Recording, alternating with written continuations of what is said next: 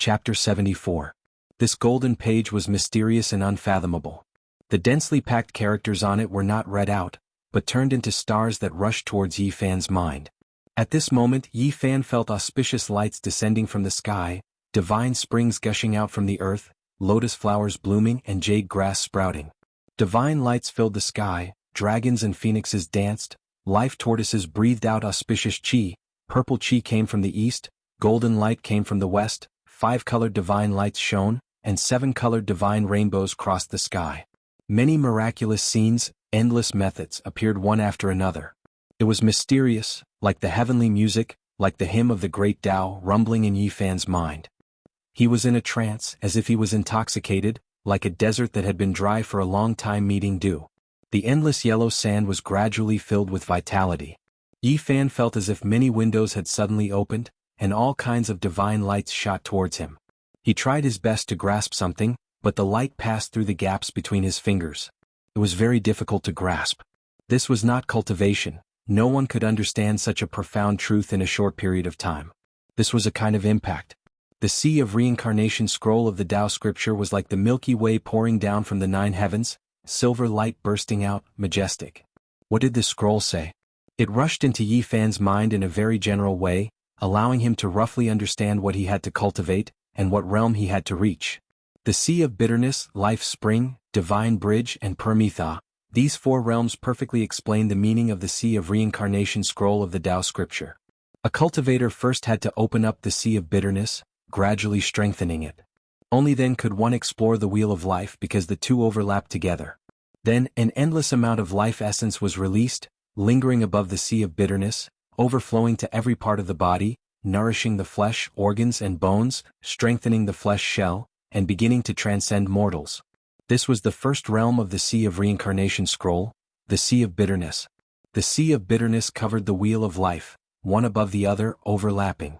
Every year, a mark would be left on the Wheel of Life, until the Wheel of Life was full of scars and completely collapsed. At that time a person's lifespan would be exhausted and they would die.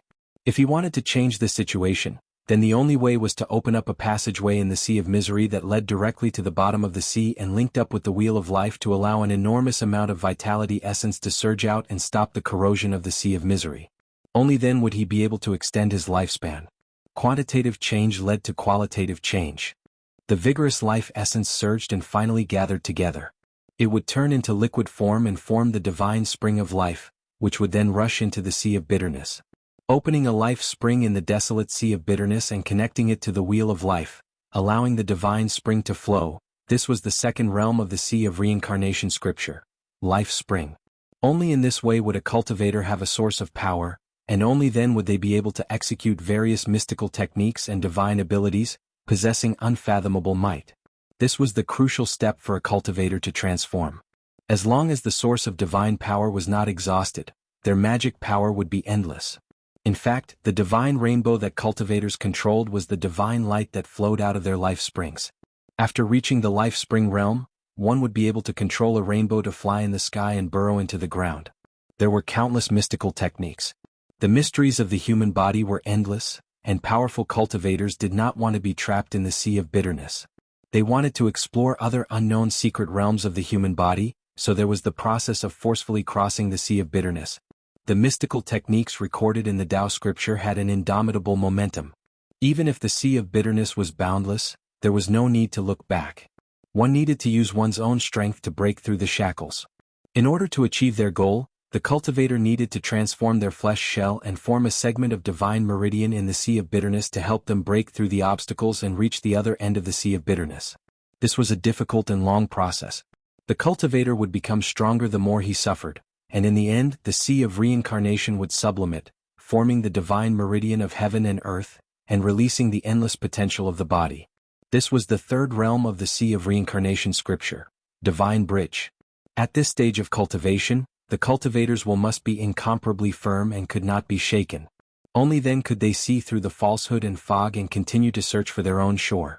In this process not only must the flesh shell transform, but the spirit must also sublimate.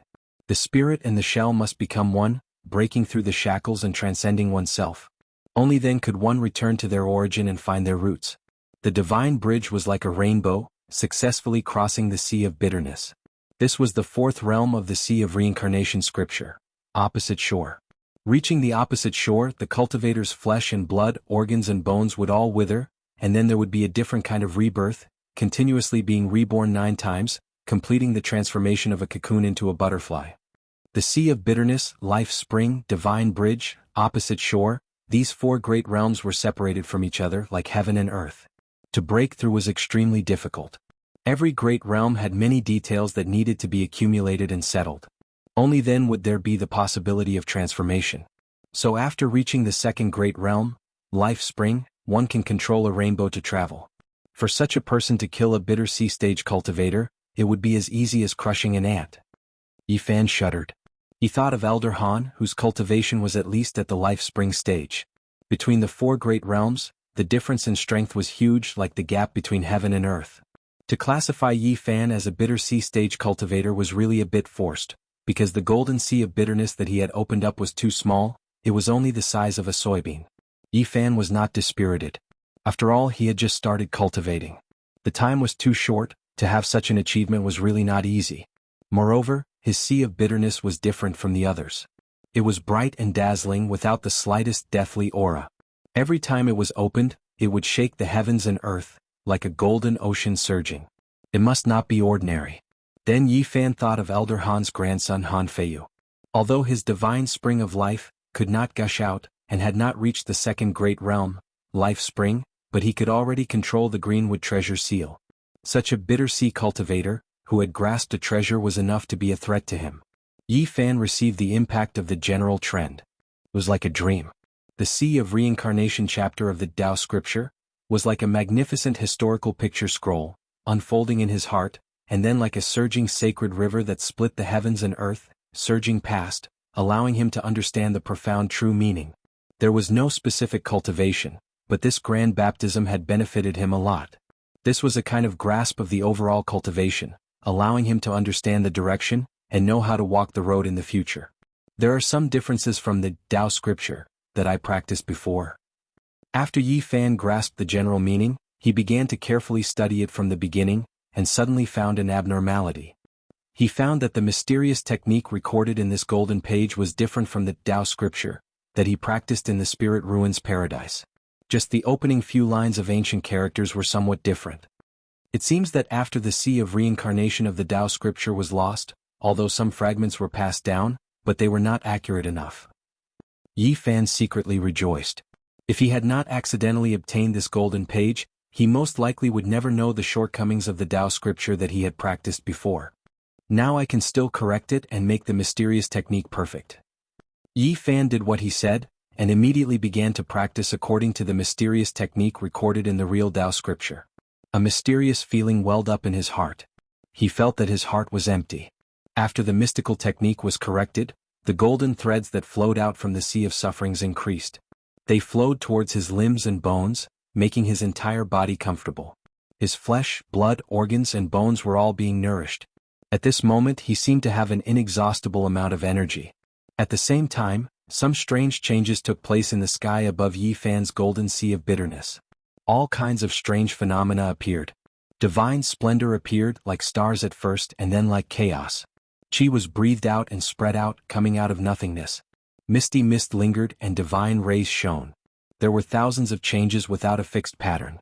The sky above the golden sea was ever changing. One moment the sky was full of stars and the next moment the sky was silent. Growth and decline, prosperity and destruction were repeated, constantly alternating with reincarnation. Is this the change that the real Tao scripture has? Yi Fan was very surprised.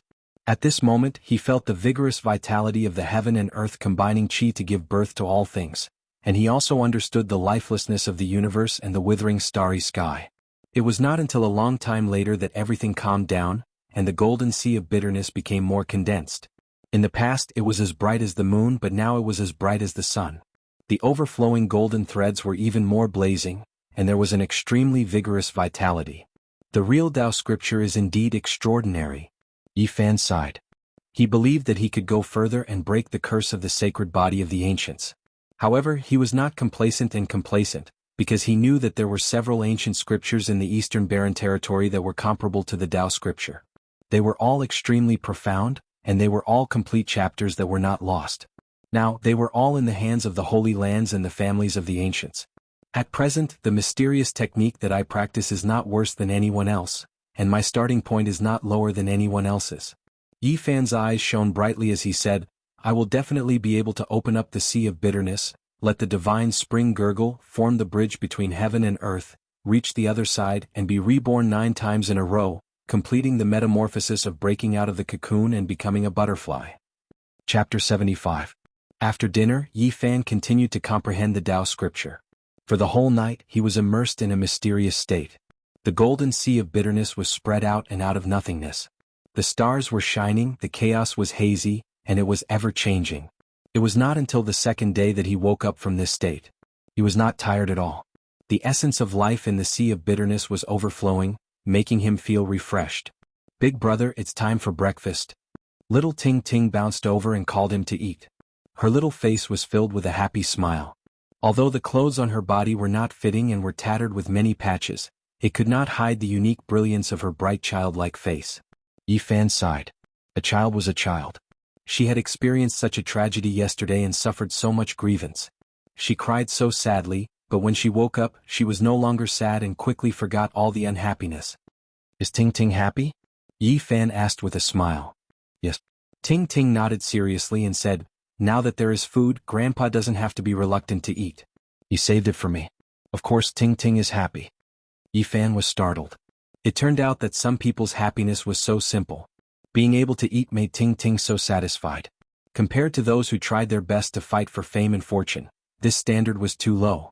Perhaps it was because of this simple happiness that such a pure beauty was born. Looking at her blushing little face full of smiles, Yi Fan was deeply infected. He dotingly touched her head and then pulled her out of the house. When it was close to noon, the middle-aged man from the Li family came again. Seeing that the small restaurant was closed, he kicked it a few times and cursed, "Open the door, Grandpa is here to eat." Inside the small restaurant, Ting Ting was very nervous. Her big eyes were full of fear. She tightly leaned against the old man's arms, afraid that those people would break in. Uncle Jiang gently patted her back and comforted her in a low voice. Yi Fan stood in the house and listened to those unpleasant curses. He gradually frowned and his eyes became colder. "Fine, old man Jiang, if you don't do business, just wait to starve to death. You're already 70 or 80, let's see what you can do." The person outside cursed and smashed the 2 pots of flowers outside the door. Then he used a dagger to carve on the door until it was beyond recognition. Only then did he swagger away. "Grandpa." After a long time, Ting Ting timidly said, "Will those bad people come tomorrow?" "It's okay, Ting Ting, don't be afraid. Grandpa won't let them hurt you." The old man kept comforting her. Ting Ting whispered, "Those bad people do evil every day. Why no good people come to punish them?" Yi Fan felt that in this world, the words of a child were indeed the truest. There were many injustices, but not all of them could be cared about. "Ting Ting, don't worry. They won't come tomorrow." Yi Fan squatted down and smiled, "Come, let's go eat. I'll make you a good dish for lunch." Yi Ting Yi Fan school. "Don," I said, "Ting Ting Ting in. Big brother, you know how to cook?" Ting Ting Ting's eyes were filled with disbelief. The little girl blinked her big eyes in disbelief. "I don't believe it. Grandpa can cook anything. In the past, when we still had a restaurant, Grandpa cooked delicious food for me every day. Sweet and sour spare ribs. Have you tried it? Sweet and sour pork ribs, have you ever eaten it?" Even the old man beside her was puzzled. As expected, Ting Ting showed a confused expression and said, "How can sugar be put with pork ribs?" Even the old man beside her was puzzled. In the end, Yi Fan could only be an armchair strategist. His culinary skills were terrible, but after the old man learned the method, he did it himself and finally brought the sweet and sour deer ribs to the table. Little Ting Ting had a great time eating this meal and was filled with a happy smile. Yi Fan liked this kind of harmonious and joyous atmosphere. It made him feel at home and vaguely gave him a sense of sustenance. After lunch, the old man let Ting Ting take a nap. He brewed a pot of coarse tea and brought it to the clean square table. He asked Yi Fan, "Child, are you going to do something?" "Don't be rash." Yi Fan smiled and said, "Uncle, don't worry, nothing will go wrong. In fact, anyone can be a bad person, it's just a matter of whether they want to or not." "What are you going to do?" "If I really think about it, it's not hard to harm people. I have 100 ways to take revenge on them. However, there's no need to do that. I can just use the simplest method. I'll make sure they can't take care of themselves and come looking for trouble. When I have time in the future, I'll take care of them. Yi Fan directly left the small town in the afternoon. He didn't want to scheme against the Li family. As long as those people cultivating outside didn't return, there was no need to do this. He had already figured out that the Li family had to go to the county to buy food and goods every month. They practically monopolized half of the business in the small town. Tomorrow was the day to go to the county for a big purchase. The yellow-faced middle-aged man was a steward of the Li family. Under normal circumstances, he was in charge of this matter. The county was about 70 to 80 li away from the small town. It was much more prosperous than the small town and had a population of tens of thousands. There were many shops on both sides of the street and the sound of hawking could be heard incessantly. This distance was not a problem at all for Yi Fan, whose physique far surpassed ordinary people. He easily arrived in less than 2 hours. After exchanging the game he caught in the forest for coins, he bought many sweets and snacks for Ting Ting. He then bought a few small clothes and shoes for her and finally bought the things he needed for tomorrow. He only returned when the sky was about to turn dark. The main reason he came out today was to examine the road between the small town and the county. He wanted to see where it was desolate and secluded. Yi Fan didn't return until the lights were turned on. Seeing that he was safe and sound, the old man's worried heart finally relaxed. Little Ting Ting, on the other hand, was very happy and excited. She held the beautiful clothes with a happy smile on her face. She opened the paper bags of sweets and snacks and stuffed the delicious things into the old man's and Yi Fan's mouths before eating happily herself. Ting Ting, why don't you go change? Yi Fan asked her. I'll wear it later. Ting Ting's current clothes can still be worn. She carefully wrapped up the new clothes. Looking at the old clothes that were mended and sewn over and over again, Yi Fan felt a bit sad. A child from a poor family made one's heart ache. She was so sensible at such a young age. Although it was an unintentional remark, it made it difficult for him to calm down. Don't worry, Ting Ting will have new clothes to wear every day in the future. Hurry and change. Yi Fan felt that if a cute girl like Ting Ting and a kind old man like Uncle Jiang were bullied again, it would be unforgivable. That night, Yi Fan continued to comprehend the Tao scripture. He found that when he held the Bodhi seed in his hand, his heart would become especially clear and his understanding of the Tao scripture would become much deeper. As expected of the path understanding tree, the next afternoon Yi Fan left the small town and walked through the forest. He quickly came to the road that led to the county.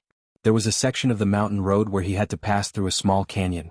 Yi Fan quickly climbed up the cliff and changed into a set of black clothes. He covered his face and put on a pair of stilts to disguise himself as an adult. Then he opened all the oil barrels that he had prepared yesterday and waited quietly for the Li family's people to come back. It wasn't until the sky turned dark that the sound of rolling came from the mountain road. There were more than a dozen large carts, all loaded with goods. From silk and cloth to daily necessities and food, there was everything that one could think of. Yi Fan stood up and threw the oil barrels down with all his might. Peng peng sounds continuously rang out. The dozen carts were all drenched in oil, and the people below immediately panicked. Oil, it's oil, someone wants to set the carts on fire. The Li family people shouted. Many people fled in panic, but some people were looking for the person who wanted to set the fire. At this time, someone finally noticed Yi Fan above the canyon. He was tall and wore black clothes. The torches in his hands were thrown down one after another. Puff puff puff. The raging fire immediately ignited, and the dozen carts were instantly turned into a sea of fire. It was impossible to extinguish it, and the flames soared to the sky. Who are you? You dare to set fire to the Li family's goods? Are you not afraid of being hunted down by cultivators? The yellow-faced middle-aged man shouted in panic. With so many goods destroyed, he could already imagine the terrifying consequences when he returned. Another barrel of oil was thrown down and it almost hit his head. His clothes were splashed with a lot of oil and then a flame fell down. The yellow-faced middle-aged man immediately screamed miserably, and as if his life depended on it, he rushed towards the distant mountain stream. Yi Fan swept his eyes over and hid his figure above the valley. Then he quickly took off his stilts and took off his black clothes. Carrying these things he flew away. That night the entire Cool Breeze town was shaken. The Li family's losses were disastrous. More than a dozen carts of goods were completely burned and nothing was left. There were also 7 or 8 people who were burned. It was difficult for the small town to calm down the entire night. The Li family seemed to have gone crazy, and they were practically going from house to house looking for clues. For them this was simply stirring up trouble. The huge losses made the Li family furious. Only until late at night did the small town calm down. The Li family felt that the people of the town did not dare to do this. They did not have that kind of skill and courage. They guessed that it was a distant enemy. The Li family immediately became nervous, and they ordered people to send a message to the Misty Paradise that very night. That night, Yi Fan quietly left the small restaurant and went to the depths of the mountain. He had to improve his strength as soon as possible. He did not know how deep into the mountain forest he went, but he finally found a stone cave. Yi Fan used a huge rock to seal himself inside, and then took out all the spirit medicines. The jade serpent orchid was as soft as mutton fat jade, and overflowed with a refreshing fragrance. The golden stem left by the ancient wood spirit was dazzling, and a brilliant light circulated. Yi Fan held the Bodhi seed in his hand, and calmed his mind to comprehend the Tao scripture. Only when he felt the sea of bitterness tremble and felt that he could break through, did he eat the jade serpent orchid. An hour later, although the cave was blocked by a huge rock, it still emitted waves of sound. Beams of golden light rushed out like a tsunami, and the sound of the waves rumbled unceasingly. It was not until the latter half of the night that everything calmed down. Yi Fan looked inside and found that the golden sea of bitterness had more than doubled in size. He moved the huge rock away and rushed out of the cave. His body was light and healthy, and his strength and speed had increased a lot. He ran quickly in the mountain forest like a wisp of smoke. In the end, he returned to the cave and sealed the cave entrance with a huge rock again. Without hesitation, he swallowed the golden stem left by the ancient wood spirit, and then held the Bodhi seed in his hand to comprehend the Tao scripture. In the latter half of the night, there was a deafening sound in the cave. The huge rock blocking the cave entrance suddenly collapsed, and the stones shot out in all directions. It was like a volcanic eruption, and also like the nine heavens Milky Way pouring down. The cave was filled with dazzling light, tsunamis shook the sky, and thunder was unceasing. Yi Fan's sea of bitterness turned into a golden ocean, and kept rolling high into the sky. This situation lasted for a full 2 hours, and then the terrifying sound slowly subsided. The divine light gradually faded, and Yi Fan rushed out quickly. The cave behind him let out a rumbling sound and quickly collapsed. The reason it hadn't collapsed before was because the golden light was supporting it. At this moment it was close to dawn, and the mountain forest was not particularly dark. Yi Fan felt that his body was full of vitality, and there was an exuberant essence flowing in his body. The golden sea of bitterness had expanded from the size of a soybean to the size of a pigeon's egg overnight. It had expanded several times. He was very surprised. All of this was caused by the golden stem left by the ancient wood spirit, which contained 10 times more life essence than the jade snake orchid. It was really a rare treasure. Yi Fan could not calm down. He found that his body was like a bottomless pit, and he did not have to worry about the medicinal effect being too strong. As long as he could provide enough life essence, he could continue to open up the sea of bitterness. Did the curse of the sacred body of the ancients not appear on me? Or is this the curse? Every step forward requires a huge amount of life essence. In this way, the path will become narrower and narrower, and it will be difficult to open up the sea of bitterness in the later stage. If ordinary people absorbed so much life essence, they would have already broken through the sea of bitterness, and their body would have already collapsed. If ordinary people absorbed all of this life essence in a long time, the sea of bitterness opened up should be bigger than mine. Yi Fan pondered. His cultivation was simply a kind of extravagant squandering. He said to himself, "Is it a waste? I don't think so." At this time, he found that his sea of bitterness was exceptionally condensed. Although it was only the size of a pigeon's egg, it contained a total of 19 divine patterns, and it was extremely exuberant. When the sea of bitterness of ordinary people was the size of a pigeon's egg, I'm afraid it would be difficult to condense divine patterns, but my golden sea of bitterness has done it long ago. Yi Fan did not feel that it was extravagant. Instead, he felt a sense of accomplishment. His golden sea of bitterness was different. Whoosh whoosh whoosh. Yi Fan gently flicked his 10 fingers, and suddenly more than a dozen divine patterns shot out. Like dazzling sword auras, they all pierced through the mountain rocks in front of him. If I open up a sea of bitterness of the same size, the divine power I have will be many times stronger than others. This made Yi Fan's thoughts fluctuate. But if I want to succeed in my cultivation with this kind of physique, I need a huge amount of life essence as a backing. After thinking about this problem, he could not help but frown. But it's not just limited to spiritual medicine. If I can find the source that Elder Wu Qingfeng mentioned, I should be able to break through in a treasured land with extremely dense spiritual qi. According to ancient records, in the era when the chi of heaven and earth merged to give birth to all things, it was chaotic and hazy. The spiritual chi was very dense, and many spiritual objects could absorb the original chi of heaven and earth, forming amber-like crystals that contained a huge amount of life essence. The ones that were preserved until now were called source. To cultivators they were extremely precious. Some of the best source could be said to be priceless. From the era when all things were born to the ancient times, the original chi of heaven and earth gradually thinned, and it was very difficult for spiritual objects to form source. However, in the last glorious era, all things flourished, living creatures were powerful, and there were many spiritual medicines. As a result, many rare god source was formed. People later discovered that there were living creatures sealed in amber-like crystals. After such god source was mined, it could provide endless chi of life. That really is an era that people yearn for. Chapter 76. At the beginning of the world, the universe gave birth to all living things. The era that countless cultivators yearned for was gone forever. Yi Fan could only sigh. His harvest this night was huge. The bitter sea expanded from the size of a soybean to the size of a pigeon egg. Most importantly, there were 19 divine markings in the golden bitter sea. He already had extraordinary battle strength and became a cultivator of the bitter sea stage, removing the word barely. At this moment, the sky was already bright.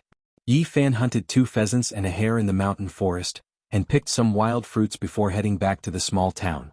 After returning to the small restaurant, the old man had just placed breakfast on the table. Little Ting Ting was perseveringly knocking on his door, urging him to get up. Yi Fan couldn't help smiling. Seeing him come back from outside, little Ting Ting was very surprised, and Uncle Jiang was hesitant to speak. He had lived for so many years, and naturally guessed that the arson incident was related to Yi Fan. Today we have additional dishes for lunch: braised hare, green leaf chicken.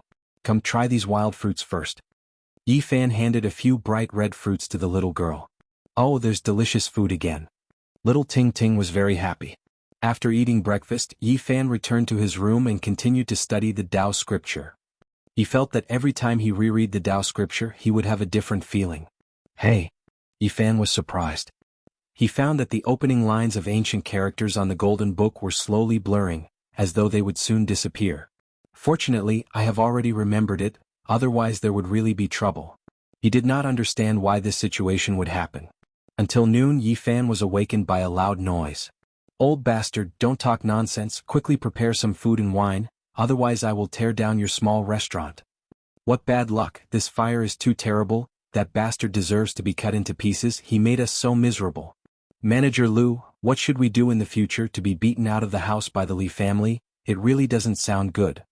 You ask me, who do I ask? Let's take one step at a time. Old Jiang, what are you standing there for? Hurry up and prepare a table of food and wine to calm us down. Otherwise prepare to be a corpse. It was the yellow-faced middle-aged man and his subordinates. Right now they were all wrapped in bandages. Some of them were burned by the fire yesterday, while others were beaten up and chased out by the Li family. Little Ting Ting stood in front of the table and said timidly, "Don't yell at my grandpa. Our family is not running a restaurant anymore. Go eat somewhere else." Bang! Steward Lu slapped the table heavily. He glared at him and threatened, "Old man Jiang, stop dawdling. If you don't prepare the meal, I will throw your granddaughter into the well." Little girl, go to the side. This has nothing to do with you. A fierce-looking guy with a bandage on his left hand pushed Ting Ting with his right hand, almost causing the little girl to tumble. Uncle Jiang hurriedly supported Ting Ting and blocked her behind him. He said to the others, "We really don't want to do business anymore. This shop really can't continue. You guys should go somewhere else. Did you forget yesterday's lesson? We are in a bad mood today and you still dare to talk back." Steward Lu sneered. His yellow face became even more sallow, looking somewhat gloomy. He abruptly stood up, grabbed Uncle Jiang's collar and said coldly, "You old fart, you've really become more and more unyielding these 2 days. We're all in big trouble but you still dare to talk back to us like this. If you anger us, we'll burn down your doghouse today and make you beg for food with this little bastard." "Don't hit my grandpa." Little Ting Ting sobbed. She was only 5 years old and she was too short to reach Steward Lu's arm. She could only hug one of his legs and begged, "I beg you, let go of my grandpa, he is already over 70 years old." Steward Lu's hand grabbed Uncle Jiang's collar tightly. Although he was burned, he wasn't someone an old man like Uncle Jiang could compare to. The old man's neck was a little bruised, and his wrinkled face was red from the suffocation. He started coughing violently. Little Ting Ting's eyes were filled with tears. She hugged Steward Lu's leg and cried anxiously and pitifully, "I beg you, let go of my grandpa, he can't breathe." Sob sob. "My grandpa is already over 70 years old, don't pinch him, let go of him." Little Ting Ting shook Steward Lu's leg with all her might, but no matter how much strength she had, it was of no use. "Little girl, stay at the side." Steward Lu raised his leg forcefully, causing Little Ting Ting to tumble. He then raised his leg to kick her. When Yi Fan rushed into the small restaurant from the backyard, he happened to see this scene. He grabbed the teapot on the table and threw it, smashing it heavily onto the leg that Steward Lu had just raised.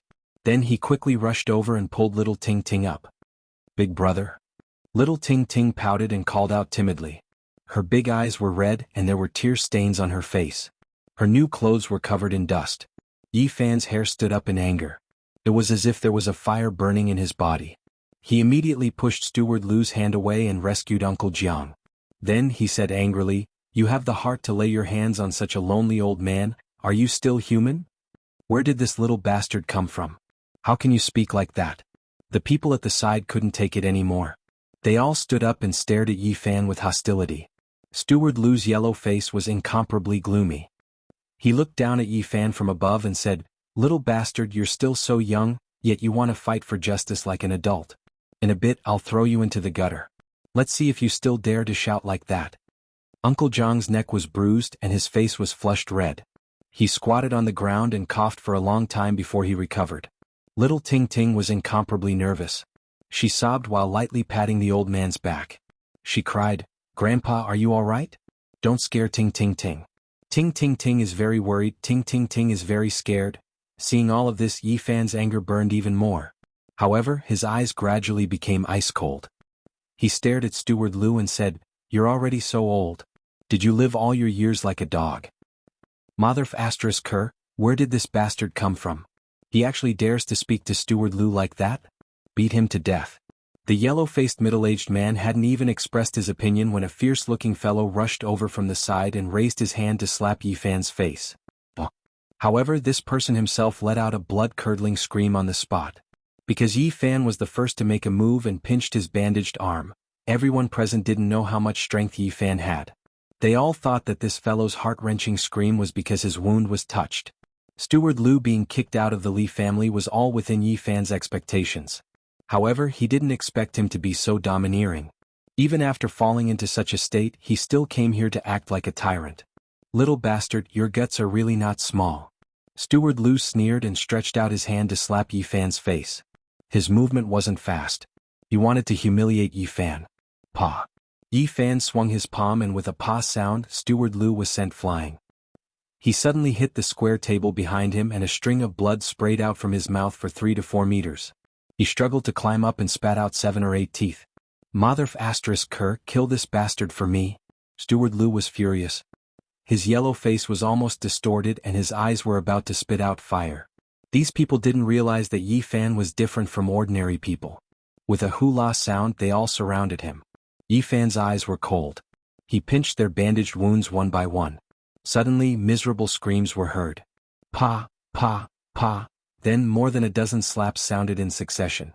Yi Fan raised his left and right hands respectively and fiercely slapped their mouths. "You bastards, you even have the heart to bully such a lonely old man and such a cute child. You really deserve to die." Yi Fan's strength was so great that if he didn't control his strength, he could directly split these people's heads. Even so, their molars flew everywhere. These people covered in bandages were slapped until their mouths and noses bled. Their teeth fell out and they rolled on the ground. "Ah, little rabbit is here, bastard, you dare to hit us? It hurts so much, my wounds." These people were slapped by Yi Fan until they rolled on the ground and screamed. "I'm sorry, Uncle Jiang. I forgot that this is a small store. I'll have to trouble you to clean up later. I'll throw them out now," Yi Fan said as he grabbed them one by one and threw them all out. Uncle Jiang's emotions fluctuated violently. It was as if the anger that he had been holding in for 2 years was suddenly released. His body was trembling. He used his hands to cover Ting Ting's eyes so that she wouldn't see any of this. He was afraid that it would scare the little girl. Ting Ting was extremely anxious and asked with a sobbing tone, "Grandpa, what's wrong with Big Brother? Are those bad guys bullying him?" "Ting Ting, don't worry. Your big brother is fine. Those bad guys were all beaten to the ground by him. Yi Fan threw these people onto the street, but he did not let them go. He kicked them until they rolled around like rubber balls.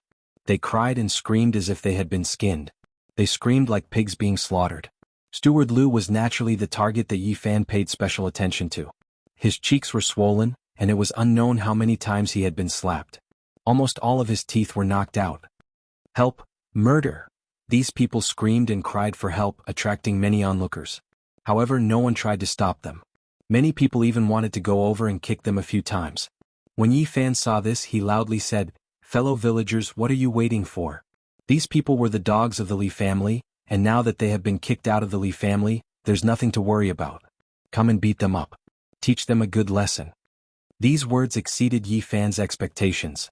With a whoosh, everyone surrounded them. Men, women, old and young were tearing and pulling at the people on the ground.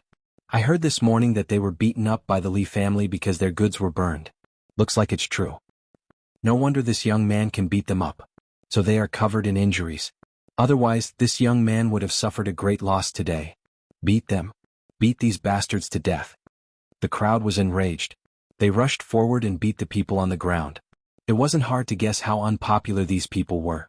Now that the crowd was enraged, all of their anger erupted. The people on the ground kept rolling. Their screams were no longer human. They cried and cried for their parents. They were beaten until they lost control of their bowels and urine. The stench was overwhelming. Yi Fan originally wanted to take advantage of the chaos to break some of their bones and make them behave for a year and a half, but now he realized that he didn't need to do it. The men and women, old and young, who surrounded them beat the drowning dogs. Several people's arms and legs were all broken. They would probably be crippled for the rest of their lives. One could imagine how much anger they had aroused. "Spare us, we won't dare to do it again." "Ah, help, someone's dead." Chapter 77. Steward Liu and the others were beaten so badly that they could barely breathe. They lay on the street like dead dogs. In the past, they had gone too far and had already aroused public anger. If it weren't for the advice of a few prudent old men, they would have been beaten to death. In the end, everyone threw them to their own doorsteps like dead dogs. This matter could be said to be very satisfying. At noon, the small restaurant was filled with laughter. Little Tingting's smile was exceptionally bright. She was no longer worried or afraid. Uncle Jiang also let out the anger in his heart, and the wrinkles on his face seemed to have melted a lot. He made several dishes such as rabbit meat in red, rabbit meatballs and clear soup, sweet and sour rabbit ribs, green leaf rolled chicken, spicy diced chicken, and some vegetables and wild fruits. This meal lasted for a long time. From time to time it was mixed with laughter. This harmonious atmosphere gave Yi Fan the illusion that he had returned home. After lunch, Yi Fan directly went deep into the mountains. He began to try to control the divine glyphs, because it was very crucial and important for his later cultivation. Every divine glyphs was like a divine iron chain, lingering above the golden sea of bitterness. This was the primitive form formed by the condensation of life essence. Cultivators could sacrifice the divine glyphs into various shapes, such as flying knives, daggers and so on. They could be released from the body to kill the enemy, which was more effective than the divine glyphs. Some people would spend a lot of time and effort to sacrifice the primitive, divine glyphs, into flying swords, small shields, divine halberds and so on. This way it would be easier to control, and its power would be much greater when facing the enemy. There were also some people who were not afraid of complexity and mystery. They repeatedly tempered the divine glyphs into cauldrons, bells, or towers, and so on, which could exert all kinds of mysterious power. Legend has it that the tools refined by a few cultivators using the divine glyphs might undergo unexpected changes in the later stages. The path of Tao, interweaved inside the tool, which had unfathomable power. Of course, the probability of this was very low. Only those extremely talented and powerful cultivators might have such a chance. Based on past experience, the more complicated and profound the artifact refined from the primitive, divine pattern, the more powerful it was. Relatively speaking, the cauldron, bell, or tower had a higher chance of interweaving the path of the Tao within it. Of course, the more complicated a tool was, the more difficult it was to take shape. Even after spending an endless amount of time and energy, they might not even be able to forge a silhouette, wasting their time. Moreover, even if he was lucky and succeeded, it would be difficult for him to reap the rewards after cultivating bitterly to the later stages. After all, the chances of the trajectory of the Tao appearing was too tiny, and it was only a legend to most cultivators, and it only belonged to a few extraordinary figures. It was very important for a cultivator to refine a primitive, divine rune into a tool. Everyone treated it seriously because it was the foundation of their object manipulation in the future. For example, Han Feiyu controlled the Greenwood treasure seal, Elder Han controlled the 12 green wooden swords, and the Heartless Taoist controlled many kinds of spiritual weapons. The premise was that they had already refined the primitive divine rune into a tool, and used the tool to control all kinds of weapons. The vast majority of people, after refining the divine rune into a tool, would choose a spirit treasure of the same shape. Only when the two were the same, could they display the greatest power. Of course, because the shape was different, it was not that they could not control other weapons, but it was more or less at a lower level. There were also some cultivators that constantly condensed divine rune, repeatedly refining their tool, and did not need to control other physical weapons. The tool that was forged was their spirit treasure. According to the records of the Sea of Reincarnation of the Yidao scripture, the Bitter Sea, Life Spring, Divine Bridge and Prometheus stages, each stage could refine a tool. Yi Fan was already a cultivator of the Bitter Sea stage, and now he was going to refine his first tool. He was seriously considering what to choose because this was a matter of great importance. Once the tool was formed, it would be very difficult to change it. Moreover, the first tool was the foundation of his future, and was much more useful than the tools that were forged in other stages. Since he had chosen the path of cultivation, everything had to be considered in the long term. Yi Fan first eliminated flying swords, shields, spears and other ordinary weapons. Even though he knew that the hope was slim, but he still hoped that his tool would be able to interweave the path of the Tao in the future. Therefore he decided to choose from those complicated and mysterious tools. Just what should I choose? Yi Fan seriously and carefully considered for a long time, and finally his eyes lit up. Finally he made a clear choice. He decided to refine his divine rune into a cauldron. This was not an impulsive decision, but a decision that Yi Fan had made after careful consideration. It was not only because he liked the cauldron, but more importantly the cauldron was the most mysterious object in ancient China. The cauldron ran through the entire ancient history of China. The collapse of mountains and rivers, the change of dynasties, the rise of feudal vassals, the unification of the 9 regions, were all inseparable from the cauldron. It was the divine tool of the 9 regions, the sacred object of the country. Seeking the throne of the Central Plains, the golden age of the spring and autumn period, there were countless idioms that were related to the cauldron. The cauldron had a long history in ancient China, and was the most mysterious tool of the state. It could even be said that the cauldron could represent ancient China. It was difficult to say just how long the history of China was. There were some things that were not recorded and passed down. Yi Fan thought of many things, so he chose the cauldron. In the pre-Qin period, there were many saint emperors and ancient emperors who had worshipped on Mount Tai, including Fuxi, Shennong, the Yellow Emperor and other 72 ancient emperors. Now in Yi Fan's view there were too many mysteries. Deducing from his own experience, it was not difficult to find that ancient China was shrouded in endless fog. There seemed to be an extremely mysterious period in ancient China. That period of time was buried in the vast river of history. From various clues some things could be detected. The ancient people seemed to have mastered extraordinary power. The cauldron, as the most mysterious object passed down from that period, was naturally valued by Yi Fan. It was the most important sacred object that ran through the history of ancient China, so he naturally chose it as the important tool. As for this choice, Yi Fan was full of confidence. This was the crystallization of ancient China, and as his first tool and foundation, it was the most suitable. There were many forms of the cauldron. The most famous ones were the 3-legged cauldron and the 4-legged square cauldron. Which one should he choose? Yi Fan thought carefully again. The 3-legged cauldron appeared even earlier. He gradually made a decision in his heart. In addition to the earlier reason, there were other reasons. From his current identity as a cultivator, he felt that the 3-legged cauldron contained some inexplicable principles. The 3-legged cauldron was more stable than the 4-legged cauldron. It was the most stable form, and the Tao and meaning of the round cauldron were broader and deeper. The 3-legged cauldron was stable, firm, stable and solid. The circle represented the heaven and earth, the universe and the stars. According to legend, when Pangu split the heaven and earth, he broke a circle and shattered a spherical space. This was the initial evolution process of chaos, and the circle represented the origin. That's right, I'll choose the 3-legged cauldron. After serious consideration, Yi Fan made this important decision. It was not easy to forge the primitive divine glyph into a tool. This was a long and arduous process that could not be accomplished in one go. First, he had to determine the form of the tool and firmly imprint it in his mind. In the future he would use it as a reference to forge the tool.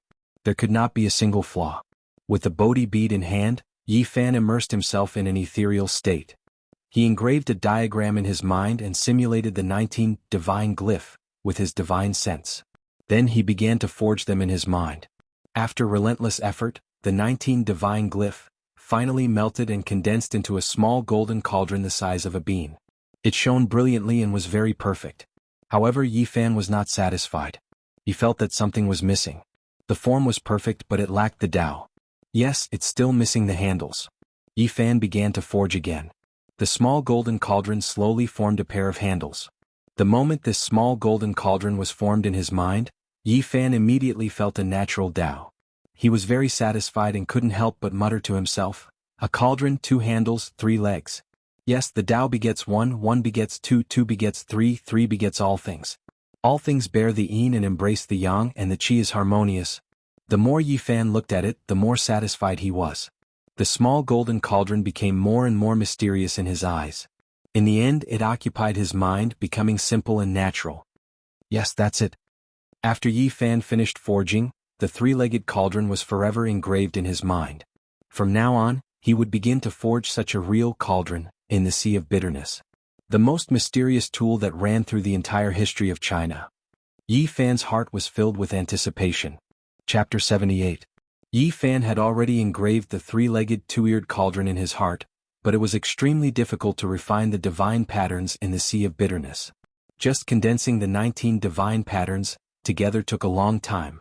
In the end, he slowly melted the 19 divine patterns into a ball the size of a bean, but it was difficult to cast and could not take shape.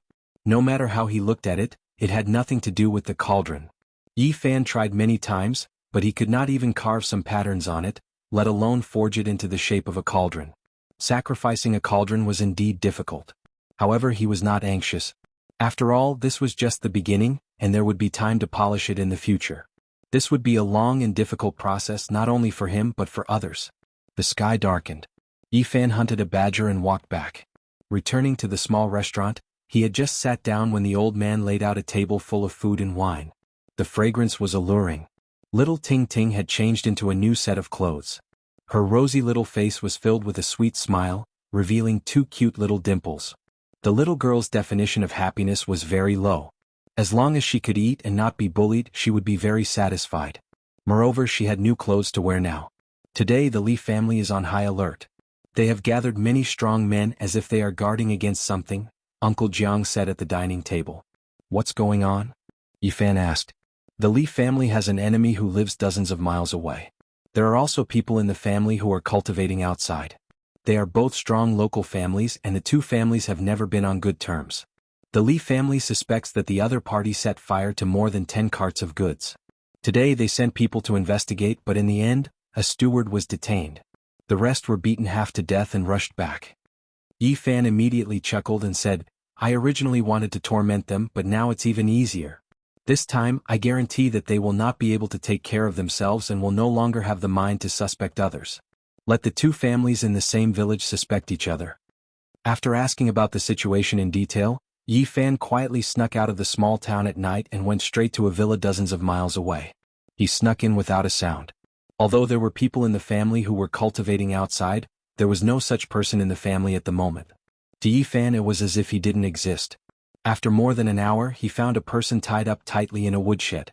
Is that Steward Jiang? The voice of the person in the woodshed was shrill, similar to what Uncle Jiang had described. He immediately replied, It's me. Who are you? Steward Jiang, I'm here to save you. Yi Fan walked over and broke the rope on his body, saying, Your family's young master went down the mountain from the misty paradise. This time he is going to completely destroy the Wang family. What? Steward Jiang seemed to be very surprised and said, Who are you? Yi Fan's voice immediately turned cold as he said, Calm down. Your family's young master has invited a few martial brothers and I am one of them. Greetings, great immortal old master. Even though Steward Jiang could tell that the other party was young, After learning that the other party was a cultivator, he immediately kowtowed like a bug. No need to kowtow. Right now I have something to tell you. Listen carefully. Great immortal old master, please speak. There are a few barrels of oil here. Go outside and set them on fire. When the fire is lit, shout loudly that your family's young master is going to destroy the entire Wang family. Ah, if that's the case, will I be caught and killed by them? At this moment, how could Steward Jiang think of anything else? All he was thinking about was whether or not he could preserve his own life. Don't worry, we are responsible for your safety. The few of us want to slowly torture them and let the Wang family die in fear. Okay, I'll go set the fire now. When the time comes, I'll charge together with great immortal old master. Yi Fan patted his shoulder and said meaningfully, You've done a great service. Being praised like this by an immortal in his eyes, Steward Jiang's blood immediately boiled. His hatred for bullying his neighbors was completely unleashed. He picked up a few barrels of oil and rushed out with large strides. Yi Fan picked up the broken rope on the ground, then turned around and disappeared into the darkness. Not long later, the mountain villa was ablaze. 4 to 5 places were set on fire at the same time. Just at this moment, Steward Jiang's shrill voice rang out. It was especially ear-piercing in the middle of the night. He said, Wang family's son of AB***, I've set your nest on fire. Just you wait, my family's young master will destroy your entire family. The Wang family was instantly in chaos. There were the cries of women and the curses of men. Very quickly, there were people holding shining blades and rushing towards Steward Jiang. At this moment, Steward Jiang was extremely excited. With a celestial supporting him, he had no fear and lit 4 to 5 more fires. When the Wang family people saw this, their eyes turned red. They roared in anger and rushed over. They waved their blades and slashed. Under the illumination of the fire, the snow-white blades were especially eye-catching. Only at this moment did Steward Jiang feel fear. This was because the celestial did not appear by his side. At this moment, even if he wanted to escape, it was already too late. He let out a scream of fear and had just turned around to take a step when his neck was directly cut. Blood gushed out and he died with his eyes wide open. Seeing that Steward Jiang had been killed, Yi Fan quietly retreated from the darkness. However, he did not leave. He took advantage of the chaos to light more than 10 fires. The raging flames burned fiercely, dyeing half the sky red. Only at this time did Yi Fan fly away, disappearing into the darkness in the blink of an eye. The next day, when the news reached Fresh Breeze Town, the Li family was immediately shaken. Half of the Wang family's mountain villa was burned down? What, Zhang Shun did it? Bastard Zhang Shun, I will kill your entire family. Everyone in the Li family panicked. Like ants on a hot pan, they gathered all the able-bodied men and prepared to deal with the Wang family's revenge. Half of the Wang family's mountain villa was turned to ashes. They were extremely furious and burned down all the Li family's shops in the county. As for the gold and silver, they took all of it and gathered the servants to attack Fresh Breeze Town. On this day, outside of Fresh Breeze Town, the two families had an intense bloody conflict. Both sides suffered many casualties. There was nothing to explain now, so they could only resolve it with blades and blood. Only until dusk did both sides retreat. It was obvious that the matter would not end like this. In the next few days, there would definitely be more bloody conflicts. That very night, the Wang family's people came again. They rushed into Fresh Breeze Town and went straight to the Li family to set fire. If they had not been prepared, the Li family might have been completely turned to ashes. Even so, many rooms were burned down and there was no peace for the whole night. The residents of Fresh Breeze Town all clapped their hands in joy. The Li family usually acted like a tyrant in the village and had long since provoked the resentment of the people. It was just that no one dared to stand out. Now that something like this had happened, it was exactly what they dared to think but did not dare to do. Uncle Jiang saw all of this with his own eyes and couldn't help but reveal a worried expression. Seeing this, Yi Fan smiled and said, "Don't worry, these two families are not good people. It's just a dog biting a dog." The old man nodded and said, "Child, try not to do this in the future." He was a little worried about Yi Fan. He felt that a 12-year-old boy could cause such a big storm with just a few casual tricks. He was afraid that in the future Yi Fan's thoughts would deepen and he would go down the wrong path. Yi Fan immediately chuckled and said, "Uncle, don't worry. I have never had the intention to harm anyone. I only do this to people like them." The Li family's people who are cultivating outside are probably coming back. The old man revealed a sad expression as he thought of his own son. I think so too. With such a thing happening to the Li family, they must have gone to the Mist Paradise to send a message. Even if such a thing didn't happen, the Li family's people should have come back. What? Yi Fan was a little confused. The Li family usually spends a lot of money, mainly to collect spirit medicines and send them to the few people of their family who are cultivating outside. A while ago they seem to have collected some kind of origin. It is said that it was discovered by a herb gatherer in an ancient cave deep in the mountains. It seems to have great benefits for cultivators. Yi Fan's heart shook at that time. According to ancient records, during the era when the chi of heaven and earth merged to give birth to all things, plants were flourishing, living beings were powerful, and there were endless spirit medicines. Many origins were produced, sparkling like amber, and there was a large amount of life essence sealed inside. There were even some rare, divine origins, that had tyrannical creatures from the primordial era sealed inside. After such origins were extracted, they could provide a large amount of life essence. Discovering an origin in an ancient cave deep in the mountains, the Li family really gave me a big gift. Yi Fan revealed a bright smile. Chapter 79. Where did the herb gatherer who first discovered the origin in the ancient cave go? Yi Fan asked. There were records in the ancient books that under normal circumstances, a origin could be excavated from several pieces of origin, or even more. If they found that ancient cave, perhaps there would be other discoveries. Uncle Jiang sighed. After he returned to the town, he sold that piece of origin to the Li family. In less than a day he disappeared. Many people speculated that the Li family was not willing to pay the bill, and had secretly done something evil. Yi Fan instantly understood that the Li family must have killed him. Origin was extremely important to cultivators. They would not allow this person to speak nonsense. It seems a little troublesome. Big brother, what trouble do you have? Tingting will help you. Little Tingting tilted her head, blinking her big bright eyes, and said innocently. Yi Fan smiled, scratching her delicate little nose. Tingting is so good.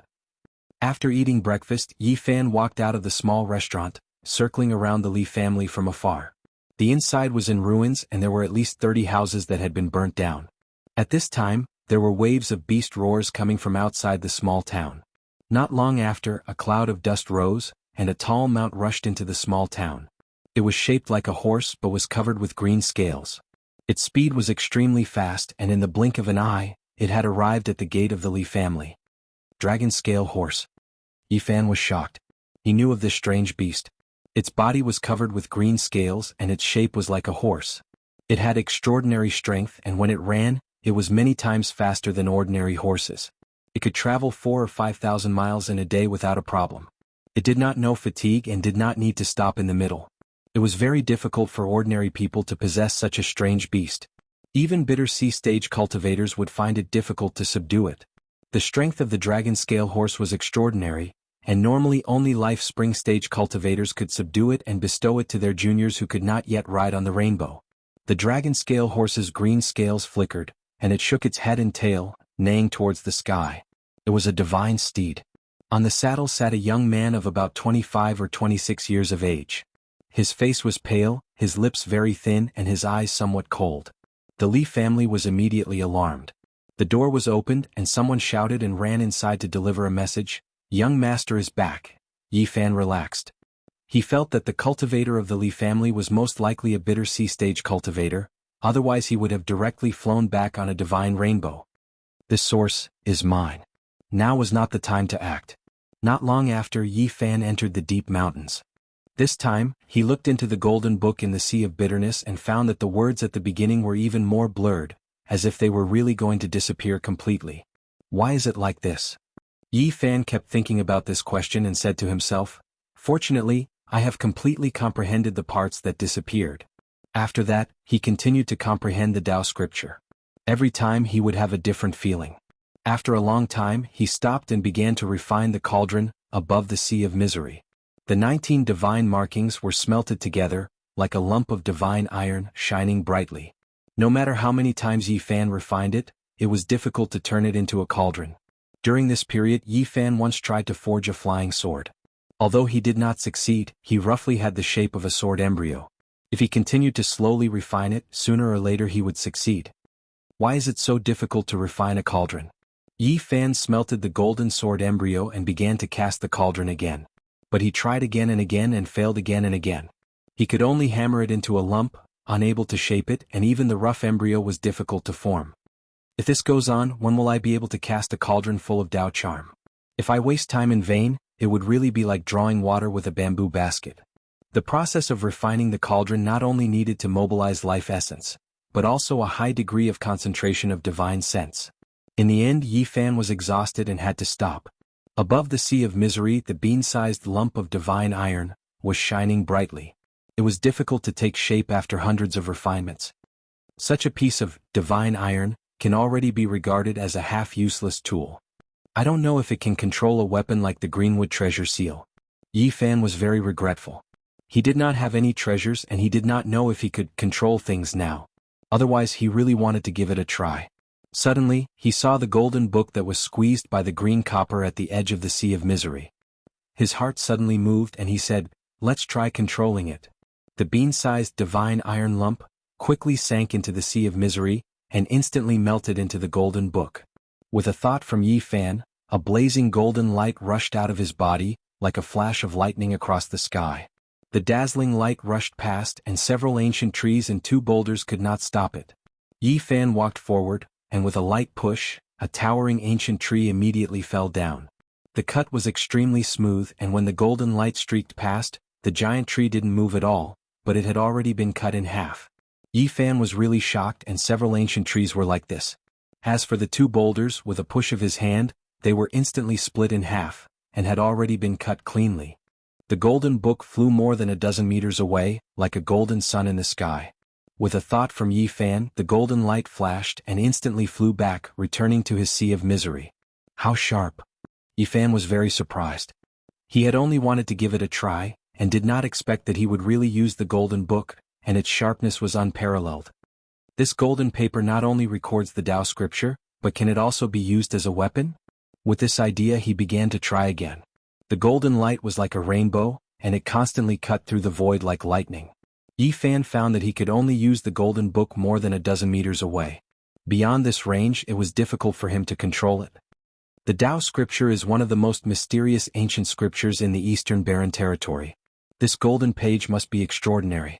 I also have a weapon, and its power must be incomparably sharp when facing the enemy. Yi Fan gradually became more confident. If even a page is like this, then the green copper must be even more terrifying. It should be a real weapon and I wonder how powerful it is. Thinking of this, Yi Fan could not calm down.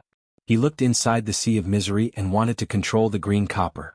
However, in the center of the golden sea of misery, the green copper was silent, and it was fixed there like a boulder. I feel like I'm pushing a giant mountain. Yi Fan was sweating profusely and he was exhausted. He could not move the green copper at all. The center of the sea of misery was shrouded in a simple and ancient aura, and there was a majestic pressure. No wonder the Tao scripture was forced to the edge. This piece of green copper is too mysterious and extraordinary. It's like facing a boundless ocean and an ancient sky full of stars. It's vast and boundless and its pressure is like the sky. The green copper was definitely not complete. It was very much like a broken piece of some kind of artifact. If the fragment was like this, one could imagine how terrifying a complete artifact would be. It's difficult to estimate. It's impossible to estimate. Yi Fan's heart was filled with shock. The more he thought about it, the more frightened and surprised he felt. He muttered to himself, "What does a complete body look like?" At this moment, his eyes suddenly lit up. He saw the Tao pattern on the green copper, and those patterns had an indescribable Tao rhythm. I can't move the green copper, so I'll copy its Tao pattern first. There were no Tao patterns on the surface of the mysterious green copper, but there were dense Tao patterns on the fracture. They were complicated, profound, and unfathomable. It was impossible for people to understand, but there was a kind of natural Tao, and the feeling of the chaos of heaven and earth, which made people deeply moved at a glance. Yi Fan had not yet reached the level where he could study Tao patterns in detail. What he wanted to do was to repeatedly smelt the lump of godly iron, that could not be cast into a cauldron, on the fracture of the green copper, and copy all the mysterious Tao patterns. These dense and mysterious Tao patterns must have a great origin. It's very likely that they are the legendary natural patterns that are unique. After resting for a moment, Yi Fan began to smelt the lump of godly iron. He melted it, attached it to the green copper and constantly hammered it. It was like a mortal forging iron. He hammered it over and over again, and there were many densely packed patterns on it. He constantly refined and copied it until he developed a feeling that this lump of godly iron seemed to gradually have an indescribable charm. However, when he carefully sensed it, he found that it was still as ordinary as before. There were no changes and the so-called Tao rhythm did not exist. Is it a misconception? Yi Fan muttered to himself.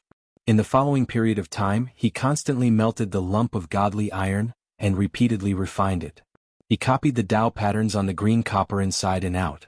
It could be said that he had tempered it hundreds and thousands of times. It seems to be much more condensed than before. Whether it's a misconception or not, copying the Tao patterns on the green copper is definitely only good and not bad. Finally, Yi Fan began to cast the cauldron again. He wanted to see if the lump of godly iron had really changed after copying the Tao patterns. Above his sea of bitterness, the lump of godly iron constantly changed shape. The edges and corners gradually became rounder, and the luster was much more restrained. It had a more solid feeling. In the end, although he did not even manage to refine the rough embryo, Yi Fan still felt very excited. He sensed an abnormality. In the process of refining the lump of godly iron, he found a mysterious feeling. The Tao patterns on the green copper are indeed mysterious. In the future, I will have to repeatedly smelt and copy it every day. Successfully casting the cauldron is only a matter of time. Chapter 80. At noon, Yi Fan returned to the restaurant. He really liked the atmosphere when he ate with Uncle Jiang and Little Ting Ting. After the meal, Little Ting Ting obediently went to wash the dishes. Yi Fan felt rather ashamed when he saw this. He didn't seem to have helped her do anything. Let me do it. You're still young and don't need to do these things. Go take a nap. You're so tall. No need for Big Brother to do it. I know how to wash the dishes. They're very clean. The little girl pushed Yi Fan to the side. Uncle Jiang's face was full of smiles. He tidied up the dishes and looked at his granddaughter dotingly. A sudden voice interrupted the warm atmosphere. I haven't seen you for 2 years. This little girl has grown up and knows how to do some things. A young man in his mid-20s walked in with a faint smile. He glanced at Uncle Jiang and Yi Fan in disdain before staring at Little Ting Ting. Uncle, who are you? Do you know me? Little Ting Ting had a sweet mouth. Even though she sensed some hostility, she still obediently called him uncle. Of course I know you. I've known you since your parents were still alive. The young man had a fair complexion and thin lips, giving off a sinister feeling. He didn't hide anything and directly mentioned that Little Ting Ting's parents were already dead. The little girl's eyes immediately turned red. She could still vaguely remember what her parents looked like. In the past, they would often wake up crying in their dreams. Later on, she and Uncle Jiang depended on each other. As time passed, she finally stopped crying in her dreams. At this moment, she couldn't help but cry when someone mentioned her parents again. She turned around and slowly washed the blue and white porcelain bowls. Her shoulders constantly twitched. Seeing Little Ting Ting's sadness, Uncle Jiang's expression changed. Seventh young master of the Li clan, do you need something? The young man pulled a chair and sat down. Nothing much. I'm just a nostalgic person, so I came to see how you two are doing. Uncle Jiang's expression was indiscernible as he replied, thanks to seventh young master's blessings, we are barely able to survive. Yi Fan didn't say anything. He had already recognized this person. It was the young man on the dragon-scaled horse this morning. Why do I feel a wave of resentment? Old Jiang, are you jealous of me? The young man looked down with a cold smile. This person had entered the hazy mist grotto heaven at the same time as Little Ting Ting's father. Due to his limited aptitude, he was left far behind by Ting Ting's father. Moreover, he had done evil deeds and was taught a harsh lesson by Ting Ting's father. As a result, he was filled with jealousy and hatred. After Ting Ting's parents passed away, he was the one who ordered the Li family to seize Uncle Jiang's restaurant and inn, forcing the grandmother and granddaughter to the brink of death. How could I dare to hate the seventh young master? There's no such thing. The young man's lips were very thin, giving off a very unkind feeling. He said, there are some things that don't need to be bottled up in your heart. If you're jealous, why don't you spit it out? Otherwise, anger will harm your body. You're already over 70 years old and you don't have many years left to live. Uncle Jiang's body trembled a few times, but he calmed down in the end and said, Seventh young master, I only want to ask you one thing. Otherwise, I won't be able to die in peace. Ask away. The young man opened a folding fan with a pause sound and gently waved it, appearing calm and unruffled. I only want to know, did Ting Ting's parents really die in an accident? The old man seemed to have lost control of his emotions. He clenched his fists so hard that his knuckles had already turned blue, and his body was trembling slightly. Yi Fan hurried over and supported him. On the other side, little Tingting was silently sobbing. Her small body had her back to them, and her shoulders were constantly trembling. Her little hands were slowly rubbing a small porcelain bowl. Old man Jiang, it seems like you're holding back a towering resentment in your heart. But so what? You're already so old, don't tell me you still want to risk your life? If you die, your beautiful little granddaughter's life will really be difficult. Just how did Tingting's parents die? Uncle Jiang's breathing was rapid, and his chest constantly heaved up and down. His face was filled with sorrow. Go ahead and guess. The young man closed his folding fan with a pa sound, looked at Yi Fan and said, I heard that you led people to cripple Steward Liu. Yi Fan did not respond. He supported Uncle Jiang and stood to the side. The young man glanced at him and did not continue to say anything. He stood up and walked towards little Tingting. What are you going to do? Uncle Jiang's eyes revealed a look of fear. He stretched out his hands like an old hen, blocking his way and protecting little Tingting behind him. Old man Jiang, what are you so nervous about? Do you think I would attack a little girl? The young man carefully looked at little Tingting and kept nodding. He said to himself, similar, too similar. It's a pity for Yanxia Fairy.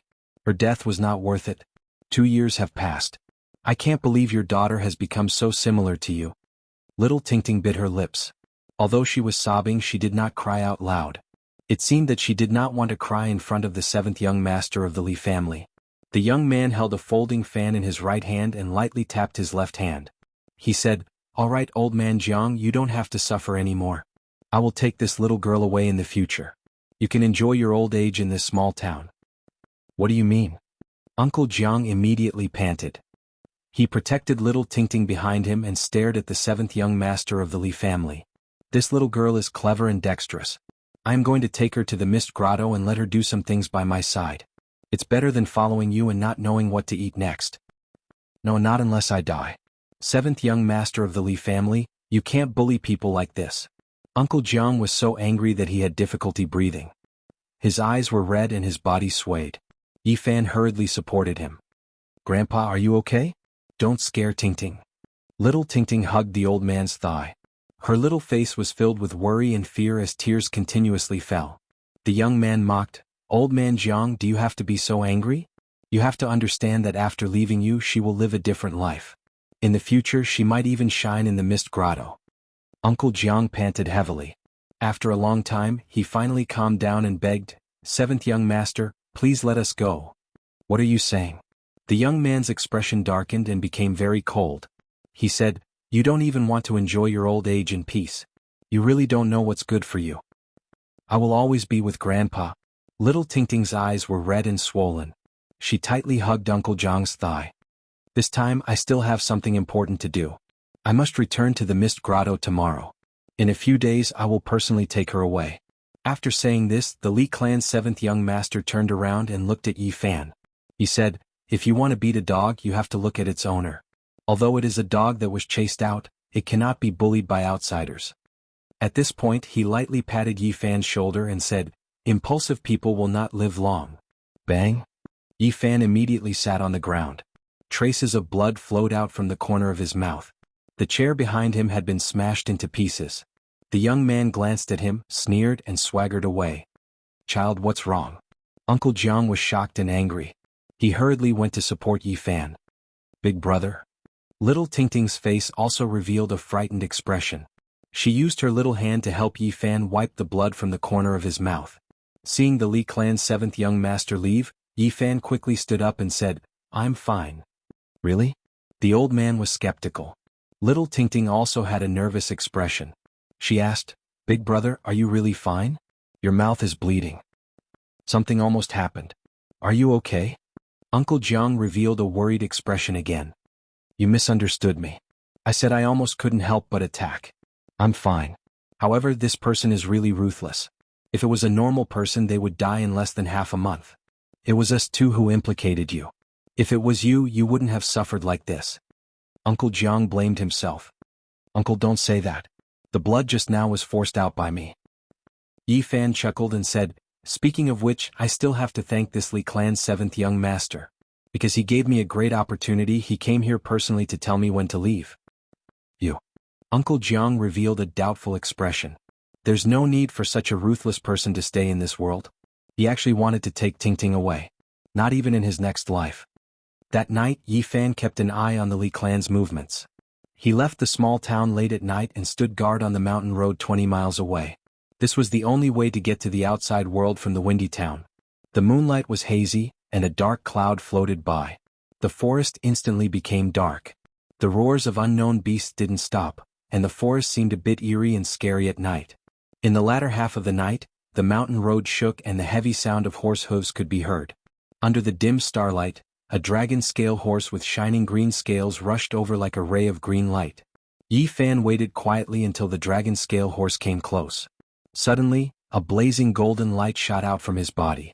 It was especially bright in the darkness, like a scorching sun in the sky. Pfft. Blood splattered, and a miserable cry came from the dragon scale horse.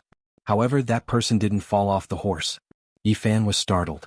He quickly turned the golden book around and slashed. Pooh! The dragon scale horse was split into two halves. The corpse fell heavily to the ground, and the person on it flew more than 20 meters away before falling to the ground. Pfft. A silver light flashed, and a half-foot-long silver spear dashed towards Yi Fan like a bolt of silver lightning. Clang! With a flash of golden light, Yi Fan's golden book slashed on the silver spear. The half-foot-long spear was immediately cut in half and fell to the ground. Not far away, the person who fell off the dragon scale horse quickly jumped up and was about to rush into the forest. At this time, Yi Fan attacked again. The golden book turned into a bolt of lightning and cut through the dark sky. In the blink of an eye, it was right in front of him with an unstoppable force. Pfft. The man's left leg was cut in half. Ah!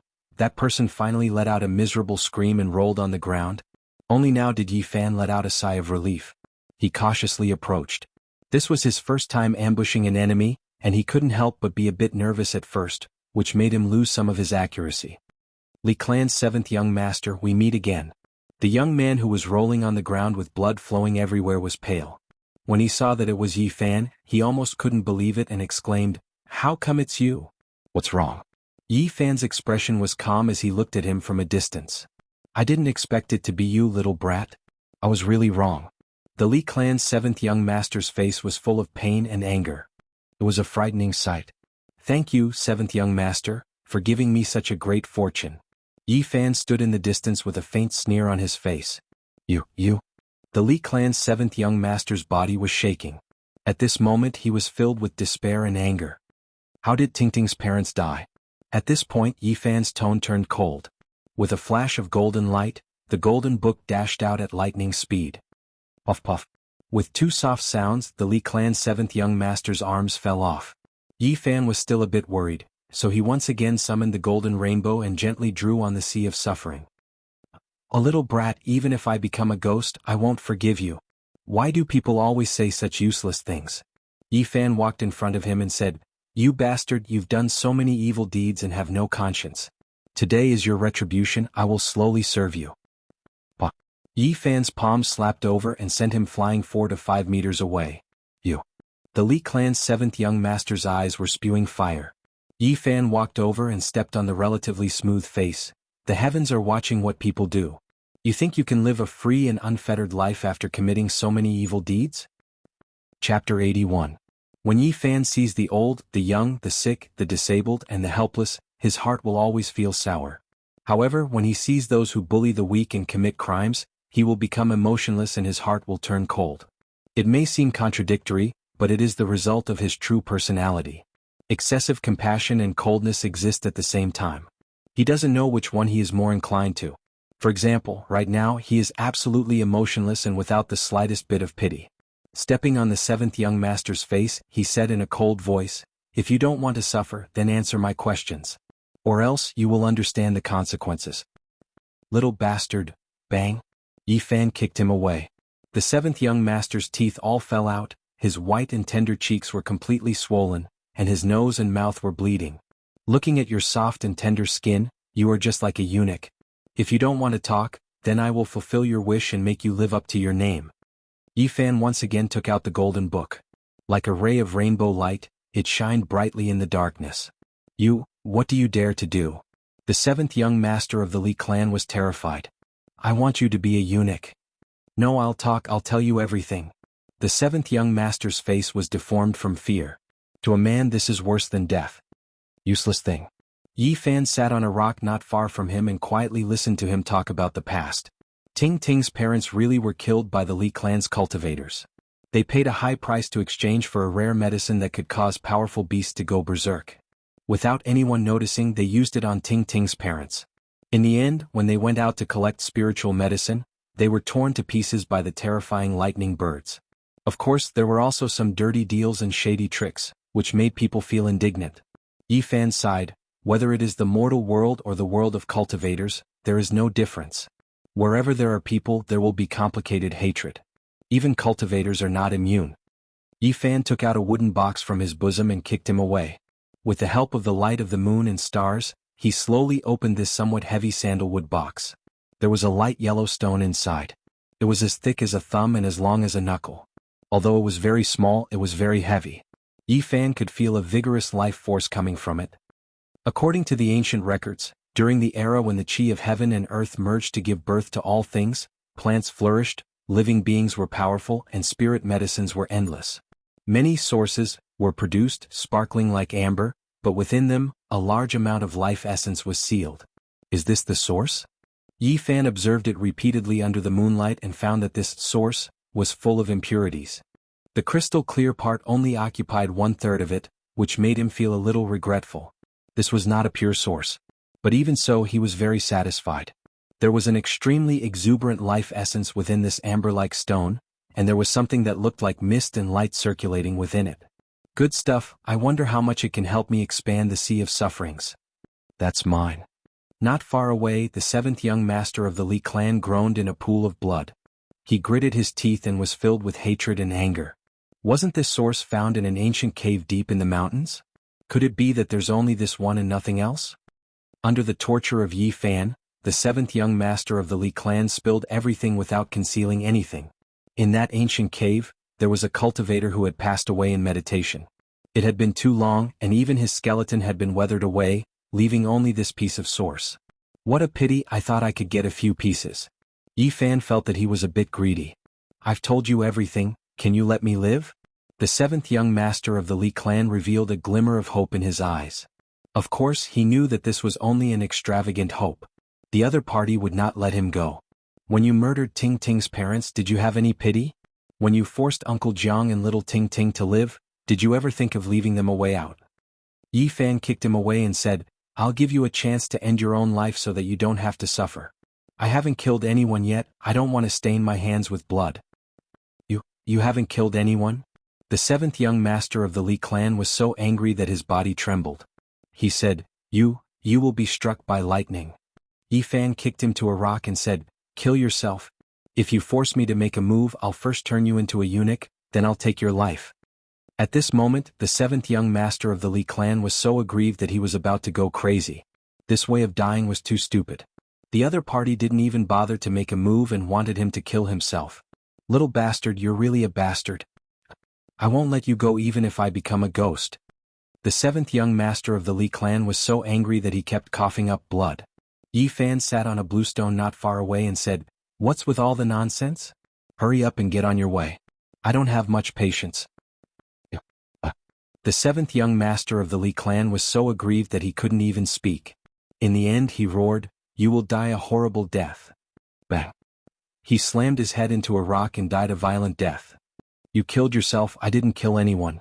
Yi Fan stood up and began to clean up the traces. It took him a full 2 hours to erase everything before he walked towards the small town. Although he looked calm, his palms were already sweating. This was the first time he had killed an enemy in his life. Even though the seventh young master was guilty of countless crimes and deserved to be executed, it still made him feel somewhat uncomfortable. After snatching the source, Yi Fan was not in a hurry to cultivate. He knew very well that the source contained a large amount of life essence. After breaking it, it would rush out of the waves of source energy. If he wasn't careful, he would be discovered by others, so he had to be careful. In the next 2 days, Windy Town was very peaceful. It wasn't until the 3rd day that the other 2 cultivators of the Li clan came back from the mist cave that the town was in chaos. The 7th young master of the Li clan is missing. How can a cultivator disappear just like that? This is the Li clan's retribution. What retribution? It must be the Wang clan's doing. Other than the enemies of the Li clan, who would dare to do such a thing? Who would have the strength to do so? Yeah, I heard from the servants of the Li clan that it was most likely caused by the source a while ago. Even the ordinary people of Windy Town were discussing this. One could imagine how big this storm was. Everyone in the Li clan was completely enraged, but at the same time, afraid. At first, Yi Fan didn't care. The two people that came back from the Li clan hadn't reached the Life Spring realm and couldn't control the rainbow, so they weren't very scary. But after a few days, the development of the matter was somewhat out of his expectations, and the storm gradually became bigger. People from the Mist Cave actually came. Several Life Spring realm cultivators personally came. They let the people of the Li clan lead the way and went straight to the ancient cave where the source was found. Then, the cultivators of the Wang clan also invited people from their own sect to go deep into the mountains to find the ancient cave. Both sides almost had a violent conflict. Could it be that this place found the source vein? On this day, more than 10 people on horses came to Windy Town. They were all extremely mystical beasts, each with thick scales and protruding horns. The mount in the middle was the most extraordinary. Its entire body was covered in golden scales, and a brilliant divine light surrounded it, as if there was a golden flame burning on it. It had the shape of a golden lion, but there were 2 horns on its head that were forked and surrounded by golden light. It was extremely majestic and mighty. Its 4 hooves didn't step on the ground but were actually 3 inches above the ground. It was completely treading on air. One could imagine how powerful and terrifying this strange beast was. On top of the golden lion sat a young man of 24 or 25 years of age. He wore a white robe and looked very scholarly. There was a gentle smile on his face and he was very handsome. His eyes were like water, faintly circulating with divine light. He could be said to be as handsome as jade. On both sides of him, there were 2 other mounts walking side by side. On the left was a green strange beast that was shaped like a lion or tiger. The green beast fur was extremely long, extremely clean, sparkling and translucent like jade. Clear splendor swirled about, shining brilliantly. Meanwhile, on its head was a jade horn that was unexpectedly releasing 5-colored divine light.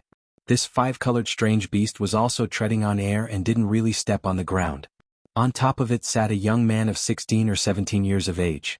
He wore green clothes and had a pressing heroic spirit. However, there was a faint sense of arrogance as he looked at everything in the town with disdain. On the other side was a strange beast that flickered with silver radiance. It looked like a divine deer, and its entire body was covered in silver scales. Moreover, there was a vertical eye in the center of its forehead. Its entire body flickered with a pure and holy radiance. It treaded on air and didn't seem to be tainted by even a speck of dust. On top of it sat a young girl of 16 or 17 years of age. Her skin was like cream, and her eyes were misty like autumn water. Her red lips were dotted, and she was extremely beautiful. However, she gave off a feeling that she was unreachable and carried a hint of arrogance. The dozen or so strange beasts behind the 3 were all extraordinary as well. They were all extremely rare strange beasts. Some were covered in dense scales while others were completely jade-like. All of them flickered with radiance. The people on the mounts ranged from 20 to 40 years of age.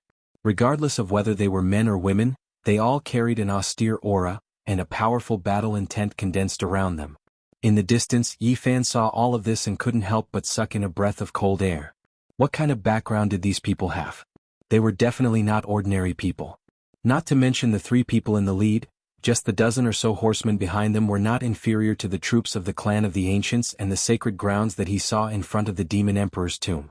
A powerful battle intent and murderous aura rushed toward him. May I ask if there's a family with the surname Jiang in this town? At this moment, a horseman was ordered to ask the people in the town. Yi Fan's heart skipped a beat. Why were they looking for people with the surname Jiang? Chapter 82. Why would such a group of experts come to this small town to find someone with the surname Jiang?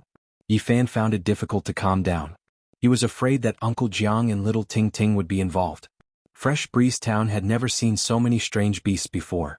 The dozen or so mounts flickered with divine radiance, causing the people on the street to retreat in fear. A middle-aged knight in his 30s sat on a strange beast covered in green scales. He tried his best to put on a friendly expression and said, "Don't be afraid, we have no ill intentions. We just want to know if there is anyone with the surname Jiang in this town."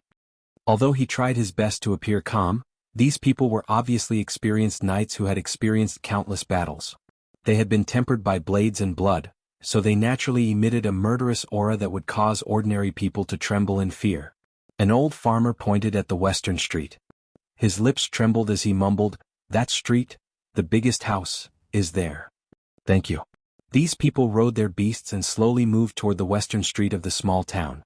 Not far away, Yifan felt relieved. So there were other families with the surname Jiang in this town.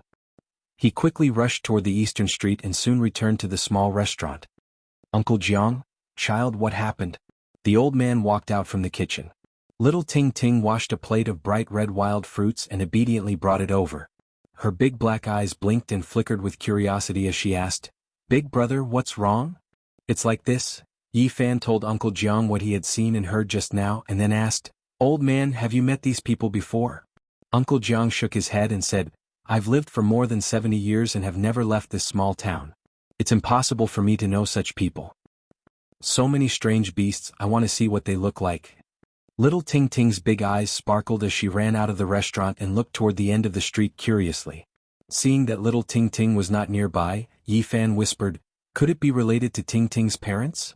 "Probably not." A trace of sadness flashed in the old man's eyes as he said, "They have always been cultivating in the misty paradise and have never traveled far.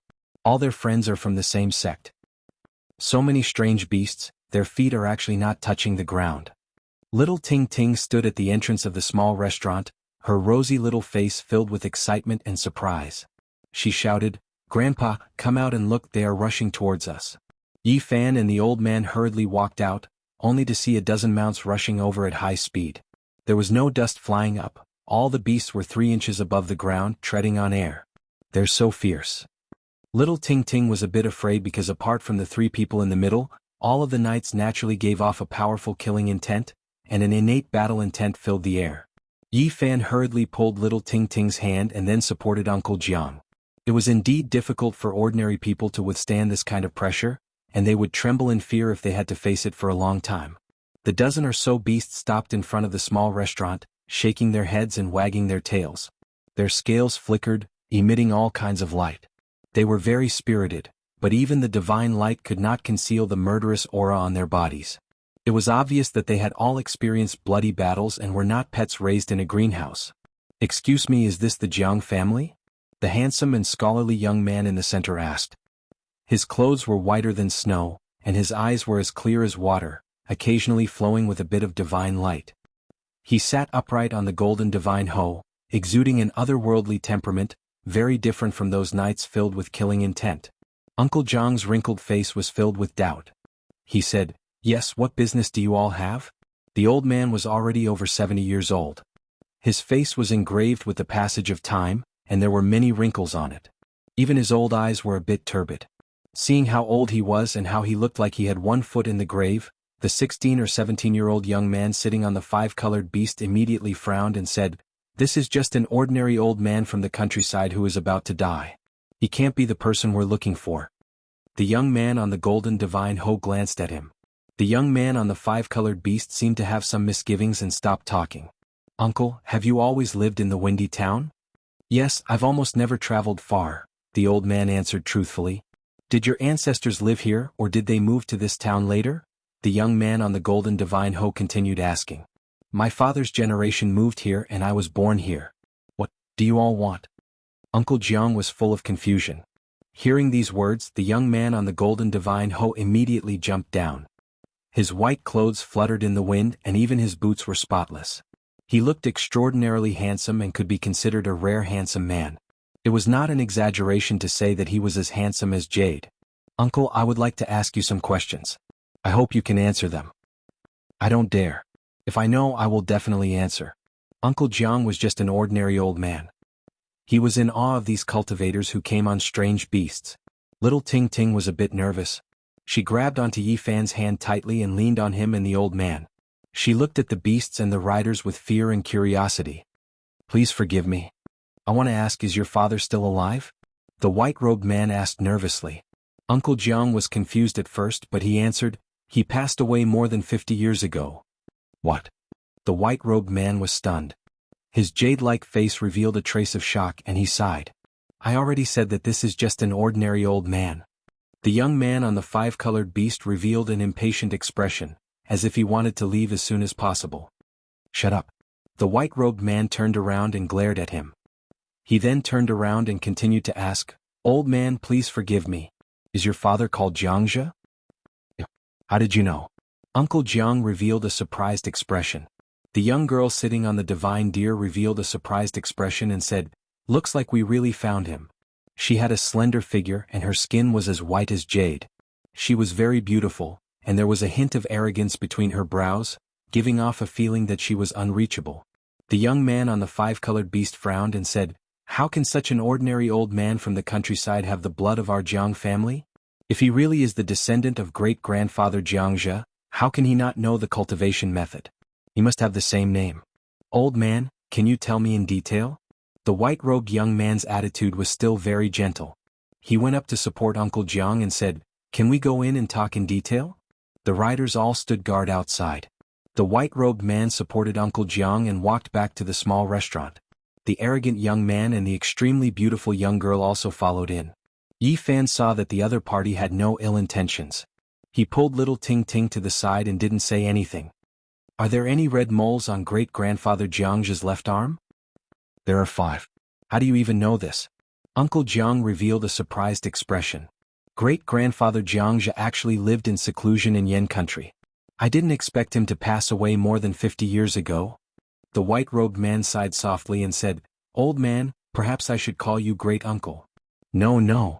Uncle Jiang saw that the other party actually bowed to him and hurriedly pulled the white-robed man up. The white-robed man turned around and said to the two behind him, "Why aren't you two greeting him?" "Greetings, great-uncle." The beautiful young girl bowed and glanced at Yi Fan and little Ting Ting at the same time. The young man was a little unwilling and mumbled, "Greetings, great-uncle." He hurriedly bowed and was very perfunctory. "This is..." Uncle Jiang was full of confusion. He didn't understand why they were like this. "Big brother, big sister, do you know my grandpa?" Little Ting Ting was also very confused. Her long eyelashes kept blinking, and her intelligent eyes were full of confusion. Seeing that she was so innocent and cute, the white-robed man dotingly rubbed her head and said, "We come from the same family." "What family?" Little Ting Ting blinked her big eyes curiously. "An ancient family that has existed since the antiquity era. The Jiang family. In the future, you will slowly understand how extraordinary our family is in the Eastern Barren Territory." Yi Fan was shocked. The antiquity families were definitely on the same level as the sacred grounds. Their status in the Eastern Barren Territory was unreachable. According to Yi Fan's knowledge, the surname Jiang and Ji were the most ancient surnames in China. According to historical records, the surname Jiang was the descendant of the Yan Emperor. They got their surname from the Yan Emperor's birthplace. Shenong Residence's Jiangshui. Yi Fan was shocked. He didn't expect the surname Jiang to be so extraordinary even on the other side of the galaxy. Old Master Jianghu was extremely talented back then. His name had already spread far and wide at such a young age. Later on, his name shook the entire Eastern Barren Territory. With a stomp of his foot, he could move the clouds in all directions. "I didn't expect." The white-robed man seemed to be very emotional. He could already tell that the old man's life wasn't very good. He didn't expect that the bloodline of a powerful expert would fall to such a state. The girl beside him was also confused. "Didn't old Master Jianghu teach you the cultivation method back then?" "What cultivation?" Uncle Jiang was confused by their words and said to himself, "I don't know what you're talking about. Many things happened back then. It's hard to explain in a short time. Old man, are you willing to come with us?" The white-robed man said to the old man and then looked at Yi Fan and little Ting. "My surname is not Jiang. Ting Ting is Uncle Jiang's only granddaughter," Yi Fan explained hurriedly. "The family leaders branch owes old Master Jianghu a lot, but the past will eventually come to light. I want to take you and Ting Ting back to the Jiang family." The old man was in a daze. Although he didn't understand everything, he understood the gist of it. He couldn't accept it. The girl beside him saw that little Ting was very cute and smiled. "Ting Ting, do you have any wishes? Big sister can help you realize them immediately." "I don't have any special wishes. I just want to be with Grandpa and Big Brother. Do you have any other wishes?" Little Ting Ting tilted her head and thought seriously. Her voice was very tender. "I want to be able to eat my fill every day and no one to bully me and Grandpa." Hearing this, the girl was startled. The white-robed man's expression changed. He asked in a deep voice, "Are you usually bullied?" "Yes. Before Big Brother came, bad people came to bully us every day." Little Ting Ting's innocent words made everyone's expressions change. "Oh man, I forgot to ask. What about Ting Ting's parents?" Uncle Jiang revealed a sad expression. "I had a son in my later years, but in the end I had to send him off. How could this happen?" The girl's eyes widened. "I don't know if they were killed by someone or if they really died by accident." At the side, Little Ting Ting's eyes turned red when she heard this. "Please elaborate." At this moment, the white-robed man's eyes flashed with divine splendor. The old man only said a few words, and the white-clothed man immediately stood up and said, "Hazy Grotto, never heard of it. We will make a trip there in a while. If anyone dares to stop us, I don't mind making this sect disappear." The beautiful girl beside him also sneered. "They even dare to bully the people of our Jiang family. Before going to the Hazy Paradise, let's go to the Li family first." When the knights guarding outside heard this, a shocking murderous aura and battle intent erupted. At this moment, the entire Fresh Breeze town was enveloped in a terrifying aura. Chapter 83. The man in white came from the clan of the remote antiquity, the Jiang family. His name was Jiang Yifei. As his name suggested, he was as handsome as jade. His white clothes were whiter than snow. He didn't say much about Jiang's past, but he still learned a lot of useful information. Uncle Jiang's father, Jianghu, left the Jiang family years ago and never returned. There was an unknown past that seemed to be related to the family head's bloodline. Old Master Jianghu had great achievements. How could he have passed away 50 years ago? This was something that Jiang Yifei did not understand. He coughed up a lot of blood when he passed away. Uncle Jiang didn't feel too sad when he mentioned the past. Some things would fade away with the passage of time. "I see." Jiang Yifei didn't say much and just nodded. He seemed to understand the hidden story. The beautiful girl next to him was called Jiang Kaixin. She had a graceful figure, a slender neck, and a beautiful face. As a young lady of the Jiang family, her temperament gave people a feeling that she was unattainable. However, she liked Little Ting Ting very much and didn't put on any arrogant airs.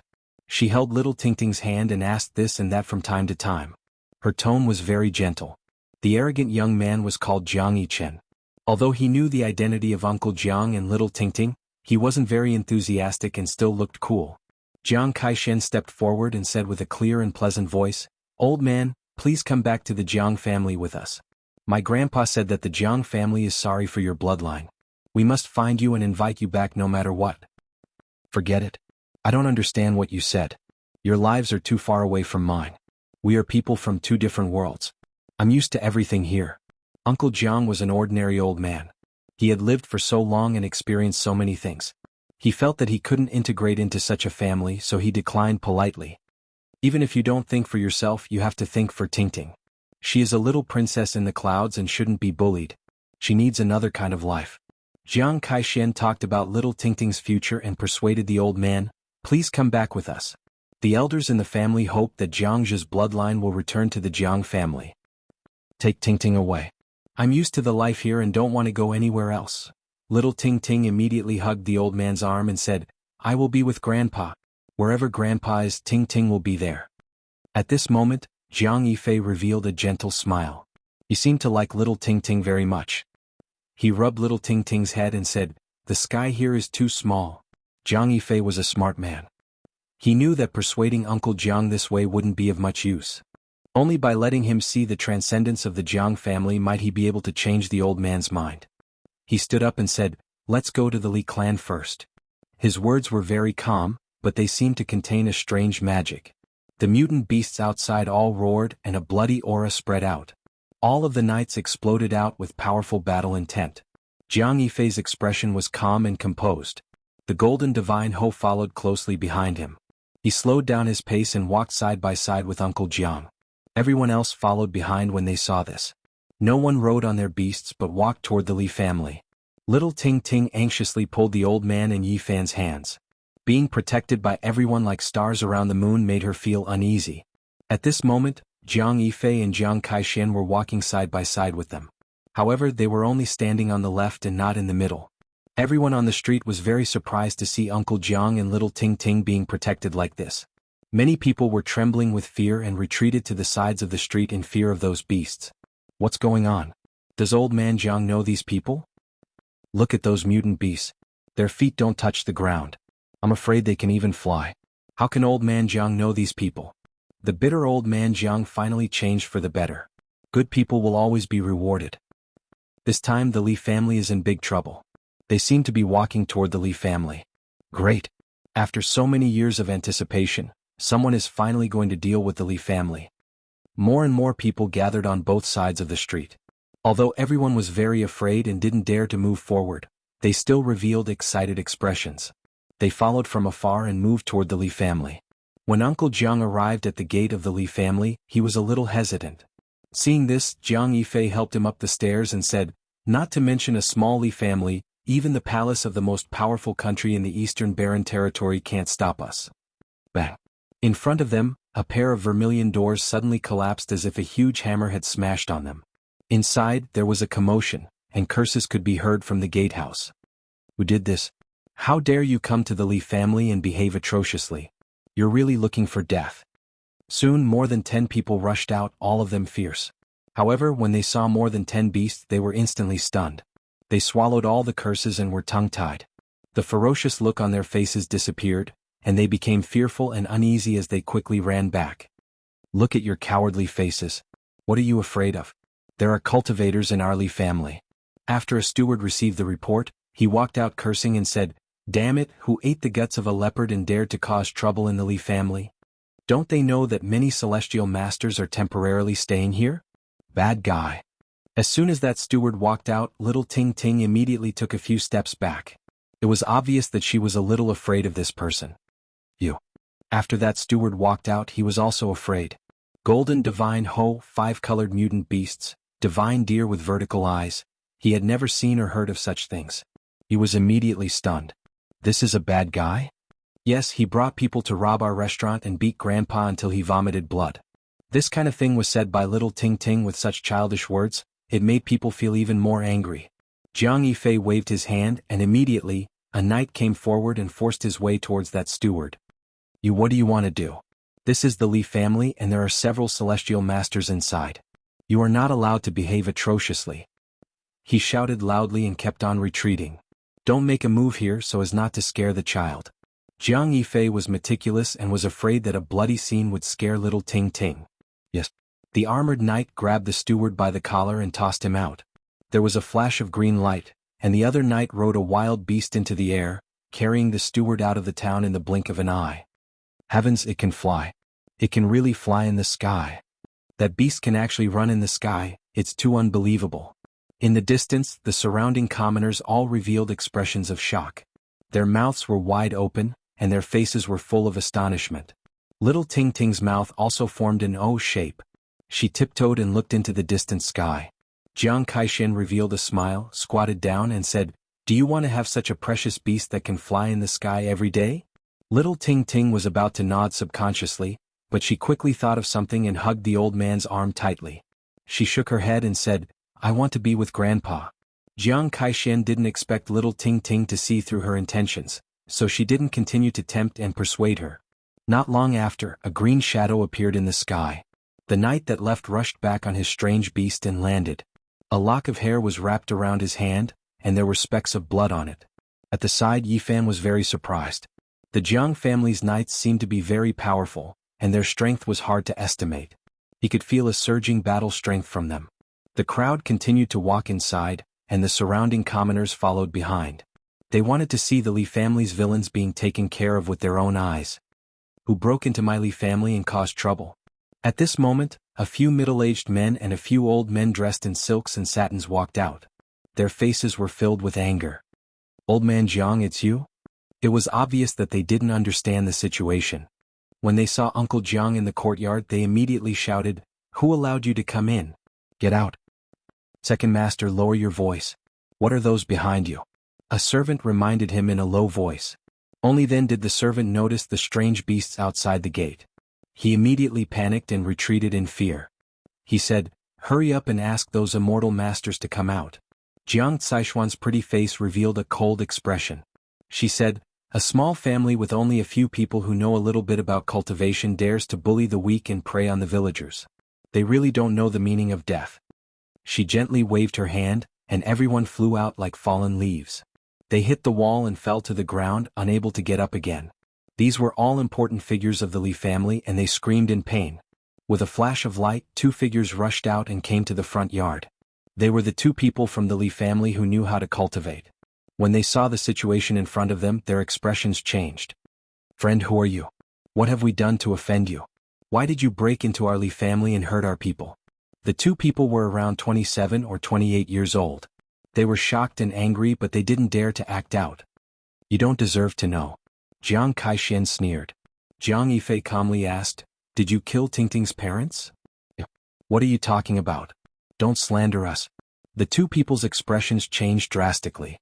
They felt a chill in their hearts when they saw Uncle Jiang in the center of the crowd. "Who are you saying is slandering us?" A knight walked out with a gaze as sharp as a knife. He appeared in front of them like a ray of light and slapped the two people away. Two bloody palm prints appeared on the faces of the two people from the Li family, and they instantly swelled up. They were shocked and angry at the same time. They covered their faces and retreated, saying, "Friend, you can't go too far. We are disciples of the Mist Cave. Several immortal masters are overseeing our mansion." "Immortal masters? How arrogant. We are going to the Mist Cave. Let the immortal masters you speak of lead the way." Chapter 84. How arrogant of you. The two cultivators from the Li family had ugly expressions on their faces. You want to start a war between sects? A war between sects? Are you qualified?" "I'm afraid you're not qualified at all." The armored knight's voice was cold. Good. You have guts, but I don't know if you can walk out of the Yen lands." The two cultivators from the Li family had gloomy expressions, a cold glint in their eyes. They thought quickly, ready to provoke the anger of the elders of the Misty Paradise. "Do you think you can keep us in the Yen lands with just you?" That knight sneered and said, "With trash like you, even if there were 80,000 of you, it wouldn't be enough." "You." The cultivators from the Li family felt humiliated, but at the same time they were shocked. They felt that the other party seemed to have a great background, or else how could he dare to speak so arrogantly? But they had no way out. They had to tie the Li family and the Misty Paradise together in order to have a chance of destroying the other party. They gritted their teeth. "Since you don't care about the Misty Paradise, I will report the truth. The elders of the sect will naturally let you know the immensity of heaven and earth." "You don't deserve it." The knight only took a step forward.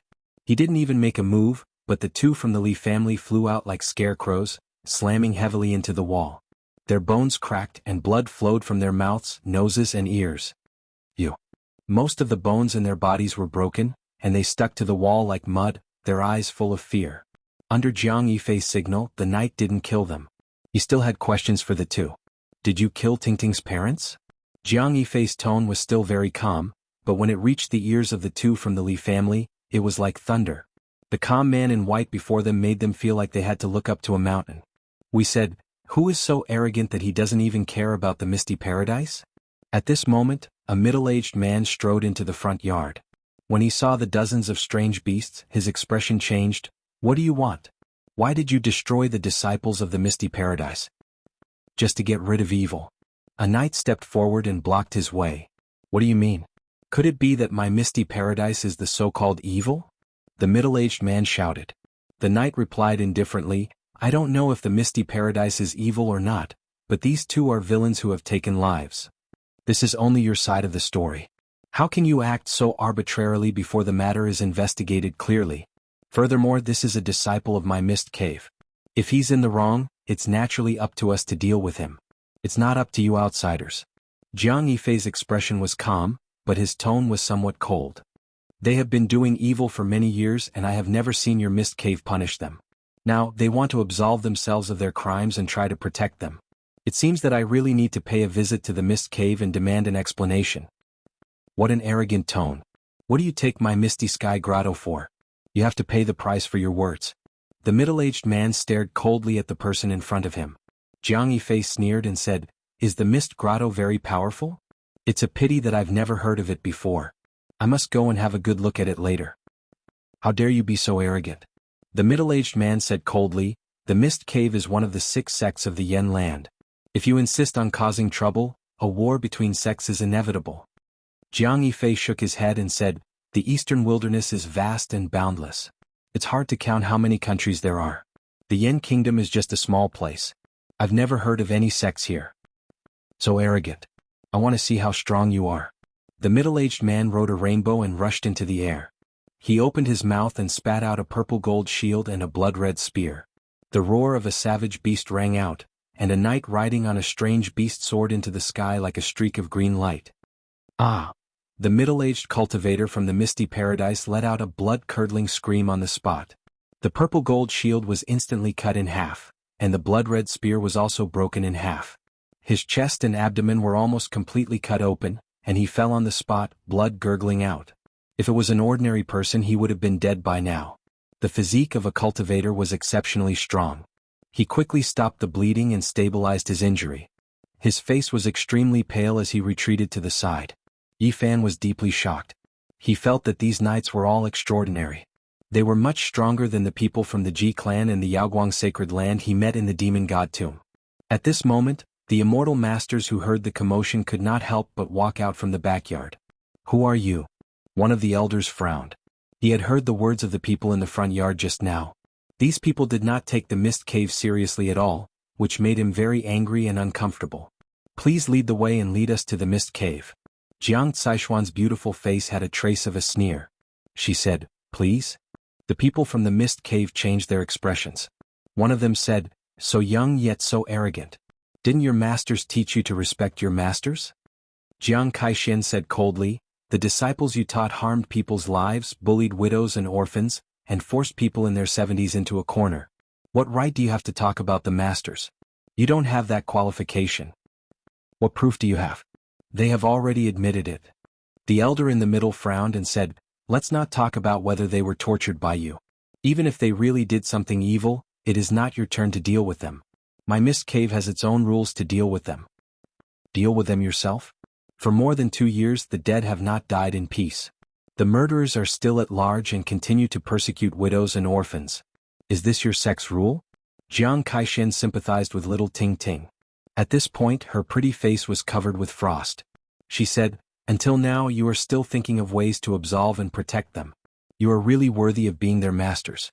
Birds of a feather flock together." "You." The elder in the lead immediately raised his eyebrows, but he did not dare to make a move on the spot because the opponent's formation was too terrifying. Just the golden divine Ho alone made him extremely fearful. At this moment Jiang Yifei said, "Take them all down." Several knights heard him and stepped forward at the same time. The elder shouted, "Let's go." He was the first to soar into the sky, riding a rainbow to escape. He could already see that these people had great backgrounds and were not people they could deal with. The others also rushed in all directions, shooting up into the sky one after another. The wild beasts roared and the sky shook. Several strange beasts carrying the knights rushed in different directions and instantly caught up. "Ah!" Screams came one after another. Then the knights quickly turned around and captured everyone like dragging dead dogs. Everyone, including the elder, had terrible wounds on their bodies. On the side Yifan was very shocked. The clan of the ancients was indeed a colossus. These knights were too terrifying. Jiang Yifei pointed out 2 knights and asked them to stay behind to deal with the Li family. At the same time he warned them not to kill the innocent and only to kill a few evil leaders. "Let's go to the mist cave." Jiang Yifei personally helped Uncle Jiang onto the golden divine Ho and rode with him. Jiang Caishen carried little Tingting onto the divine Ho and sat in front of her. Meanwhile Yifan rode with another knight and soared into the sky. "There's no need to go to the mist cave. Those 2 bastards are already dead, and the great hatred has been avenged." When Uncle Jiang learned that his son was killed, he couldn't help but shed tears. On the other side little Tingting also began to cry. "Go, we must go. Our Jiang family members are not people who can be killed just because they want to." Jiang Yifei's expression was calm, but his words were very powerful. Yifan sighed in his heart. He still had a long way to go. Compared to a colossus like the clan of the ancients, he was really too insignificant. The people in the small town were dumbfounded. After a long time they burst into cheers. The malignant tumor of the town had finally been removed. In the face of life and death, the few captives of the mist cave had no choice but to yield and lead the way. More than a dozen strange beasts rode on the clouds and ran in the sky, making rumbling sounds as if thousands of horses were galloping and as if a tsunami was surging across the sky. At this moment Yifan felt that someone was peeping at him. When he turned around he found that it was the arrogant young man Jiang Yichen. Seeing him looking at him, Jiang Yichen looked away and sneered. Yifan's heart suddenly moved. Why did he act like this? Could it be that he found out something? Soon the crowd arrived at the mist cave. In front of them there were green peaks and green valleys. The mist was misty and the glow was faintly discernible. It was indeed in line with its name. Who dares to break into the important place of our sect? A loud shout came from the front. Bang bang bang. The captured captives were all thrown out. Suddenly there was a cry of surprise from the front. A great enemy is coming. The mist cave was in chaos. In an instant the mist soared into the sky. The Taoist patterns carved on the mountains and rivers exerted their power. Rays of blazing divine light rushed out and blocked the way of the crowd. It's just SOSO. Let me break it. At this time the arrogant young man Jianghu suddenly made a move. A purple gold gourd flew out of his body. It shone with purple light and quickly enlarged in the sky. Like a whale sucking in water, it sucked all the mist into the gourd's mouth. In the blink of an eye, the power of the Taoist patterns was suppressed. Then the purple gold gourd pressed forward like a small mountain, flowing with a misty purple mist. Suddenly there was a burst of exclamations. Many figures flew upside down and were sucked into the purple gold gourd. Yifan was shocked. He didn't expect the purple gold gourd to be so powerful. It easily broke the mountain-protecting Taoist patterns of the mist cave and sucked in many cultivators. It was really a bit scary. The heritage of the clan of the ancients is too strong. This is only a young man of 16 or 17 years old, but he has bestowed such a terrible treasure. Yifan muttered in his heart. There's no need to do this. Uncle Jiang kept trying to dissuade him. Jiang Yifei shook his head and said, Tingting's parents did not do evil, but they were persecuted. They want an explanation. Our Jiang family has never been afraid of trouble. Bang. At this time, a powerful wave shook in all directions in the mist cave. It shook away the purple gold gourd and an old voice came, It turns out to be the people of the clan of the ancients. I wonder how the mist cave has offended you? Chapter 85. Inside the mist cave, a gray fog rushed up and shook the purple gold gourd away, imprisoning it there so that it could not continue to swallow cultivators. A gray shadow rushed over quickly. It was an old man whose age was hard to tell. His hair and beard were all white but his face was very ruddy. He said, Everyone please calm down. He directly pushed the purple gold gourd over. Jiang Yichen snorted coldly and put away his treasure. Who are you? Jiang Yifei asked. I am the master of the mist cave. No wonder you have such strength to be able to suppress the purple gold gourd. Jiang Yifei nodded and said, But I'm afraid it will still be difficult for you to stop us. Yes, I understand.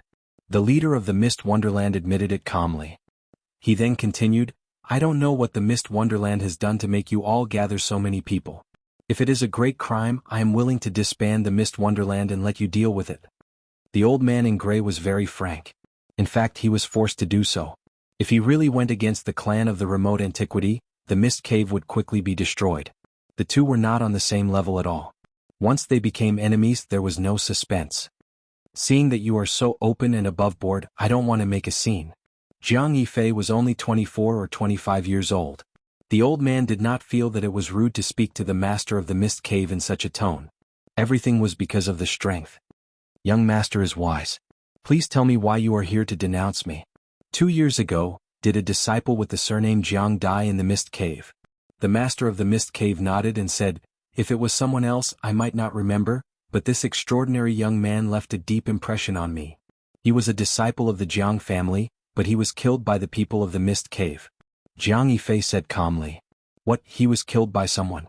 The master of the mist cave was shocked and said, Who is so bold? Now you understand why I am here. The master of the mist cave suddenly had a headache. How could a disciple of the Jiang family enter the mist cave and be killed by someone? This was indeed a very troublesome matter for him. You don't have to worry too much. I'm not here to cause trouble for no reason. Don't worry, young Master Jiang. I will definitely punish the culprit severely. I will not tolerate it. The main culprit has been brought to justice, but I feel that their teacher is suspected of conniving. In addition, the person who provided them with the drug must be found. Young Master Jiang, please move into the hazy heavenly grotto. This old man will definitely give you a satisfactory explanation. Jiang Yifei nodded and said, The most important thing is to satisfy this old lady and this child. At this moment, Uncle Jiang and little Tingting's eyes were already blurred with tears. I understand. Jiang Yifei ordered Jiang Yichen to take out the purple gold gourd and release all the people who were trapped in it. Then he brought Uncle Jiang, little Tingting, and the old sect master into the misty paradise. The others didn't follow. They landed on the ground and waited outside. At this moment, Yi Fan felt that he was being watched again. He found that it was still the arrogant young man Jianghu. What was going on? He didn't think he had offended this young man from the remote antiquity family, so he didn't understand why he was being watched. Jiang Kaixin walked over gracefully and said with a smile, "Little brother Yi, after this matter, Tingting will go back to the Jiang family with us. If you want, you can also go with us." At first, Yi Fan did have such an idea. The Jiang family was an ancient family that had been passed down from the antiquity age. Maybe he could find the secret of the divine body. However, after careful consideration, he hesitated. What if his secret was found out? The green copper piece in his body caused great chaos in the eastern wilderness. If the powerful masters of the Jiang family found out, the consequences would be unimaginable. In addition, the Taoist scripture was enough to cause a lot of trouble. Once it was leaked, he would be in a worrying situation. What's wrong? You still don't want to? Jiang Kaixin was somewhat surprised. Many cultivators tried their best to enter the Jiang family but failed. She invited a young man like this, but he was still pondering and hesitating. Yi Fan declined and said, "Thank you for your kindness, Miss Jiang. I appreciate it from the bottom of my heart. But I'm used to being lazy. I'm afraid I'll make mistakes after entering the Jiang family. I'd better travel outside. If one day I'm poor and want to go to the Jiang family, please take me in." At this time Jiang Yichen sneered and said, "What do you think the Jiang family is? An inn? The Jiang family is not a place where anyone can come and go freely. If you want to join, don't talk nonsense now." Jiang Yichen, shut up. Jiang Kaixin scolded Jiang Yichen, then turned around and said with a smile, "Little brother Yi, don't mind him. He's always like this, spoiled. Don't worry, the Jiang family will always open the door for you. If you have any difficulties in the future, just come to the Jiang family to find me." "Thank you, Miss Jiang." Yi Fan thanked her and felt strange at the same time. He didn't provoke this young master of the Jiang family, so why did he do this? Yi Fan became more and more determined that he couldn't enter the Jiang family now. The holy body, the Taoist scripture, and the mysterious green copper were all taboos. He didn't want to take risks. "Boy, you should know that there are many people who want to join our Jiang family. If you give up this opportunity, you'll regret it for the rest of your life." Jiang Yichen looked at him and sneered. Yi Fan's heart trembled, and at the same time he was even more surprised. This young master of the Jiang family seemed to want him to join the Jiang family immediately. What was going on?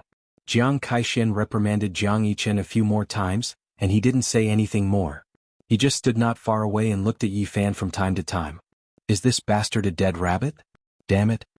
Yi Fan muttered in his heart. After a while, Jiang Yichen finally stopped looking at him and began to wander around the mist cave, which made Yi Fan feel a little relieved. Soon he thought of his classmates. There should be 2 people in the mist cave, but he didn't know who they were. After waiting for a full hour, Jiang Yifei walked out with Uncle Jiang and little Tingting. The head of the mist cave and a group of important people saw them out in person. The eyes of the old man and the little girl were red and swollen. It was obvious that they had cried. "Old head, please go back. There is no need to see us off. Our Jiang family is not unreasonable. This matter has been settled. You don't have to worry anymore." The old leader of the mist cave abode heaved a sigh of relief.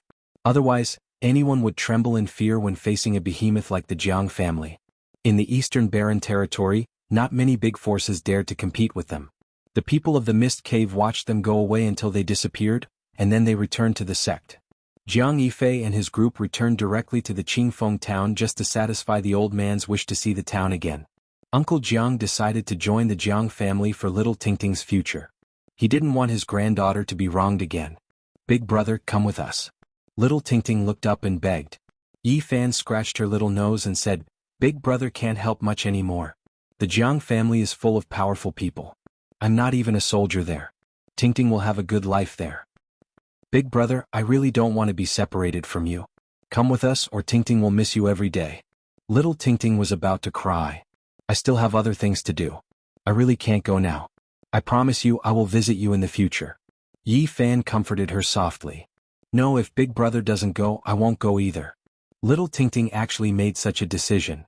"You are still young and don't understand some things. You will understand when you grow up. Go to the Jiang family happily. Don't play around there. Learn cultivation from them. Maybe I will need Tingting's help in the future." Uncle Jiang also couldn't understand. He really hoped that Yi Fan would go with them, but in the end he couldn't force him. When they parted outside Qingfeng town, little Tingting burst into tears. She hugged Yi Fan's leg and refused to let go. Her tears rolled down in pairs. Yi Fan wiped her tears and said, "Don't cry. Tingting, remember what I said just now.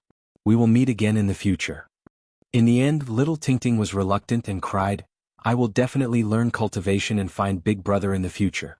If anyone bullies Big Brother, Tingting will beat them away." Yi Fan immediately smiled and said, "Go quickly. They're all waiting for you." At this moment, Yi Fan noticed that when Jiang Yichen, the young master of the Jiang family, looked at him, a cold light flashed in his eyes. This made his heart skip a beat. "Jiang Yichen, the way I look at you doesn't seem right," Jiang Kaishen suddenly said. "Sister Xian, why do you say that?" Jiang Yichen was shocked. "Don't do immoral things. Don't be evil. It seems that Grandpa has really spoiled you." Jiang Kaishen said coldly, "I have noticed you for a long time. You seem to want to fight little brother Yi. Did he offend you?" Jiang Yifei looked back at them and said, "What's the matter?" "Nothing." Jiang Yichen was a little guilty. But although Jiang Yifei looked elegant, he seemed to be very prestigious. Jiang Yichen, who was from the same clan, was very afraid of him. Speak." Jiang Yichen had to tell the truth. He said, "That boy has a precious treasure, and it is not an ordinary one. You all know that my mount's most peculiar aspect isn't its fighting prowess, but rather that it has a psychic jade horn that can sense divine objects. Today it continuously flickered with 5-colored radiance, exceptionally bright and resplendent. His mount was a cyan beast that looked like a lion or tiger. The cyan beast's fur was very long and very clean. There was a jade horn on its head, which was crystal clear and emitted 5-colored light. It could sense the existence of rare treasures. I may be in trouble?" Yifan saw the 3 people in the distance looking over. "What's wrong with the child?" Uncle Jiang asked. Little Tingting also wiped away her tears and said, "Big Brother is in trouble. I will ask Sister Kaishen to help you." Yifan smiled bitterly. At this moment, Jiang Yichen was walking over with a sneer. Jiang Yifei and Jiang Kaishen also followed. "I'm really curious. What kind of precious treasure do you have?" Yifan was suddenly shocked. He never thought that Jiang Yichen would say such a thing. Did he really find out something? Jiang Yifei said with a smile, "Little brother Yi, don't worry. We mean no harm. The Jiang family has many precious treasures. We will not covet your treasures." Jiang Kaishen reminded him, "Little brother Yi, you must be careful in the future." After listening to her explanation, Yi Fan understood the magic of the 5-colored beast. It could actually sense spirit treasures. This made him break out in a cold sweat. If the green copper piece in the scripture were exposed, the consequences would be unimaginable. "Fortunately, I did not agree to join the Jiang family," he said to himself. "Well, let's part ways here. Don't worry, I have already warned Jiang Yichen. He will not have any evil ideas again." Jiang Kaishen smiled. In the end, the group of people rode the beast and rose into the sky. Little Tingting was crying very sadly. She kept waving her little hands until she disappeared into the sky. Yifan had a strong sense of crisis. He did not return to the town. Instead, he ran directly into the deep mountains. He felt that he had to leave this place as soon as possible. Chapter 86. Qingfeng town was surrounded by mountains, towering ancient trees and primitive forests. There were many strange beasts in the deep mountains, so ordinary people didn't dare to go deep. After living in Qingfeng town for a period of time, Yifan found out that this endless mountain range was the outer region of the forbidden area of the ancient desolation. The Yen kingdom was 2,000 miles from north to south and 3,000 miles from east to west. The forbidden area of the ancient desolation was located in the center of the country, surrounded by endless mountains. This primitive area had a circumference of more than 800 miles. The Spirit Ruin Grotto Heaven, the Mist Grotto Heaven, and the Jade Tripod Grotto Heaven all surrounded this primitive area. At this moment, Yifan plunged into the deep mountains and kept running in the dense forest. He couldn't wait to rush into the forbidden area of the ancient desolation. He felt that his life was in danger, so he wanted to get away from the town behind him. "I hope my premonition is wrong." After running for more than 2 hours and crossing countless mountains, he finally stopped to catch his breath in a mountainous area. Suddenly, he heard the roar of a wild beast. It was so loud that it was deafening. It was like a thunderclap piercing through the sky and surging over. "It's from the direction of Qingfeng town." Yifan was like a spiritual ape. He quickly climbed up a cliff, lifted the vines, and entered a secret stone cave. He held his breath and suppressed his life force to the lowest. His body was cold and lifeless. Soon, he saw a strange beast covered in green scales in the sky through the vines. It carried a Jiang family knight and rushed over. They really came after me? Yi Fan's pupils shrank and his heart was cold. He had seen how terrifying the Jiang family's knight was. If he was discovered, he would definitely die. After a while, the powerful knight rode the strange beast and rushed back. It kept circling around the mountain range in this area. He has locked this area. Did he discover me? Yi Fan's body was cold and he felt that death was very close. At the same time, he was extremely angry. The other party must have come for the treasures on him. If he was discovered, he would definitely die. However, he didn't dare to be too excited. He didn't dare to move and his life force fell to the freezing point. He hid in the stone cave like a piece of dead wood. After a full 4 hours, the green beast in the sky gradually disappeared into the horizon. However, Yi Fan did not dare to move.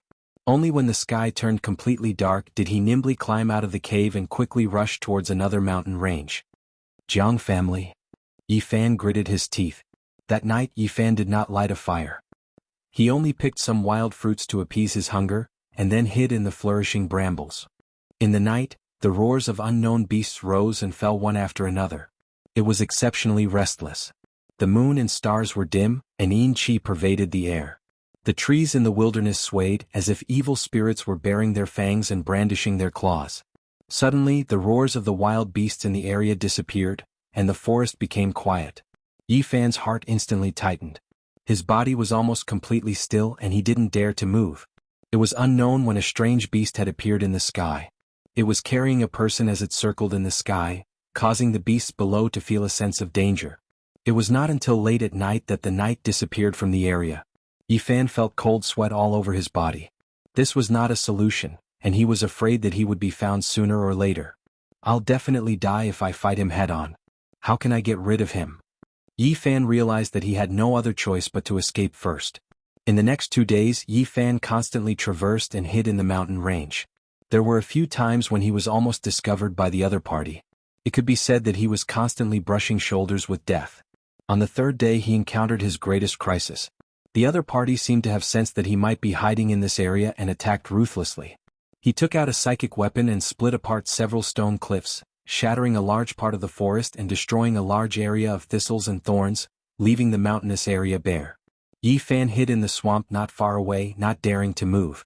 His entire body was wrapped in mud and rotten leaves. He held his breath and quietly waited for the night to leave. However, the other party did not even let the swamp go. That psychic weapon was like a blue bolt of lightning, streaking across the swamp. Huge ravines appeared, completely splitting the swamp. Suddenly, the psychic weapon, like a blue bolt of lightning, streaked across 1 meter away and split the mud. Although it did not cut Yi Fan's body, a bit of blue light grazed his abdomen. Yi Fan felt a sharp pain, but he did not dare to move. If it were not for his super strong physique, the terrible blue light just now was enough to cut him in half at the waist.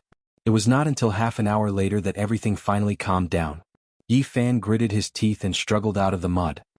His abdomen was gurgling with blood, staining the mud bright red. Jiang Yichen, I will kill you sooner or later. Even the remote antiquity families can't protect you. Yi Fan felt dizzy. He had lost too much blood, and his abdomen was almost completely cut open. If it were not for the mud blocking the outside, he would have died of blood exhaustion after staying motionless for such a long time. He hurriedly found a mountain spring to clean the wound, and then took off his muddy coat. He tore the clean clothes inside into strips and wrapped them around his wound. However, the wound on his abdomen was so serious that his intestines could almost be seen, and the bleeding could not be stopped. After losing too much blood, Yi Fan felt weak all over. His hands were covered in blood. He tore off all of his clean clothes and used them to block the terrifying wound. However, the bleeding was still difficult to stop. His lower body was stained red and his skin looked a little pale. Yi Fan blocked his wound with his hands, and blood kept flowing between his fingers. He bit his lips, trying to keep himself awake and not pass out. He silently ran Taoist scripture, mobilized the vitality of his whole body, and tried to stabilize the injury. The way of heaven takes away the surplus and makes up for the deficiency. Just at the moment when he was about to pass out, such a voice suddenly came from the deepest part of his mind. Hundreds of ancient characters flowed in his heart like a trickle, gradually waking him up from his trance. Yi Fan gradually calmed down and regained his consciousness. At the same time, Taoist scripture was running silently, and the vital energy kept flowing to the wound. In the end, strands of blue light gushed out from the horrifying wound. The terrifying killing intent that had penetrated his body was forced out. His life essence circulated, and the bleeding finally stopped. Yifan was very weak, but he gritted his teeth and stood up. He staggered toward the forest. He had to find a secret place to hide. His injury was very serious and he couldn't run anymore. Originally, Yifan wanted to escape into the forbidden area of the desolate antiquity. Only in this way could he make the knight hesitate and not dare to go deeper. However, he didn't have the strength. After thinking carefully for a moment, he staggered back the way he came. Finally, he stopped in a stone forest that had been destroyed by the knight, and hid in a stone peak. This area had already been searched. Yifan tried to figure out the knight's thoughts, and he felt that this place would be a blind spot for a short period of time. Yifan didn't eat or drink and hid in this stone peak for 2 days and 2 nights. Only then did his injury get under control, but it was still difficult for him to do any strenuous exercise. During these 2 days, the knight kept circling above the deep mountains, and many forests were completely destroyed by him. On this night, Yifan crawled out of the stone crack, picked a lot of wild fruits and changed to another place to hide. The new area had just been ravaged by the knight. The trees were broken and the rocks were cracked. The ground was a mess. "I'll follow you slowly. Wherever you search, I'll hide." In this dangerous situation, his life could be at risk at any time. Yifan could only think carefully and choose to hide in the knight's blind spot. Just like this, 5 or 6 days passed before he gradually recovered. It could be said that this was a kind of torture. After a few days, due to the lack of food and the pain of the illness, he lost a lot of weight. "If it weren't for my physique being far superior to ordinary cultivators, I'm afraid that blue light would have already killed me." Yifan looked at the horizon and said to himself, "I must escape this disaster. I can't die here." Jiang family. Yifan clenched his teeth. Right now he didn't have enough strength. Right now, the only way to get rid of the knight was to risk his life and hide in the forbidden area of the desolate antiquity. After Yifan's body recovered, he began to take a detour to get closer to the forbidden area of the desolate antiquity. "I have eaten the holy fruit. Maybe I can resist the curse there. Entering the forbidden area of life might be a kind of opportunity for me." Chapter 87. A long time ago, Yifan once had the thought of returning to the forbidden grounds of the primordial desolate realm in order to obtain a great opportunity. Neither human beings nor powerful creatures of other races dared to go deep into the forbidden area of life. There were flourishing plants and endless elixirs. After the baptism of long years, many elixirs had almost become divine medicines. The forbidden area was a priceless divine land. Yifan had taken the holy fruit and the holy spring. He felt that he could probably survive in that forbidden area for a while. He wanted to return to the forbidden area of life after reaching a certain level. "My strength is still very low now. It's really not suitable for me to go there at this moment, but I have been forced to this point." He had no choice but to go forward at the risk of death. Roar! In the depths of the mountains, the roar of the wild beast shook the sky like thunder, and the leaves in the forest swirled in the air. Yifan's expression changed. He was still far from the forbidden area of the remote antiquity, but there were already extremely horrible exotic beasts in the outer area. It seemed that it would be very difficult to go through. However, if he didn't go forward, how could he get rid of the knight's pursuit? This put Yifan in a dilemma. "Jiang Yichen, just you wait. Even if you are a disciple of the Jiang family, I will kill you in the future." Yifan had never hated a person so much. The other party coveted his treasures, was cruel and ruthless and wanted to kill him. Suddenly Yifan felt danger. The knight seemed to be approaching again, so he hurriedly hid. A green figure appeared in the sky. The powerful knight of the Jiang family appeared once again. However, the strange beast he was riding on suddenly seemed to have been frightened. It rushed down desperately and landed on the ground, trembling. Not far away, Yifan saw all this clearly. He couldn't help but be surprised. How could such a powerful exotic beast be so scared? The knight was also very shocked. He turned into a wisp of light and hid in a pile of rocks. At this moment, the entire forest suddenly darkened. A violent gust of wind blew past, snapping many plants and casting a huge shadow on the ground. In the sky, a giant bird that blotted out the sun flew across the sky. Its entire body was shining with a golden light, as if it was cast from gold. Its body was so huge that it left people dumbfounded. It was like a golden cloud that rushed past, blocking out the sun and the sky. Golden-winged Peng. Yifan was deeply shocked. The legendary Peng's oppressive might made the entire mountain range quiet down in an instant. All of the beast roars disappeared, and only after it had gone far away did the forest return to normal. The knight from the Jiang family sat on the strange beast again and soared into the sky. Even someone as powerful as him could only dodge. Yi Fan was worried. If he continued to advance on foot, he did not know how many ferocious birds and beasts he would encounter. Could he really walk into the forbidden zone of life? There are 9 sacred mountains in the forbidden zone of the ancient desolate era. They are linked together to form an endless abyss. According to legend, each sacred mountain has a kind of sacred fruit and divine spring, and they are all different. Yi Fan used such words to motivate himself. I've only eaten a type of holy fruit and drunk a type of divine spring, and I've already undergone a complete transformation. If I were to ascend the other 8 sacred mountains. Although he was constantly encouraging himself, he still felt apprehensive in his heart. He felt that if he continued to advance he would most likely be doomed. Only a day had passed, and Yi Fan's thoughts were shattered. He found 3 powerful knights in a row. They had already sealed off the path ahead, and they were circling above the primitive mountain range. They really want to kill me. They actually sent so many powerful knights. Roar! In the distance, a deafening roar of a beast could be heard. The 3 powerful knights in the sky instantly fled. Following that, Yi Fan discovered a wild beast with 9 snake heads soaring through the clouds, appearing high up in the sky. It was as big as a small mountain, and it gave off an extremely terrifying pressure. It was surrounded by a lot of black fog, and its huge body was faintly discernible. It looked like a qilin, but it had 9 huge snake heads and it looked especially ferocious. With a loud roar, it directly scared away the 3 powerful knights of the Jiang family. The vague pressure it emitted made people's hearts palpitate. Yi Fan's heart immediately sank. He had not even gotten close to the forbidden zone of the ancient desolate era, and all kinds of terrifying strange beasts had already appeared one after another. He did not know what he would encounter if he continued to advance. If he could not fly, it was simply impossible to pass through this primitive mountain range on foot. No wonder the Jiang family's knights only sealed off the path in certain areas. Yi Fan sneaked carefully for another day and found that the relatively safe areas were all sealed off by the 3 powerful knights. It was impossible to pass through. I am guessing their thoughts, and they are also thinking about my escape route. They are sure that I will get close to the forbidden zone of the ancient desolate era to get rid of them. Yi Fan hid in a dense forest. After careful consideration, he felt that he could not go any further or he would die. If I can't fly, I can't get close to the forbidden zone of life. Yi Fan went far away without looking back. He returned along the original road. He wanted to escape from this primitive mountain forest and hide in the vast crowd while the knights did not react.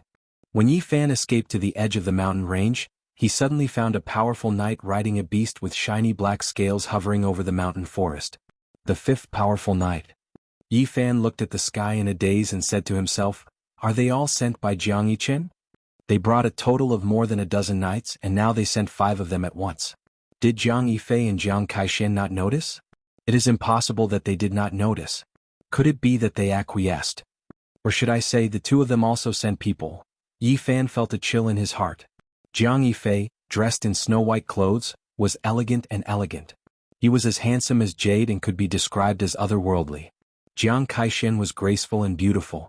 Although she seemed a little arrogant, she was very sympathetic to little Tingting, which left a good impression on Yi Fan. But now Yi Fan couldn't tell. He didn't know what role the 2 of them played in this matter. He did not know if it was as bad as he guessed. Human nature was very complicated and difficult to explain. I hope it has nothing to do with them. Otherwise, I really don't know whether it is a blessing or a curse for little Tingting to live in such a complicated family. Yi Fan was a little worried about little Tingting and Uncle Jiang. On this night, Yi Fan secretly returned to Uncle Jiang's small restaurant. At this moment he could even see 2 strange beasts circling in the mountains outside the town. However, the most dangerous place was also the safest place. He relaxed and rested peacefully for the night. It was not until the 2nd night arrived that Yi Fan sneaked out of the town and fled into the distance. 3 days later, when Yi Fan was camping in the wilderness, he saw a strange beast carrying a Jiang family knight rush past him and fly into the distance. This shocked him. The other party had caught up so quickly, which made it difficult for him to understand. How did they find the clues? The clan of the ancients is too scary. If I can't enter that forbidden zone, how can I get rid of them? Yi Fan was worried. In the end, Yi Fan entered a huge city in the Yan kingdom. He felt that perhaps only the vast sea of people could hide him. This was the second largest city in the Yen Kingdom apart from the capital. It had a population of more than 1 million, and it was extremely prosperous. The streets were wide and filled with endless streams of people. There were many shops on both sides of the street, and the sound of people hawking their wares could be heard. Yi Fan had been on the run for the past few days and was extremely exhausted. He only let out a sigh of relief when he entered the city. The Jiang family couldn't possibly appear on the streets riding strange beasts, could they? It was already noon, and Yi Fan's stomach was rumbling with hunger. However, when he reached into his chest pocket, he let out a bitter laugh. There was not even a single coin. This great life and death escape really left him in a sorry state, fatigued to this extent. I need to find a way to fill my stomach first. I can't let my body suffer. I still need to accumulate energy to escape. Yi Fan was not in the mood to tour the bustling city at all. He was looking for a place to eat. Suddenly Yi Fan's expression froze. He saw a familiar figure. It was Li Xiaoman. She did not look old and had already regained her youth. She was 170 centimeters tall and slender. Her pure white dress fluttered in the wind, and she had an otherworldly temperament. Be it in the past or present, Li Xiaoman was extremely beautiful. She had a clear and elegant appearance. Perhaps it was because of her cultivation, but her skin shone with a sparkling luster. It was snow-white and delicate like fine jade. Li Xiaoman's white dress and black hair fluttered naturally, making her skin look even more sparkling. Her eyes were very big and her eyelashes were very long, making her look very spirited. Her neck was as elegant as a white swan, and her waist was small. Her legs were long and slender, and her figure was elegant and graceful. She was very perfect. Compared to the past, she was less ostentatious and more spirited. She was like a goddess of the moon who had descended to the mortal world, and she had an extra temperament. Yi Fan had never thought that he would see her here. Naturally, he couldn't help but think of many things in the past. There were sweet scenes but also heartless and bitter memories. He turned around, not wanting to meet her in this kind of situation. Li Xiaoman obviously did not see Yi Fan. She was like a crane among chickens, elegant and spirited. Her otherworldly beauty attracted many people to look back. Naturally, she would not notice the haggard and exhausted youth in the distance. Yi Fan turned around and wanted to leave, but he did not want to bump into someone in his haste. "Little beggar, why are you walking? The street is so wide but you just had to bump into me." There were a few young men and women in front of him. Among them, there was a beautiful girl with an unhappy expression. Yi Fan had accidentally bumped into her just now. "I'm sorry." Yi Fan hurriedly apologized. "Junior sister, look and see if you've lost anything. Nowadays, some beggars specialize in stealing like this." A young man reminded and stopped Yi Fan from leaving. Yi Fan had been on the run for several days. His clothes were dirty and torn and his face was full of dirt. He indeed looked like a little beggar. "Senior brother, senior sister." At this moment, Li Xiaoman walked over. Although there were many people on the street, everyone saw that she was so beautiful and couldn't help but open a path for her. She quickly came close. "Let him go.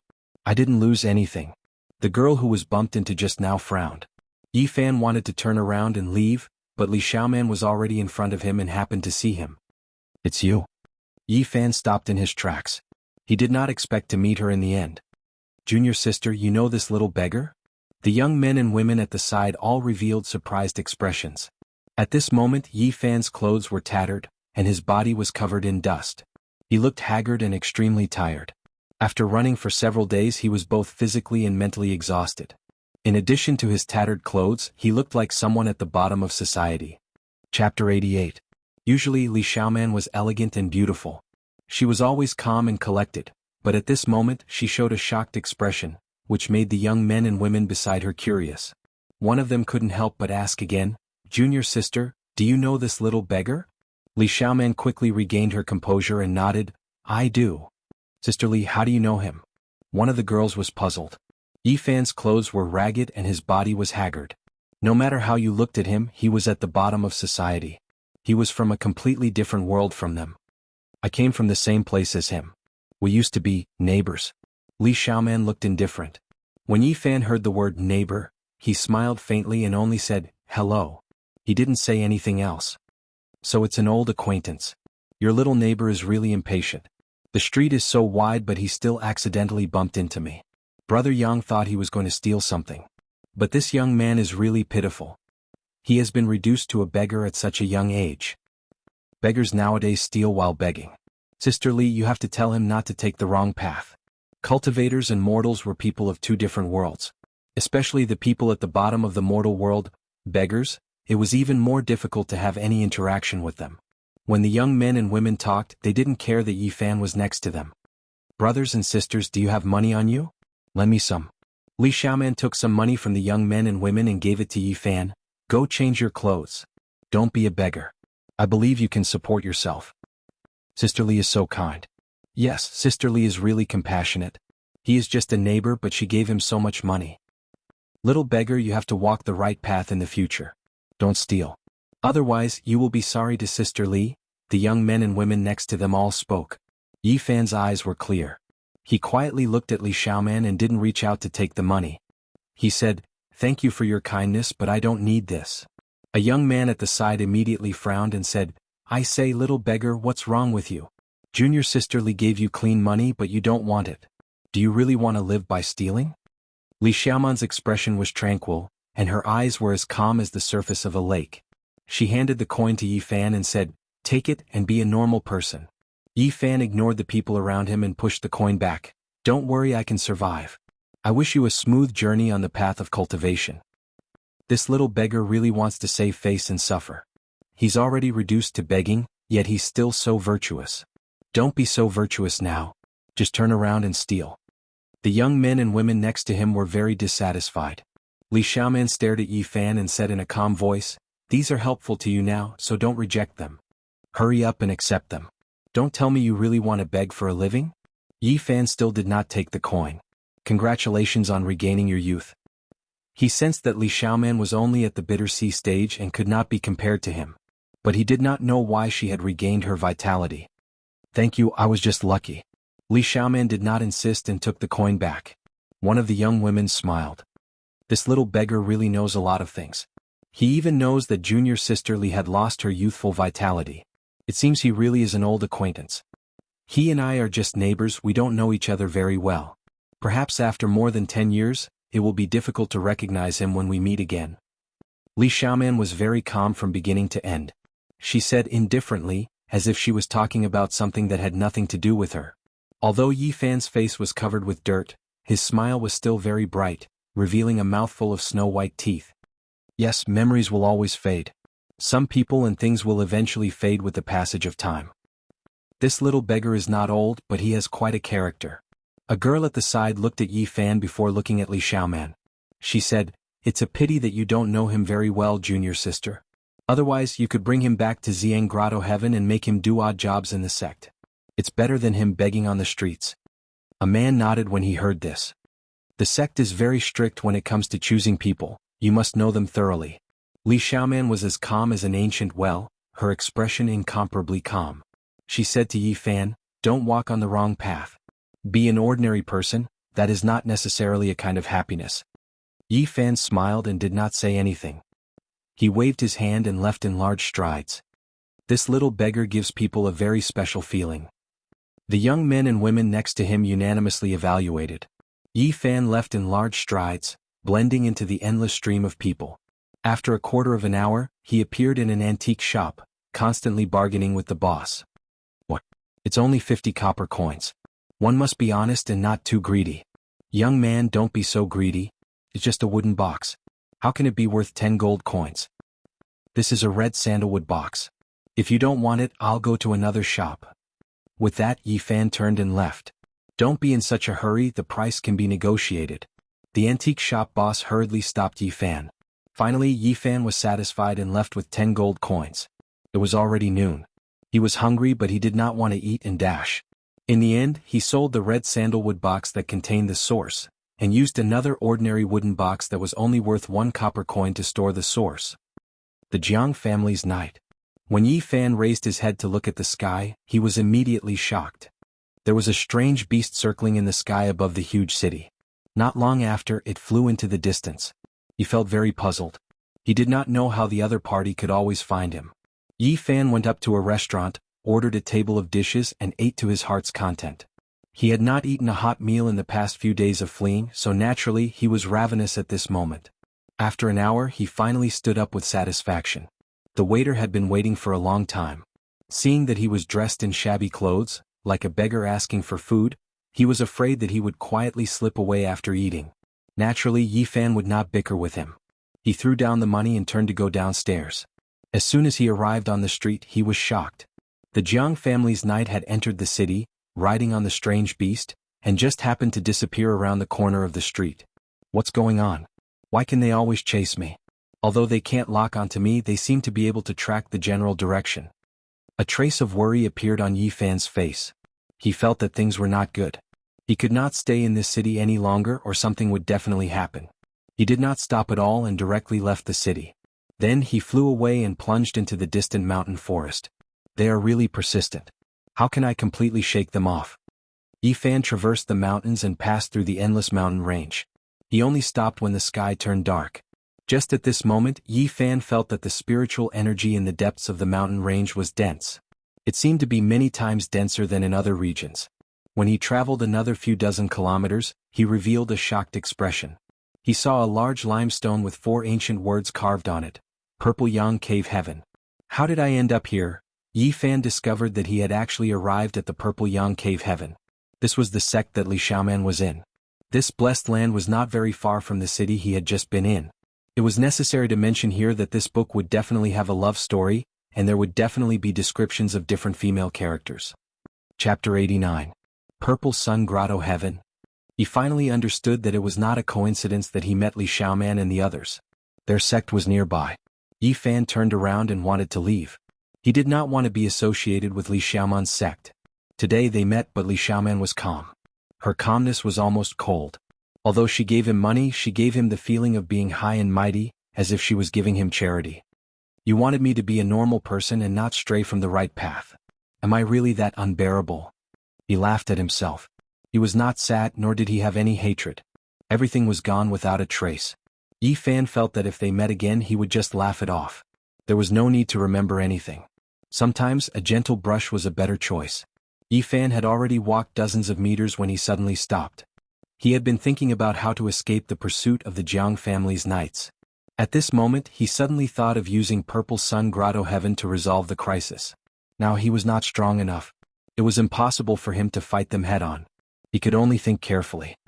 He muttered to himself, there must be a reason why I can't escape from them. No matter how strong they are, they can't have such sharp spiritual senses to keep tracking the clues. Yi Fan felt that Purple Sun Grotto Heaven was one of the 6 grotto heavens in the country of Yen.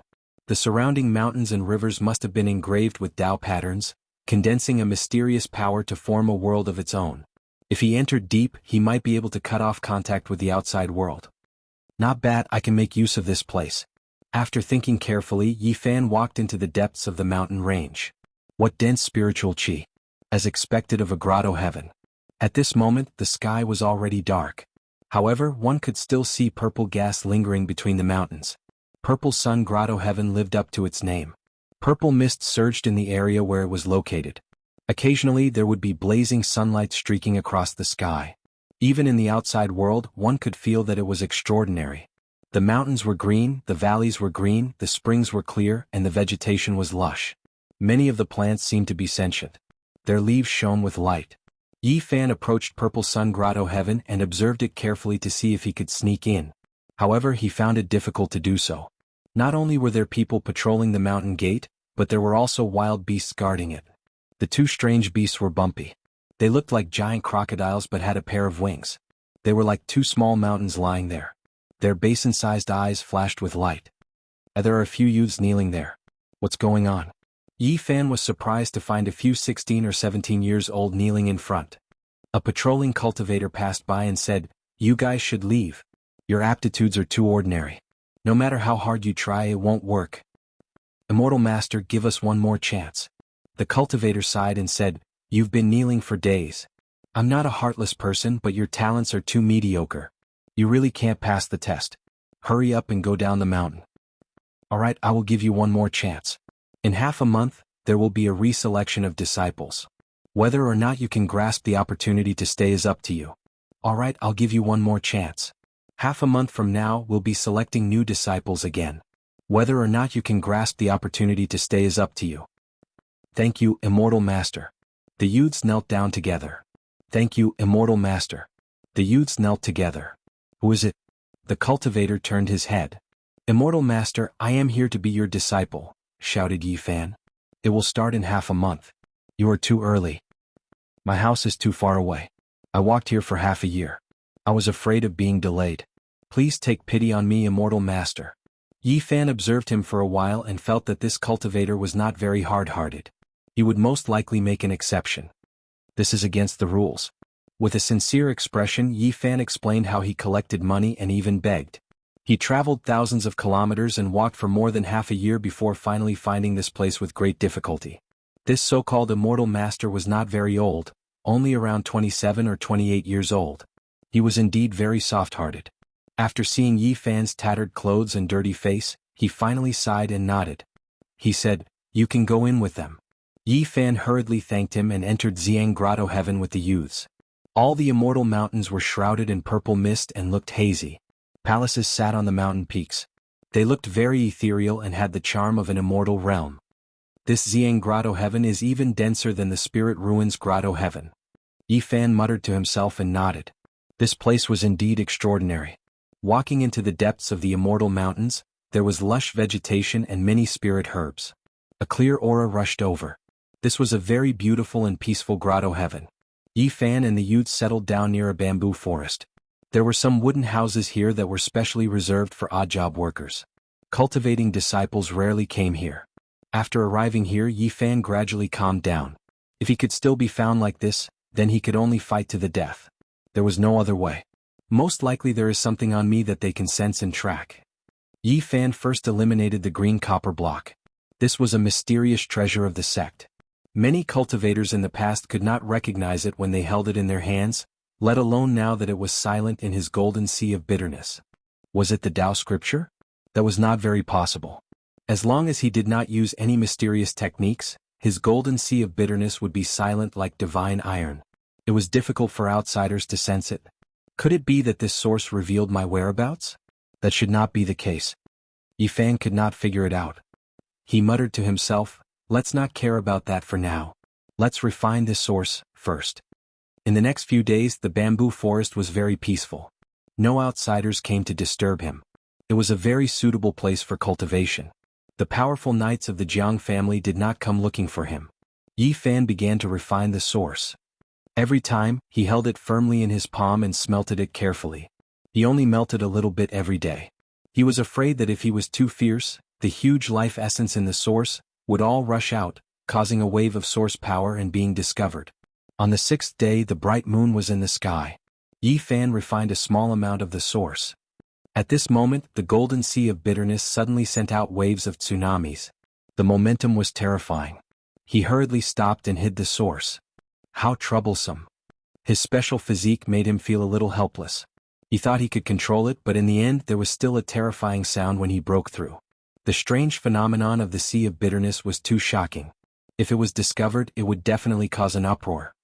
It seems that this source can't be completely refined. I can only continue when I leave here. However, his harvest was not small. At this moment, the golden sea of bitterness had become bigger.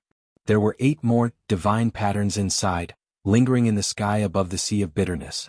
Yi Fan smelted it into the divine metal lump from before. He constantly hammered it on the green copper piece and repeatedly imitated the Tao pattern. The next day the silence was broken.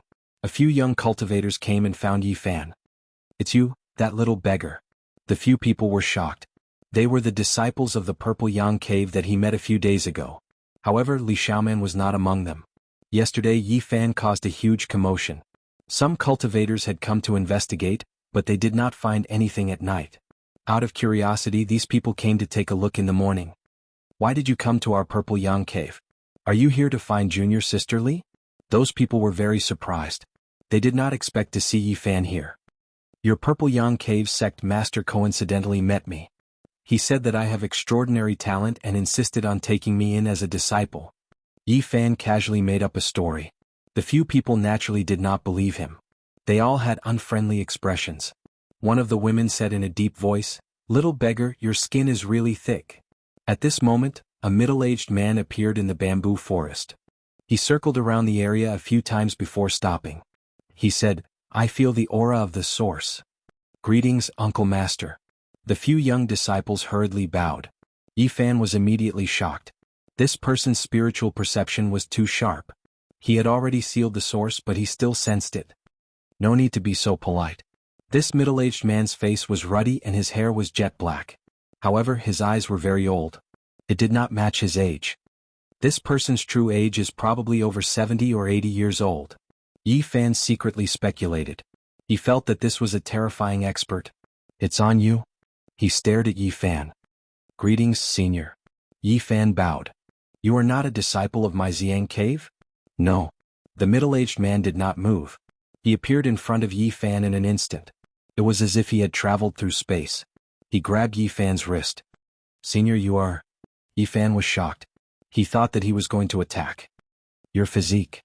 The middle-aged man revealed a shocked expression. He then shook his head and sighed. It was obvious that he was experienced and knowledgeable. He made a judgment in an instant. At that moment, Yi Fan was extremely nervous. Fortunately, his sea of bitterness was dead silent. Darkness had frozen the golden sea of bitterness. It was as if it had turned into a land of death. When the middle-aged man explored there, he did not find anything unusual. This surprised Yi Fan. Even when he tried to hide his strength, he was still fooled by such an expert's personal probing. Do you have a piece of source on you? The middle-aged man asked. Seeing that he could not hide it, Yi Fan took out the small wooden box and said, I don't know if this is the source. It's something passed down in my family. The middle-aged man opened the wooden box and took a look. He said, yes, it is the source. Although it is not pure, it is still very rare. I wonder if you are willing to part with it? This, you can't cultivate, so this source is useless to you. Don't worry, I will not let you suffer a loss. If you are willing to exchange it, you will have wealth that you will not be able to spend in 10 lifetimes. But I don't want to exchange it. Yi Fan looked troubled. Although he had temporarily gotten rid of the Jiang family's knights after entering the Spirit Ruin Cave, he did not expect to expose the source. This made him feel helpless, but there was nothing he could do. You really don't want to exchange it? The middle-aged man asked calmly. He did not use his power to pressure Yi Fan. Forget it. If that is the case, I will not force you. It is only a piece of source. It is not essential to me. Having said that, he turned around and left. After taking only a few steps, he completely disappeared from everyone's sight. Yi Fan's heart skipped a beat. This was definitely an expert. Little beggar, I didn't expect you to have a source. Even an impure piece of source is more precious than a spirit medicine. The young men and women all revealed strange expressions. They did not expect Yi Fan to have a spirit item, so some of them could not help but covet it. Little beggar, you really don't know how to grasp an opportunity. Do you know who that person was? He is the second strongest expert of the Xiang cave. He has only cultivated for a little more than 100 years, but he is even stronger than the ancestors. If you had given the source to him, you would be able to form a good relationship with such a person, and the benefits would be endless. The young men and women all stated their conditions wanting to obtain this source, but Yi Fan could not agree. After they left, Yi Fan muttered to himself, although I have temporarily escaped from the Jiang family's knights, I have exposed the source. I wonder if there will be trouble. An hour later, Li Xiaoman appeared in the bamboo forest, accompanied by the young men and women who had just left. Li Xiaoman did not ask why Yi Fan was here. She calmly said, Yi Fan, you cannot cultivate, so it is useless to have this source. Why don't you exchange it for 10 lifetimes of fortune? Yi Fan directly shook his head and refused. I am not exchanging. Chapter 90. This was a quiet place. Normally, no disciples would come here to train. There were a few small wooden houses in the middle of the bamboo forest, all for the servants to live in. A gentle breeze blew, swaying the entire bamboo forest. The green bamboo leaves made a rustling sound, and the fresh air blew against one's face. Li Xiaoman's white robe fluttered in the wind, making her look elegant and out of this world. Her hair was black and thick, her skin was like jade, and her eyes were like water. She stared at Yi Fan and said, You are a mortal, the origin is useless in your hands. Even though I am just a mortal, I know the value of this thing. You are all cultivators and you all value it so much, how could you say that it is useless to me? Yi Fan weighed the origin in his hand and smiled. It contains a large amount of life essence. I think for a mortal, it shouldn't be a problem to extend their lifespan. A mortal using the origin to extend their lifespan, what a waste. The young men and women next to him all showed a look of displeasure. If you want to increase your lifespan and strengthen your body, there are actually many ways. You can use this origin to trade for some 100 herbs liquid. That's right, if you are willing to give up this origin, we will definitely satisfy you. The young men and women all said this. This origin was too tempting for them and they all wanted to trade for it. I'm sorry, I don't want to trade. I'm not interested in what you are talking about. Yi Fan, no matter what, would not trade the origin, so he directly refused. The young men and women all changed their expressions. To them, the origin was extremely important. For it to be in the hands of a mortal was like a pearl covered in dust. It was truly a waste, so they all wanted to take it for themselves. Li Xiaoman stood there quietly, her white robe fluttering in the wind. You don't know what it means for a mortal to have an origin. It is not wealth, it will only bring you disaster. You are only a mortal, you cannot keep it. Are you trying to steal it from me? Yi Fan put away the origin and looked at the people in front of him. Other than Li Xiaoman, who looked indifferent, the others all looked unfriendly, staring at Yi Fan without blinking. Earlier, the Purple Yang Paradise's second-ranked expert did not use his aura to suppress us. Could it be that you want to snatch it forcefully? Li Xiaoman's voice did not waver in the slightest. She said, it's no secret that you have an origin. Once the news gets out, even if you're safe for now, it's hard to say whether you'll be safe in the future. Are you saying that I can only choose to exchange? Li Xiaoman nodded and said, if you exchange it with a cultivator, you'll be able to benefit from it for the rest of your life. You won't have to run around anymore and you can be a wealthy man with peace of mind, living a life of luxury and splendor. You guys aren't very strong. I'm afraid the life essence contained in this origin isn't something you can refine. Seeing that Yi Fan seemed to have loosened his stance, the people around him spoke up one after another. Even though we can't refine it directly, we can hand it over to the elders in the sect. Just now, that senior's cultivation is profound and is the second-ranked expert of our Purple Yang Paradise. He once helped Junior Sister Li recover her youth. Today, if Junior Sister Li can hand over this origin to him, you will definitely be appreciated. We can also get close to that senior and listen to his teachings. Yi Fan smiled and did not say anything. He looked at Li Xiaoman. That's right. I do want to give this origin to that senior. Li Xiaoman's expression was calm. She gently combed the hair in front of her forehead and looked quietly at Yi Fan. She said, I won't owe you anything. I will make you satisfied. Yi Fan shook his head and smiled calmly. He said, just like you in the past. Li Xiaoman did not refute. She took a few steps forward and stared at Yi Fan. She said, I know you are very confident and have the ability. You are not satisfied with being a mortal, but the truth is like this. Your constitution cannot cultivate and you can only be an ordinary person. I hope you can be at ease and be an ordinary person. Don't think too much. Be clear-headed and let go of those unrealistic fantasies. This origin is really useless to you. Accepting reality and being an ordinary person is not necessarily a type of happiness. It seems that we don't really understand each other. Yi Fan did not say anything else. People always strive to improve. Li Xiaoman paused slightly. She said, the immortal and the ordinary are two different worlds. The immortal and the ordinary are two different worlds? Yi Fan smiled and said indifferently, who knows what will happen in the future? Maybe I will also appear on your path. At that time, don't be careless and let an ordinary person like me surpass you. On the side, the young disciples of Purple Yang Paradise revealed strange expressions. They felt that the conversation between these two people was a bit special. They were not as simple as neighbors. Especially Yi Fan, he did not seem like an 11 or 12-year-old child at all. No matter what, I will not give up this origin. Please go back. Yi Fan extended his hand and made a gesture to send them off. The expressions of the Purple Yang Paradise disciples did not look good. Before Li Xiaoman turned to leave, she looked at Yi Fan and said, accept reality quickly and be an ordinary person. Suddenly there was chaos outside Purple Yang Paradise. There were shouts and cries. Then a scarlet light streaked across the sky. There were cultivators fighting in the distance. Let's go and take a look. A few young disciples rushed out from the bamboo forest. Yi Fan's heart skipped a beat. Someone was crashing the mountain gate. He immediately thought of the Jiang family's night. He decided to hide in the crowd and take a look so that he could be prepared. At this moment, there was chaos in Purple Yang Paradise. Many cultivators rushed towards the mountain gate. When Yi Fan arrived, he discovered that there were already several people who were heavily injured and had to be carried back. Who is so bold to sneak into my Purple Yang Paradise and fight after being discovered? It is a powerful knight riding on a terrifying mutated beast.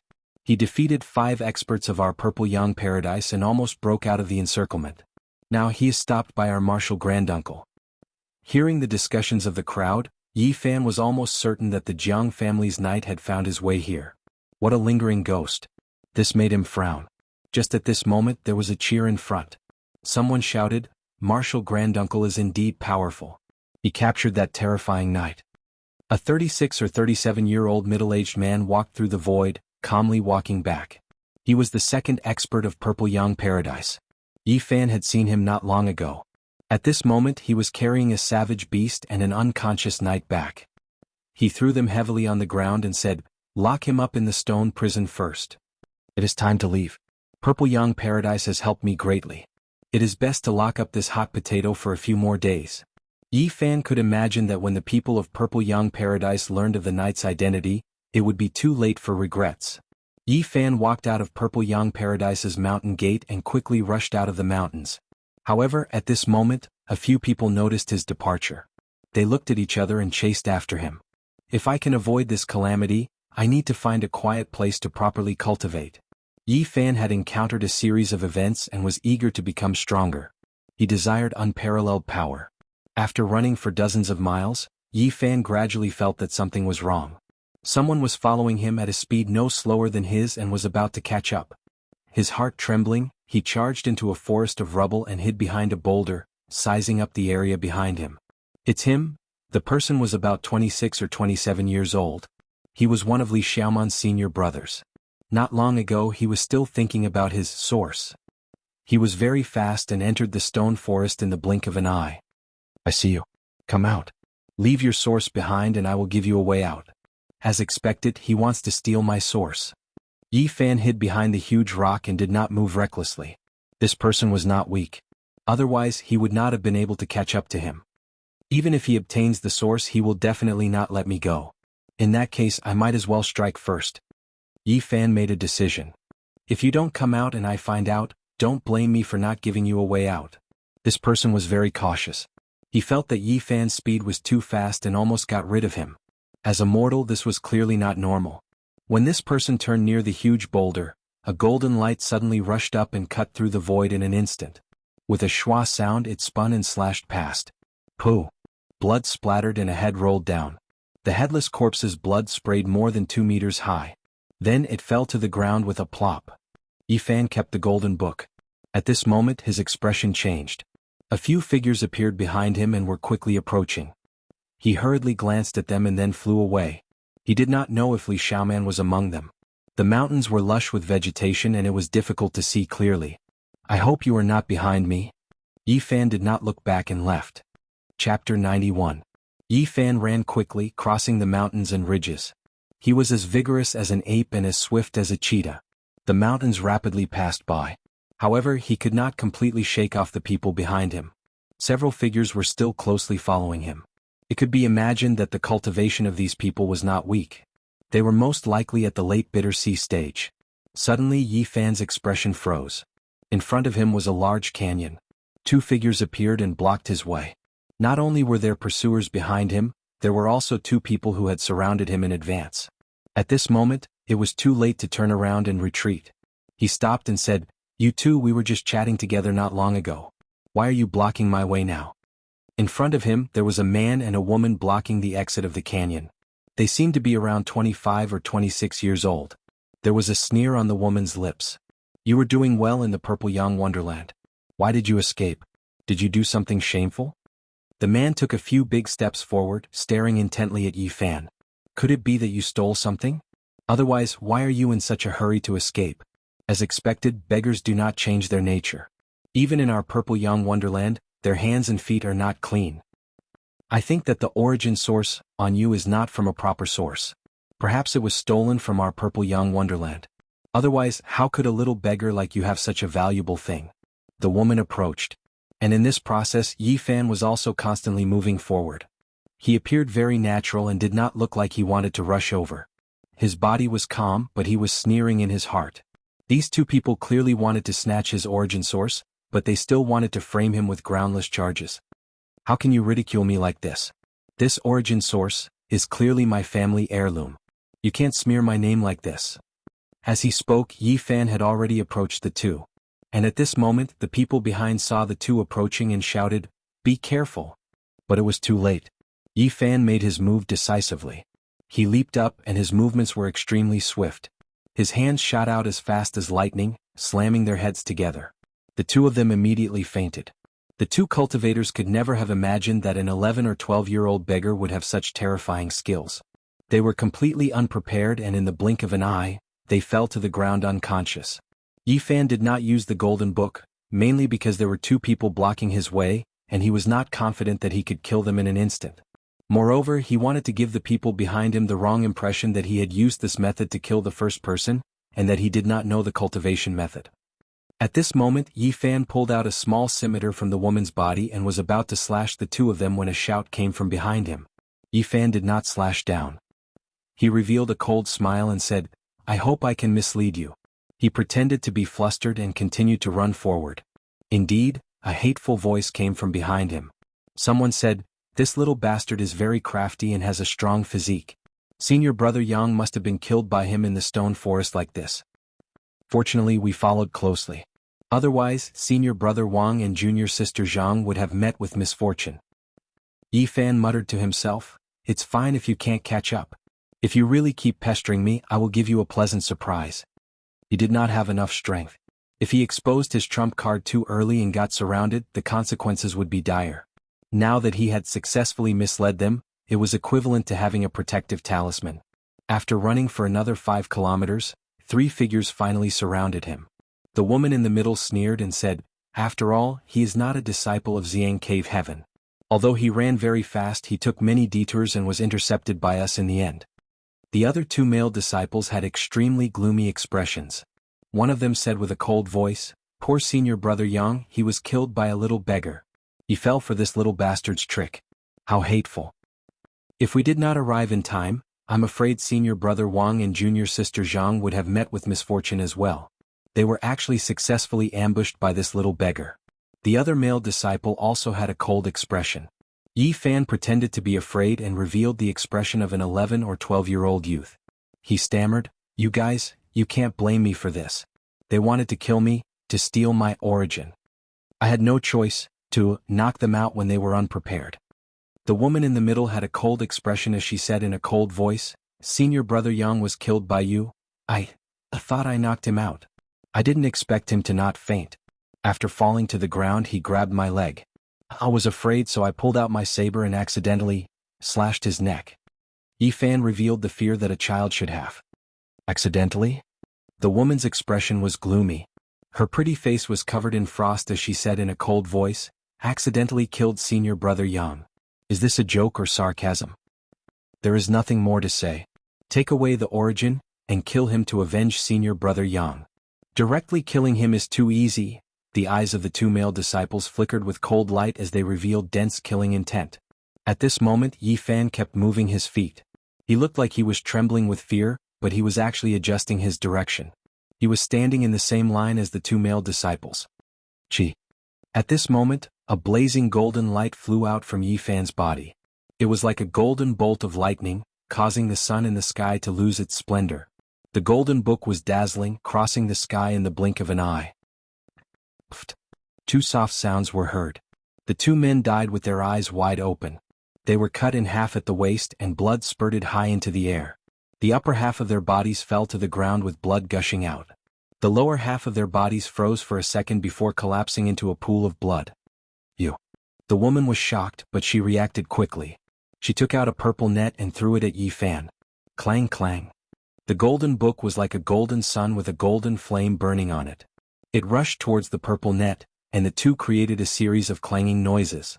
The purple net cracked inch by inch and fell to the ground. The golden book rushed over and with a swoosh sound, the woman's head rolled to the ground. Yi Fan wiped the cold sweat off his forehead. If he hadn't hidden his trump card and successfully misled them, he would have been the one lying in a pool of blood. "You want to kill me to steal my source? Your deaths won't make me feel any guilt." After dealing with things here, Yi Fan flew away, not daring to waste a single moment. He had only run for 100 meters when he heard shouts coming from behind. There were still a few people who were catching up.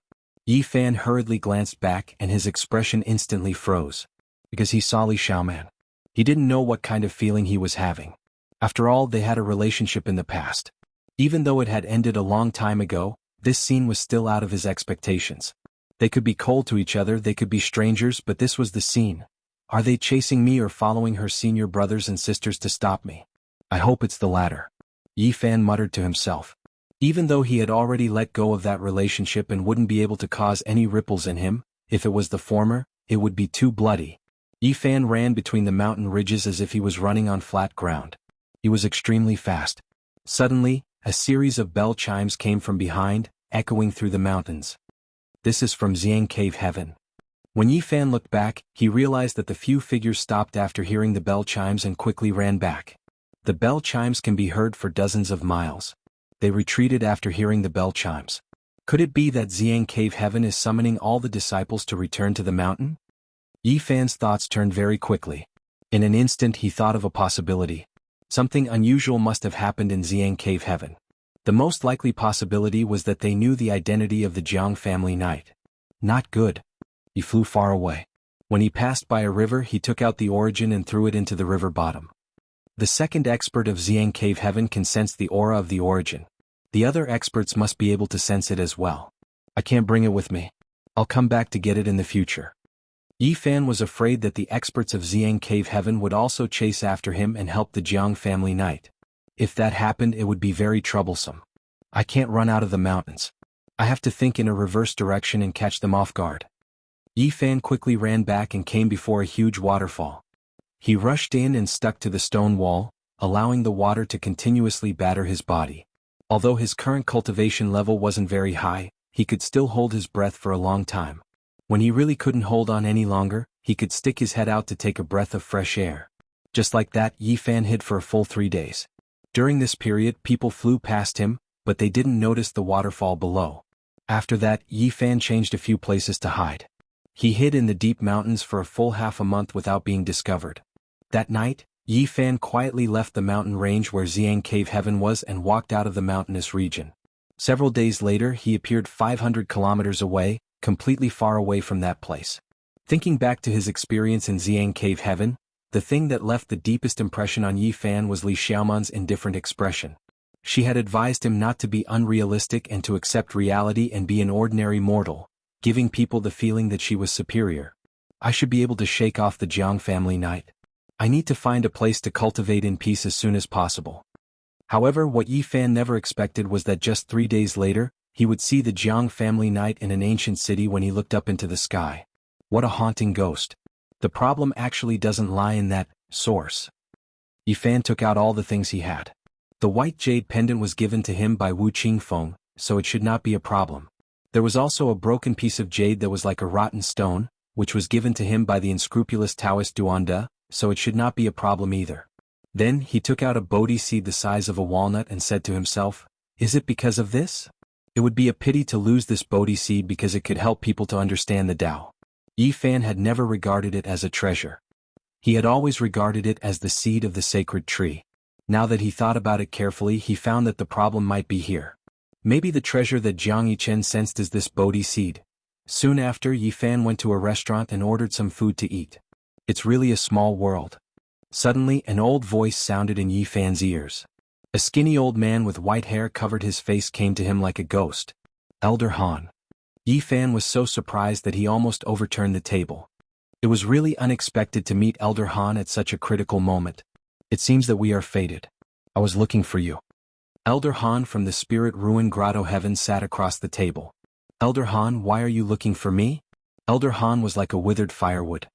His flesh was shriveled and only a layer of old skin wrapped around his bones. With his white hair covering his face, he looked very scary. He said gloomily, "I have prepared endless elixirs for you, but I can't find you. I don't want to meet you here." Prepared a lot of elixirs for me? You are the main elixir, and the other elixirs are complementary, Elder Han said unhurriedly. Damn it, you old man. Yi Fan directly hit the table. It was useless to endure until now. Chapter 92. Elder Han did not get angry and was extremely calm. He poured himself a cup of tea and lifted the white hair on his face to take a sip. At this moment, Yi Fan felt a chill run down his spine. Elder Han's fingers were like iron rods, each of them dry and withered, only a layer of old skin wrapped around the finger bones. After the white hair covering his face was lifted, his lower jaw was revealed, giving people goosebumps. It was like a ball of waste paper that had been kneaded out of shape, extremely wrinkled and dull. The most hair-raising thing was that the gums and teeth that were exposed within his shriveled lips were all jet black, without the slightest trace of blood or vitality. Even his tongue was shriveled. "Let's go." Elder Han took a sip of tea and gently put down the teacup. There was no vitality in his voice. Yi Fan really wanted to take out the golden book, but he didn't dare to act rashly. He knew very well that the difference in strength between cultivators of different realms was too great. "Elder Han, aren't you afraid of incurring the wrath of the heavens by doing this? Refining a living person as medicine, even your fellow disciples won't tolerate you," Yi Fan said as he tried to come up with a countermeasure. If he were to fall into the other party's hands, it would be a fate worse than death. "I'm prepared. No one will know about this." Elder Han was like a piece of dead wood, quietly sitting on the opposite side of the table. The calmer he was, the more frightening he appeared. Yi Fan took out the jade pendant that Elder Wu Qingfeng gave him and said, "If you kill me, Elder Wu Qingfeng will know." Elder Han lightly pointed his finger, and a gloomy aura pressed down. The jade pendant shattered with a pang sound, and the bone-chilling coldness lingered for a long time. "This place is over 1,000 miles away from the spirit ruins utopia. Wu Qingfeng won't sense anything even if I shatter the jade pendant," Elder Han said indifferently. At this point he smiled sinisterly and said, "Speaking of which, you're quite vigilant. That day in the ruins I patted you lightly and secretly left a mark. Originally I wanted to go back and capture you. Who would have thought that you would be one step ahead of me and escape from my sensing range? I only found you today. You old fart. We should be on our way." Elder Han stood up. The people in the building made way for him as if they were avoiding a ghost. Yi Fan was as agile as a cheetah and wanted to escape through the window. "Why do you need to do these useless things?" Elder Han stretched out his withered hand and pulled him back. Then he used a great force to pull him down the stairs. Different realms were like a chasm that could not be crossed at all. Yi Fan's heart instantly sank. The other party had imprisoned him and he could not use any strength at all. Outside the city, Elder Han muttered to himself, "I'll go visit an old friend first. He promised to help me collect some kind of spirit herb. It's about time. Now that I've found the main ingredient, I can start refining it." Yi Fan looked at the sky calmly. He was looking for the Jiang family's knight. He would rather be killed by the Jiang family than be refined to death. After half a day, when the sun was about to set, Elder Han and Yi Fan appeared in a mountain range. They were about to reach their destination. Why hasn't the Jiang family's knight appeared yet? Yi Fan was a little anxious. An old friend has come to visit. Elder Han transmitted his voice to a valley in front of him. The sound waves surged and echoed in the mountains. At this moment, a figure appeared in the sky and rushed over quickly. The Jiang family's knight had been searching in the surrounding area. Attracted by the sound, he finally appeared. That knight was very powerful. He emitted a terrifying killing intent and battle intent. He was covered in a full body armor. When he swooped down on the wild beast, a strong gust of wind broke the surrounding grass and trees. "Who is it?" Elder Han pulled Yi Fan back. At the same time, a white-haired, sinister-looking old man walked out of the valley. He did not look like a good person at first glance. "Leave this young man here." The Jiang family's knight's voice was very cold. He glanced at Elder Han and the old man who walked out of the valley. Elder Han could feel the opponent's strength. However, he would never give up on Yi Fan. He shouted to the old man at the entrance of the valley, "Come and help me." The Jiang family's knight made a decisive move. A bloody light cut across the sky. It was a bloody iron spear. It was emitting a bloody light. God knew how many cultivators' blood it had drunk. It emitted a horrifying energy wave. Clang. Elder Han took out a green wooden ruler. Green light flickered as he faced it head-on. However, he was immediately sent flying. His entire body trembled, and he pulled Yi Fan as he quickly retreated, rushing towards the entrance of the valley. At this moment, the old man at the entrance of the valley also made a move. He took out a bronze mirror and shone it forward. A bright light rushed out from the mirror and shot towards the Jiang family's knight. At the same time, Elder Han took out 12 green wooden swords. They drew a mysterious trajectory and sealed the surroundings, trapping the knight. Child's play. The knight showed no fear. He urged the strange beast he was riding on to soar into the sky. He dodged the bronze mirror's light and the bloody iron spear swept away the 12 green wooden swords. This person is too powerful. Don't hold back. Think of a way to eliminate him. Elder Han shouted anxiously. At the same time he sealed Yi Fan and threw him into the valley. Bang! Yi Fan fell to the ground. He didn't dare to waste a second. He quickly used the mysterious method recorded in the Tao scripture to attack the restriction. Fortunately, Elder Han acted in a hurry and didn't know Yi Fan's background. His sealing method was really simple. The Tao scripture's mysterious method was soon activated and completely broke the restriction. You guys fight to the death. It's best if both sides suffer. Yi Fan came to the deepest part of the valley. He climbed the cliff and left this place. He quickly rushed out of the mountain range. When he saw a surging river, he didn't have any hesitation and directly dived in. After sinking into the river, he didn't know how many miles he rushed out. Only when the sky was filled with stars did Yi Fan come ashore. There were no signs of human habitation in the wilderness. He rested for a moment and then strode far away. An hour later the front was brightly lit. He wasn't too far away from a town. Ha ha ha. Suddenly, a creepy laughter came from behind. Yi Fan was shocked. He didn't look back and directly flew forward. However, the creepy laughter was near and far. It was like a night owl crying and lingered around him. Old man, you are really lucky. Yi Fan stopped. He realized that he couldn't escape at all. In the darkness, Elder Han's skinny figure appeared like a ghost. His left arm was chopped off. His hair was disheveled and his body was covered in blood. He looked like a malicious spirit in the night. Yi Fan felt a chill from head to toe. This old thing wasn't killed by the Jiang family's knight. Now he was in a desperate situation. My poor old friend was chopped into meat paste. I tried my best to escape. Elder Han's voice was extremely cold. He sounded like a malicious spirit clenching his teeth. He didn't kill you. What a pity. Yi Fan mocked. Elder Han's eyes shot out 2 rays of cold lightning. He floated forward silently. His skinny body was emitting an aura of death. Yi Fan wanted to wait until he was close enough to take out the golden book and attack with all his might. However, he didn't have the chance. A green light lit up the night sky and enveloped him like a ghost fire, sealing him.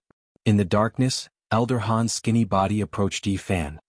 His white hair fluttered in the wind, revealing his skinny face. He looked very ferocious and scary. His 2 eye sockets were glowing with eerie light. I like fresh life. Your body is full of vitality. I think your blood must be sweet. Elder Han grabbed Yi Fan's arm and flew into the sky with him. Yi Fan's heart turned cold. He had tried so hard to escape for so many days, but in the end he still couldn't escape death. I've left a mark on you. You can't escape. A green light rushed out of Elder Han's body and wrapped around Yi Fan. They disappeared into the sky in an instant. He did not return to the spiritual ruin grotto heaven. Instead he brought Yi Fan to a barren mountain in the Yen kingdom. They entered a cave on a cliff and went deep into the mountain. Don't be afraid. Death is not painful. Elder Han's eyes shone with a terrifying light. The cave in the mountain was very deep. There were pearls along the way, so it was not dark at all. Elder Han quickly brought Yi Fan to a spacious stone room. The smell of herbs wafted through the air. There were more than 10 cauldrons in the room. They were all more than a meter tall and had complicated carvings on them. They looked very simple. I finally gathered all the spiritual herbs. Ha ha ha. Elder Han laughed. His voice was very unpleasant to the ears. It sounded like a ghost crying, making one's scalp go numb. Apart from the cauldrons, there were more than 10 medicine cabinets in the stone room. Elder Han opened them one by one. Immediately, waves of medicinal fragrance filled the air. Look at what I've prepared for you. These are all spiritual herbs that have a price but no market. He opened a wooden box and immediately revealed a lotus seed the size of a pigeon egg. It was black and translucent as if it was carved out of black jade. A strong fragrance wafted over and drilled into one's bones. Do you know what this is? This is the seed of the black jade divine lotus. It only produces 1 seed every 500 years. Its value is unimaginable. It contains endless life essence. Elder Han put down the wooden box and opened a simple and unadorned jade box. Immediately, a bright green light flowed out. It was a green fruit the size of an egg. It looked like it was carved out of jade. It had a gentle light flowing around it, sparkling and translucent. Do you know what this is? This is the fruit of the legendary green jade snow lotus. It grows on a snowy mountain that is tens of thousands of meters high. It doesn't see the sun for thousands of years and is surrounded by powerful monsters. It took me 8 years to get one. These things all contained extremely strong life essence. If Yi Fan consumed them, he would definitely be able to expand the bitter sea. Elder Han continued to walk forward and picked up another wooden box. After opening it, a faint red light immediately shot out. It was a 9-leaved strange grass that looked as if it was carved out of red jade. It was sparkling and had a special herbal fragrance wafting out. Do you know what this is? The legendary 9-leaved phoenix herb. Elder Han was very excited and said, according to legend, only land that has been stained with the blood of phoenixes can grow this kind of divine herb. I've spent more than 10 years traveling far from the Yen lands and traversing countless ancient lands and ruins to find this priceless and rare spiritual item. Elder Han kept opening the boxes and took out more than 10 spiritual herbs. Every one of them was extremely precious and rare. Their value was immeasurable. Within the abode, the light was brilliant. Various spirit herbs flowed with different colored lights and emitted waves of fragrance that refreshed the heart. Even in this situation, Yi Fan was dazzled. These rare spiritual herbs were too precious. If he could consume them, his cultivation would definitely improve by leaps and bounds. Elder Han smiled bitterly, don't be jealous. When the time comes, I will put you all in the same cauldron. They will be with you. You have collected so many spiritual herbs. If you want to prolong your life, it is enough. Why did you capture me? If it was just to make the Yangdan, it would be enough. But since I know you have consumed the legendary holy fruit and heavenly spring, my requirements are higher. Chapter 93. What pill do you want to refine? Yi Fan wanted to buy as much time as possible. He did not want to give up even at this moment. Of course, it's an immortal pill that can help me cross the sea of suffering, cross the divine bridge and reach the other shore. Elder Han seemed to have read his mind and sneered, there's no need to waste time. No one will come to save you. Just be at ease and prepare to be refined as the main ingredient. Aren't you afraid that the night will appear again? Yi Fan didn't panic or feel fear, instead extremely calm as he said, perhaps you still don't know that person's identity. Elder Han's expression did not change as he asked, what identity does he have? He comes from the clan of the ancients, the Jiang clan. Yi Fan sighed and continued, you've caused a great disaster for the spirit ruin wonderland. Perhaps you still don't know my true identity. I have some ties with the Jiang clan, and that night came to find me. Yi Fan said it like it was a serious matter and continued to speak. Elder Han's expression did not change as he listened quietly. In the end, he coldly said, how could you possibly be friends with the Jiang clan? I once saved the young daughter of the Jiang family who was stranded outside and formed a great bond with them. If you don't believe me, you can go to the Mist Wonderland and see if I'm lying. Not long ago, I entered the Mist Wonderland with the Jiang clan. Elder Han's expression immediately changed. The Spirit Ruin Wonderland was one of the 6 major sects of the Yen land, so it was natural that they knew about the Jiang clan's invasion. Elder Han gritted his teeth, no matter what you say, you won't be able to live. Yi Fan said with a serious expression, Elder Han, you have to think about the consequences of offending the clan of the ancients. Don't think that you can do it without anyone knowing. You already fought with the Jiang clan knight today, so they will definitely be able to find some clues. Little brat, you're quite cunning even though you're still young. Do you think you can fool me like this? You're underestimating me. Elder Han suddenly laughed eerily, the more you talk, the more mistakes you make. I finally understand what happened. That knight is indeed from the Jiang family. Not long ago he barged into the Purple Yang Cave heaven. He must be chasing after you. Elder Han had lived for so many years, but even his eyelashes were blank. When he thought about what had happened recently, he could almost immediately guess what had happened. Yi Fan's heart went completely cold and he said, old bastard Han, you think too highly of yourself. Just wait for disaster to descend upon you. Little brat, you sure are calm. Even now you are still trying to deceive me. Just you wait, I will properly torture you. Elder Han laughed eerily. He picked up Yi Fan and said, don't worry. No one will disturb us. I have carved countless Tao patterns here.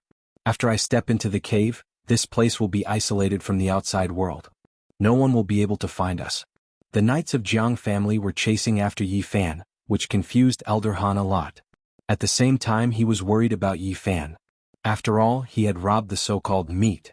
Elder Han searched Yi Fan from head to toe. There are only useless things on your body. He first picked up the broken jade and looked at it over and over again. Finally, he threw it on the ground. Yi Fan cursed the unscrupulous Taoist in his heart. That damn fatty had sworn that this jade pendant could save his life at a crucial moment. In the end, it had been useless. Duanda. Damn you. You are so wicked. What is this? Elder Han held the Bodhi seed and carefully observed the Buddha diagram on it. He said, a diagram formed by natural patterns. Why does this baldy look so familiar? There seems to be such baldies outside the eastern wilderness. Baldy. Yi Fan was speechless. Elder Han put away the Bodhi seed and faced Yi Fan. He said, all right, it is time to send you into the cauldron. Elder Han, I don't have long to live. Can you give me a full meal? Don't waste your time. So what if you can stall for time? Just hurry up and go in. Elder Han carried Yi Fan to the cauldrons. He said, pick one. This is your only right. Yi Fan knew he didn't have a chance and started cursing. Old man Han, I'm going to curse you, I'm going to curse your ancestors, I'm going to kiss your 18 generations of female relatives. Elder Han was as calm as an ancient well. He turned a deaf ear and threw Yi Fan into the cauldron. Then he walked to a corner of the stone room and moved a few large porcelain jars over. He poured a strange liquid into the cauldron. What is this? Yi Fan felt waves of fragrance rush into his nose. This is a liquid extracted from all kinds of herbs. It is essential for making medicine. If you continue to purify it, you will be able to get the 100 herbs potion. As he spoke, Elder Han poured all the liquid from the jars into the cauldron. Then Elder Han moved all the rare spiritual medicines in front of him and said, finally, I have gathered all the spiritual medicines. I hope I can successfully make the spiritual medicine I need. At this point he first took out the seed of the black jade divine lotus. The seed was as big as a pigeon's egg. It was black and translucent, sparkling and translucent. It released rays of black light, and its fragrance directly rushed into one's internal organs. Just this fragrance alone was enough to make one feel refreshed. Little bastard, do you want to swallow it?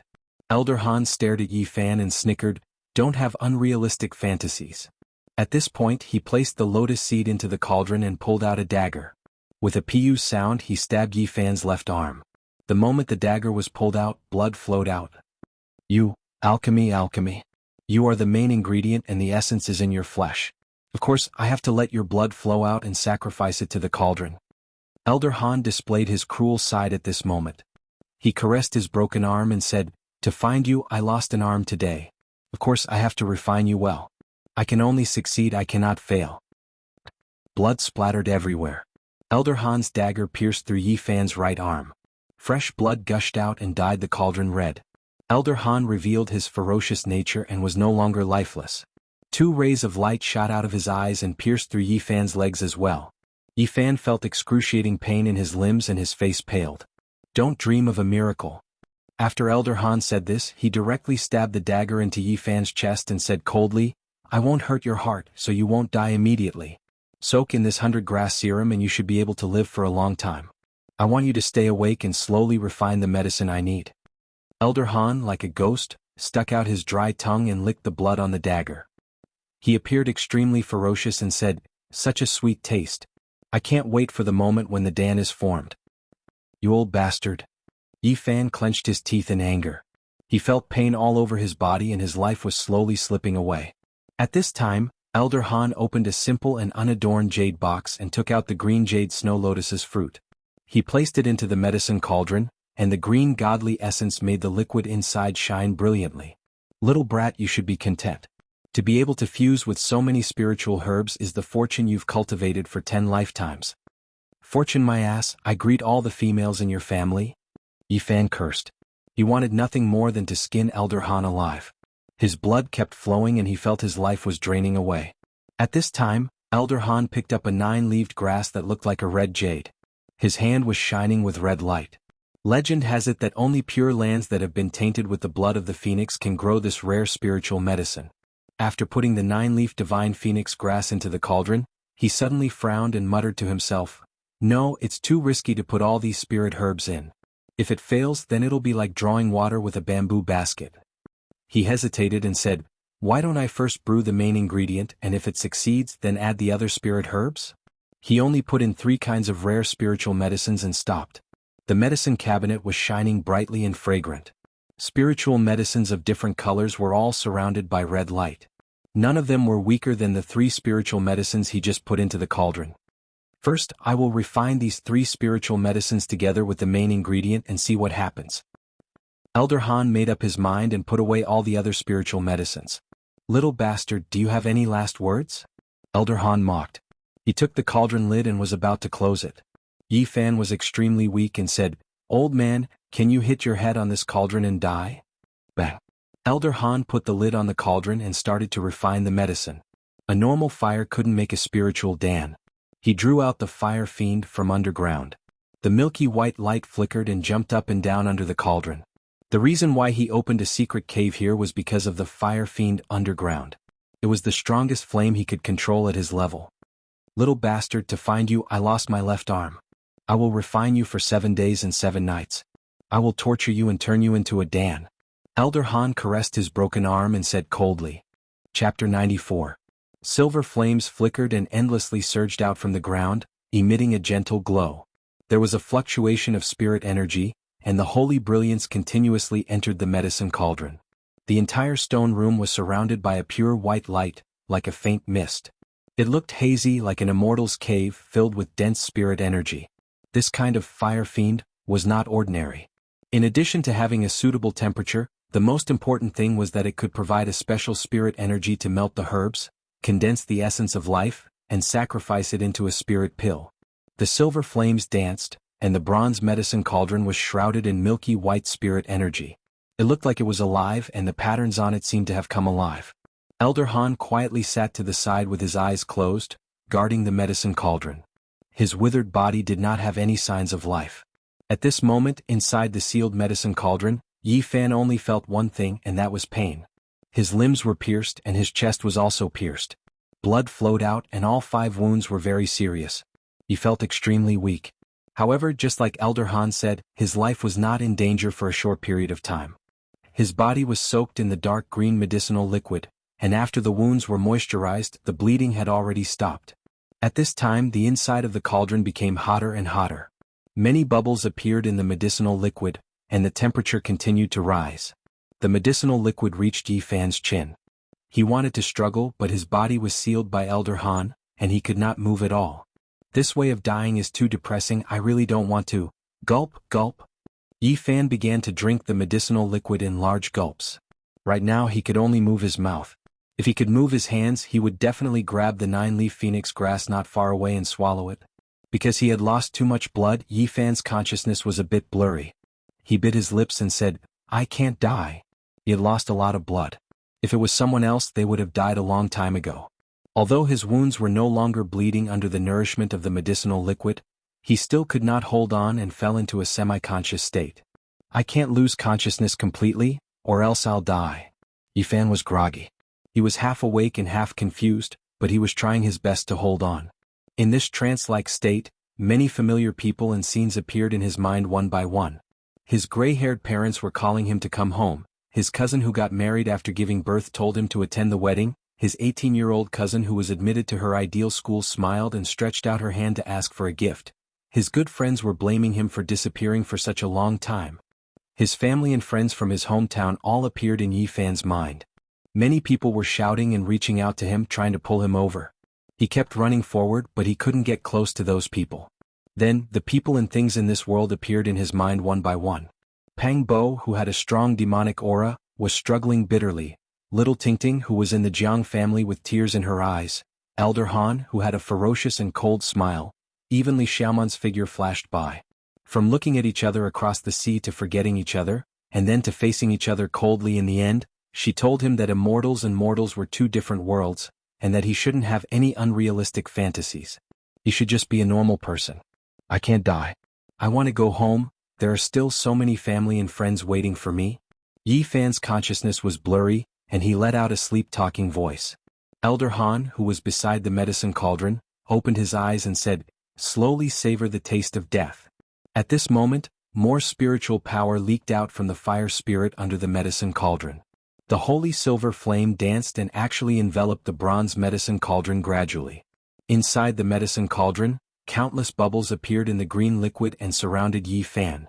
Moreover, there was a silver brilliance flowing around.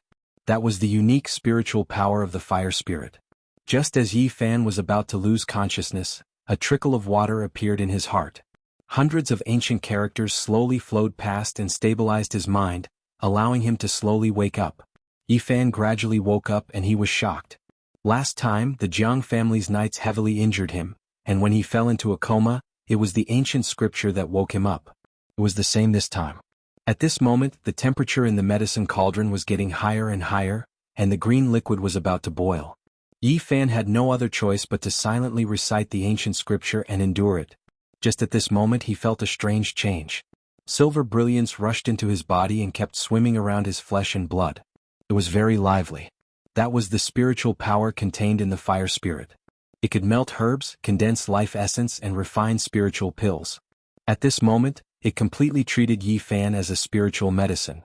After rushing into his sealed body, it kept swimming around. As a result, the imprisoned life essence became active, and the power of the seal that Elder Han left behind was slowly loosening. Finally, Yi Fan was surprised and overjoyed. He found that he could actually move and break free from the seal. Elder Han would never have thought that the special spiritual power of the fire spirit would be able to break his seal. At this moment, the liquid in the medicine cauldron was already boiling. Yi Fan felt a sharp pain as if his flesh was being torn apart. He hurriedly used the mysterious technique recorded in the Tao scripture, and a large amount of life essence overflowed from his sea of bitterness, flowing to his limbs and bones. The surface of his body flickered with light, blocking the boiling medicinal liquid. Yi Fan was silent and didn't move.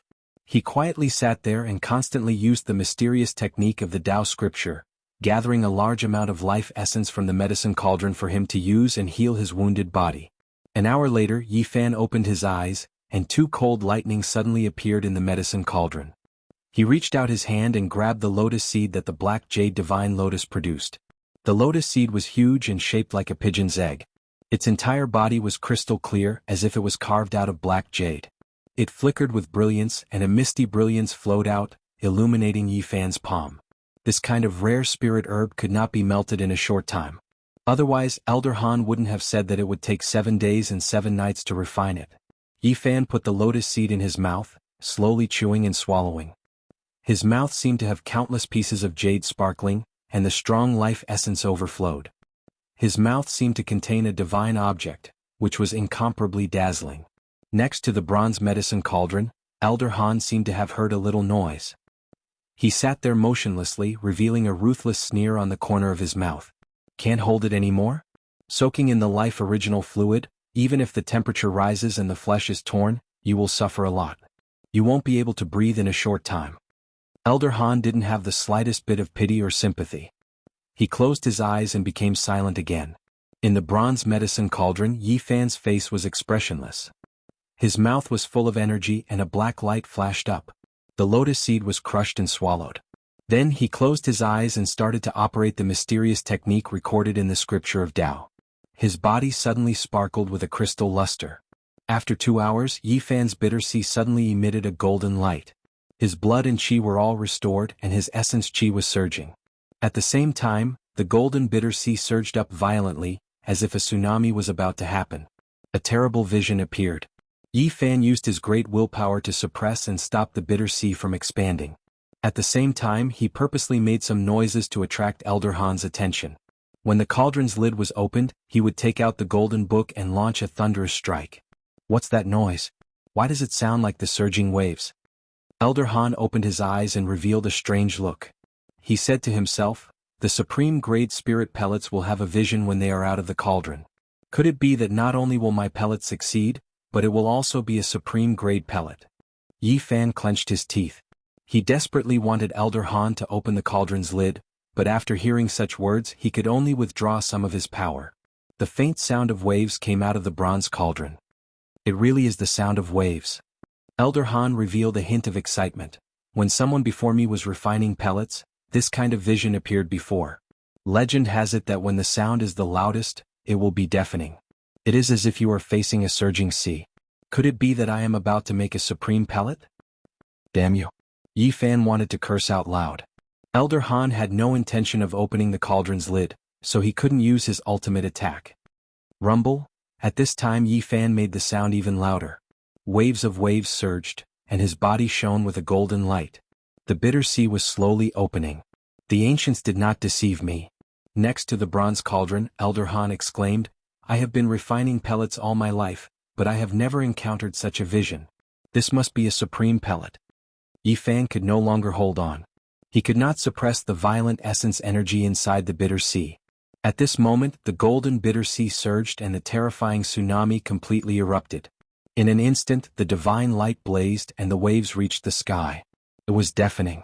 It was as if there were thousands of soldiers and horses galloping, and it was as if countless meteorites were crashing into the earth.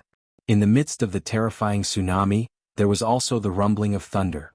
Lightning tore through the sky and intertwined above the golden bitter sea. At this moment, Yi Fan was extremely nervous. The golden book flashed, ready to be released at any time to kill the enemy. However, Elder Han was already excited beyond belief. He said, "The ancients did not deceive me, the legend is actually true." He stood up and paced around the bronze medicine cauldron, practically dancing with joy. There is the sound of tsunami and thunder. It is exactly the same as what is recorded in the ancient books. Legend has it that this is the sign of a supreme pellet before it is refined. Yi Fan didn't know whether to be angry or to laugh. He carefully prepared to kill in one blow, but Elder Han refused to open the cauldron's lid and even found such a convincing reason. "Damn you!" Yi Fan cursed under his breath. He calmed down and began to concentrate on opening the golden bitter sea. The ancients did not deceive me. Elder Han was so excited that he kept dancing. Chapter 95. Elder Han had never been as happy as he was today. The wrinkles on his old face had all melted away. He was so excited that he danced and laughed. At this moment, Yi Fan was like an ancient well without any ripples. He focused on opening the sea of bitterness and calmed his heart to cultivate. The sound of waves did not stop, the tsunami shook the sky and there were even lightning and thunder. The loud sound echoed in the stone room. Elder Han's heart was filled with desire. He hoped that the 7 days would pass quickly. The bronze medicine cauldron was enveloped by the silver flame, constantly absorbing the spiritual energy. The holy light overflowed in all directions, and the entire stone room was hazy. This continued for more than 4 hours before the sound of the waves slowly subsided. The deafening thunder also gradually disappeared. The bronze medicine cauldron calmed down, and only the silver flame was burning. Elder Han was not worried. It would take 7 days and 7 nights to open the lid of the cauldron. The strange phenomenon could not be accompanied forever. He had already determined that this was a cauldron of supreme-grade spiritual pills, because it was exactly the same as what was recorded in the ancient books. Just like this, a full day and night passed. The medicine cauldron was still very calm. Only the fire spirit was jumping, and the milky white light flickered continuously. Inside the bronze medicine cauldron, Yi Fan fell into an ethereal state. Only now did he gradually wake up. The golden sea of bitterness was opened up again, and it was much bigger. It was as big as an unpeeled lychee. It was golden, like a bright star in the universe had been plucked and fixed in his body. There were suddenly 27 divine marks. They were like divine chains and also like bolts of lightning, lying across the sky of the sea of bitterness. And the most peculiar change was that there were actually ripples in the sea of bitterness. Bubbles constantly surged out from the center, and after they burst, they formed a misty fog that shrouded the golden sea of bitterness. Yi Fan opened his eyes and clearly felt the changes in the sea of bitterness. There was a vigorous life force appearing in his body. His eyes shot out 2 beams of divine light. He was not satisfied with this, and he reached out to grab the green jade snow lotus fruit. This egg-sized green fruit had a trace of green flowing around it. It was intoxicating. It seemed to be polished from the green jade spirit marrow. It flowed with a gentle light, crystal clear, and flashed with a green splendor. The green jade snow lotus fruit was extremely rare.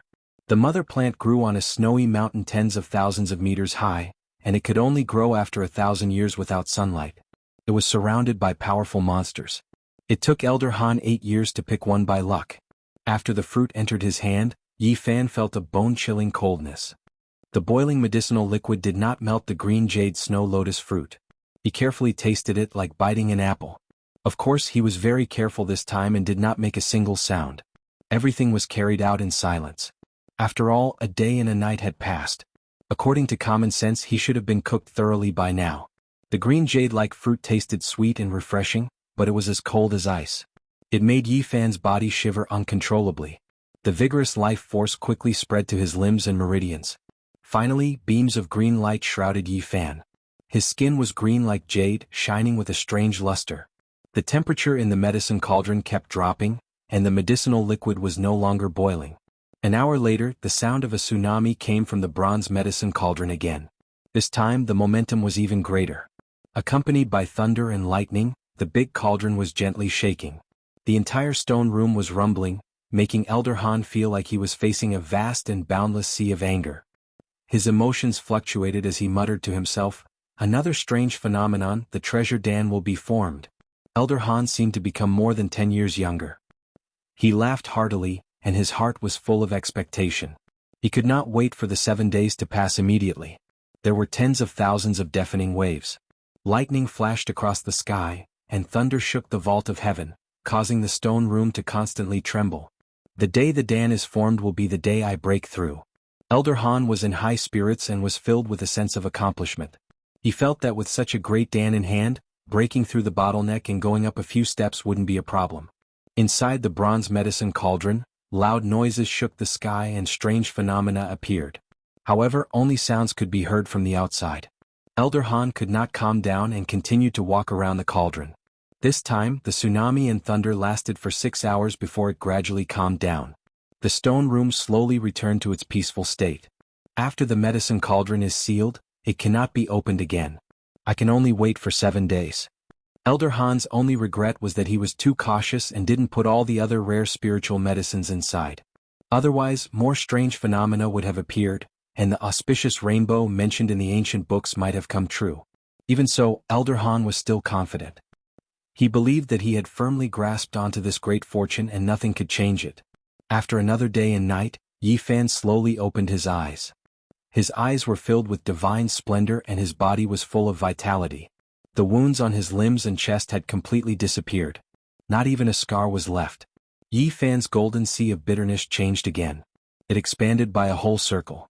At the center, the ripples were even more violent. Bubbles were like a spring that constantly rushed out. After they burst, they formed a misty mist that completely shrouded that area. This made the sea of bitterness extremely mysterious.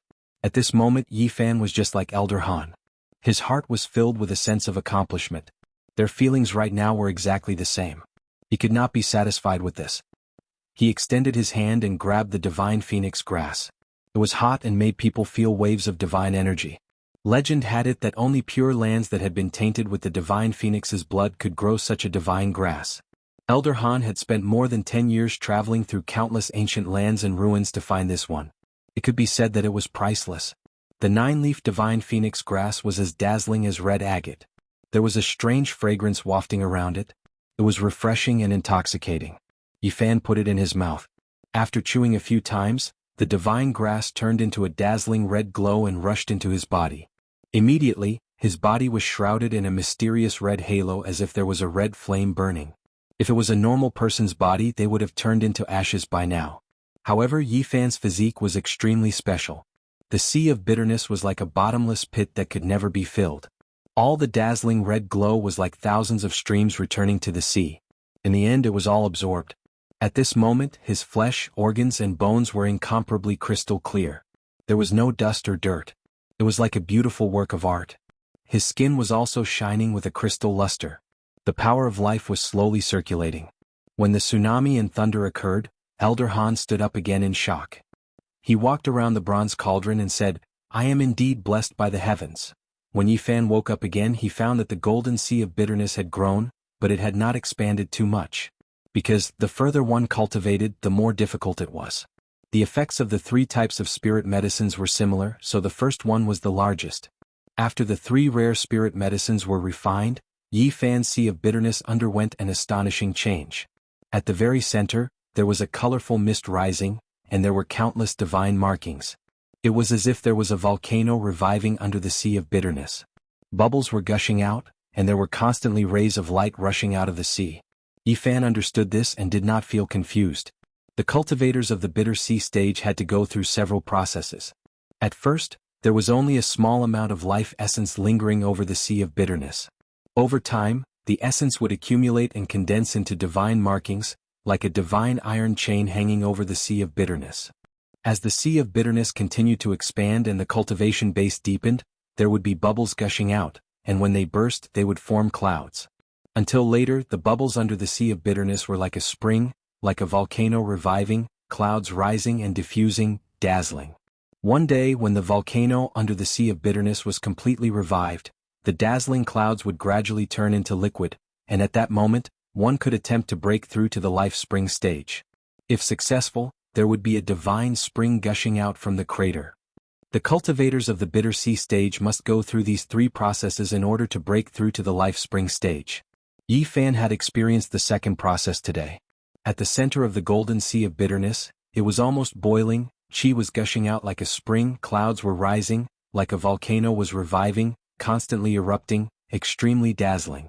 If I refine all the rare spirit medicines that Elder Han collected, find a place to cultivate and carefully comprehend the Tao scriptures, maybe I can break through to the life spring stage in 1 or 2 years. Yi Fan said to himself. He faintly had a kind of expectation.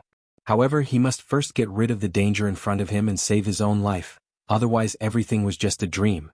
After Yi Fan completely refined the 3 spirit medicines, he did not act rashly. He was quietly waiting for an opportunity. 3 days had already passed, and he still had to wait for 4 more days before he could open the cauldron. The liquid inside the cauldron could be used to extract the 100-grass liquid. There was half a cauldron, and although it could not compare to the 9-leaf phoenix divine grass and other spirit medicines, it still contained a large amount of life essence. It was still early and Yi Fan naturally would not let it go. He quietly meditated, absorbing the essence into his body. 2 days later, Elder Han felt a little strange because there was no more strange phenomenon, and the fragrance from the cauldron became fainter and fainter. In the end, there was almost no fragrance at all. What's going on?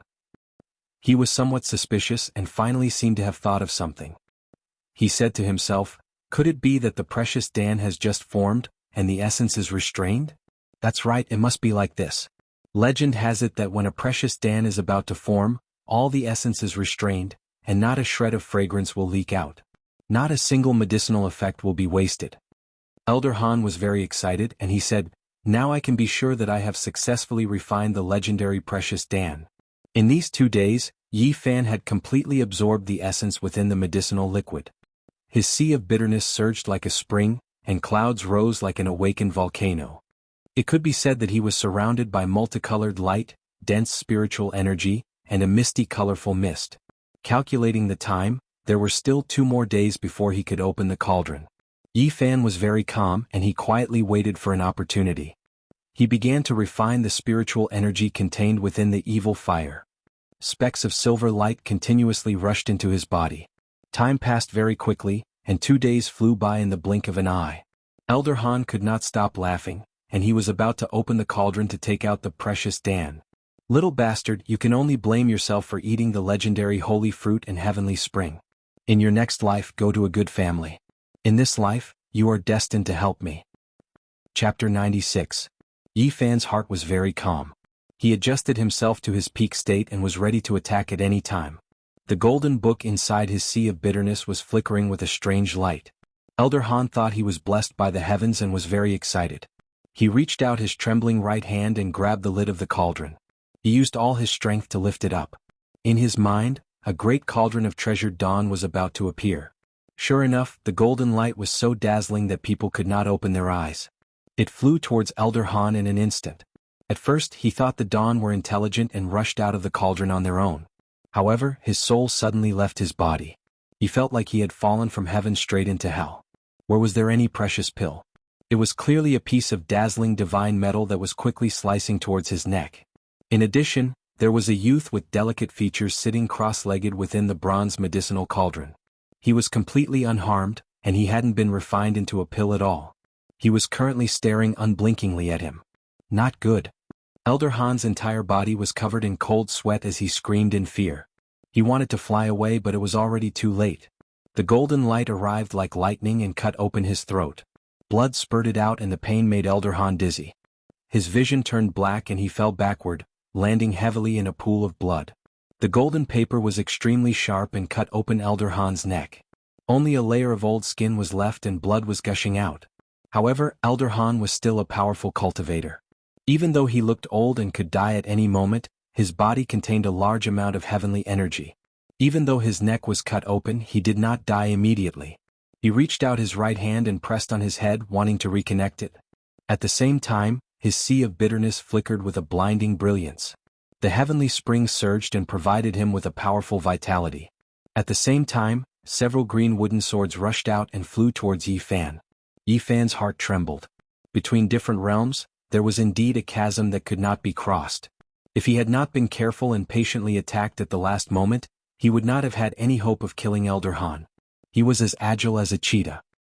He leaped up and hid behind the bronze cauldron, controlling the resplendent golden book to slash forward. After all, Elder Han had suffered serious injuries, and it was hard to say whether he would survive or not. The green wooden swords were still very resplendent when they first rushed out. The sword chi was swift and fierce, and green radiance shot out in all directions. However, the radiance quickly dimmed, and the green wooden swords swayed back and forth as if they were about to fall.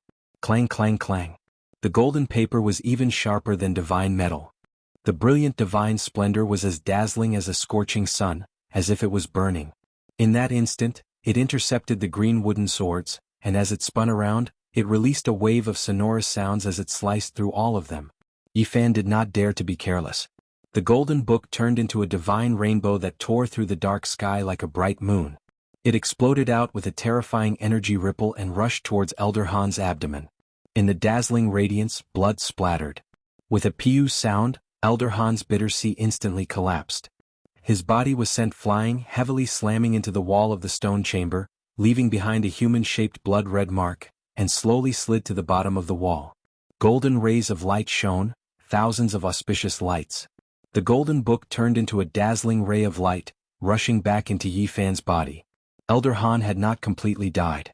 He used his right arm to firmly press down on his head, preventing it from rolling off his neck. One could imagine how terrifying a cultivator that surpassed the bitter sea stage was. It was not something that an ordinary person could deal with. Yi Fan secretly wiped away the cold sweat on his forehead. If he had not quietly endured for 7 days and did not act rashly, it would have been impossible to kill Elder Han. At this moment, Elder Han's eyes were spitting fire. He could not accept this fact.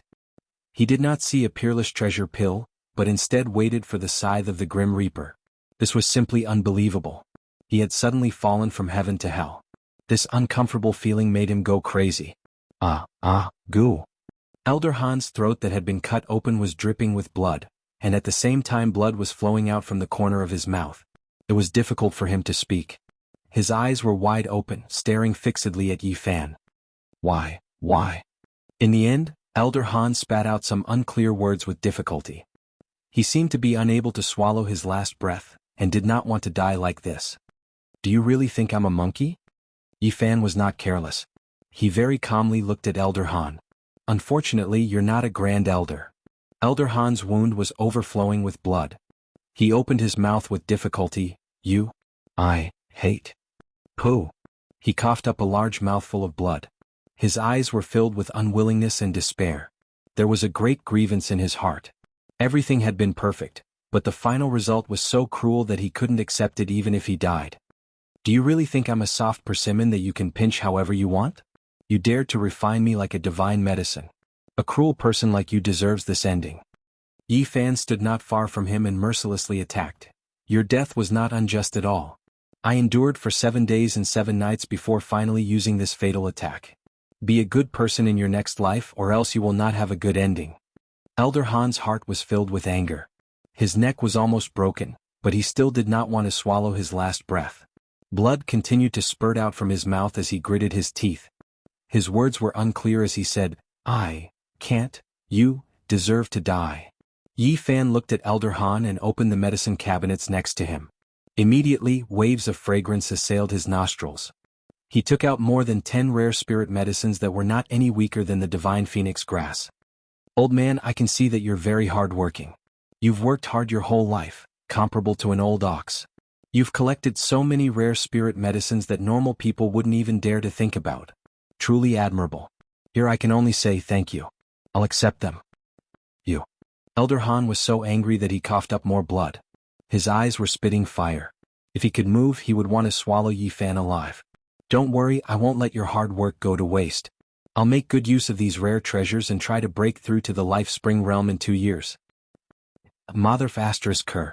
When these 3 words came out of Elder Han's mouth, it was unavoidably shocking, but it truly expressed his greatest indignation. You have to be calm when you're in trouble.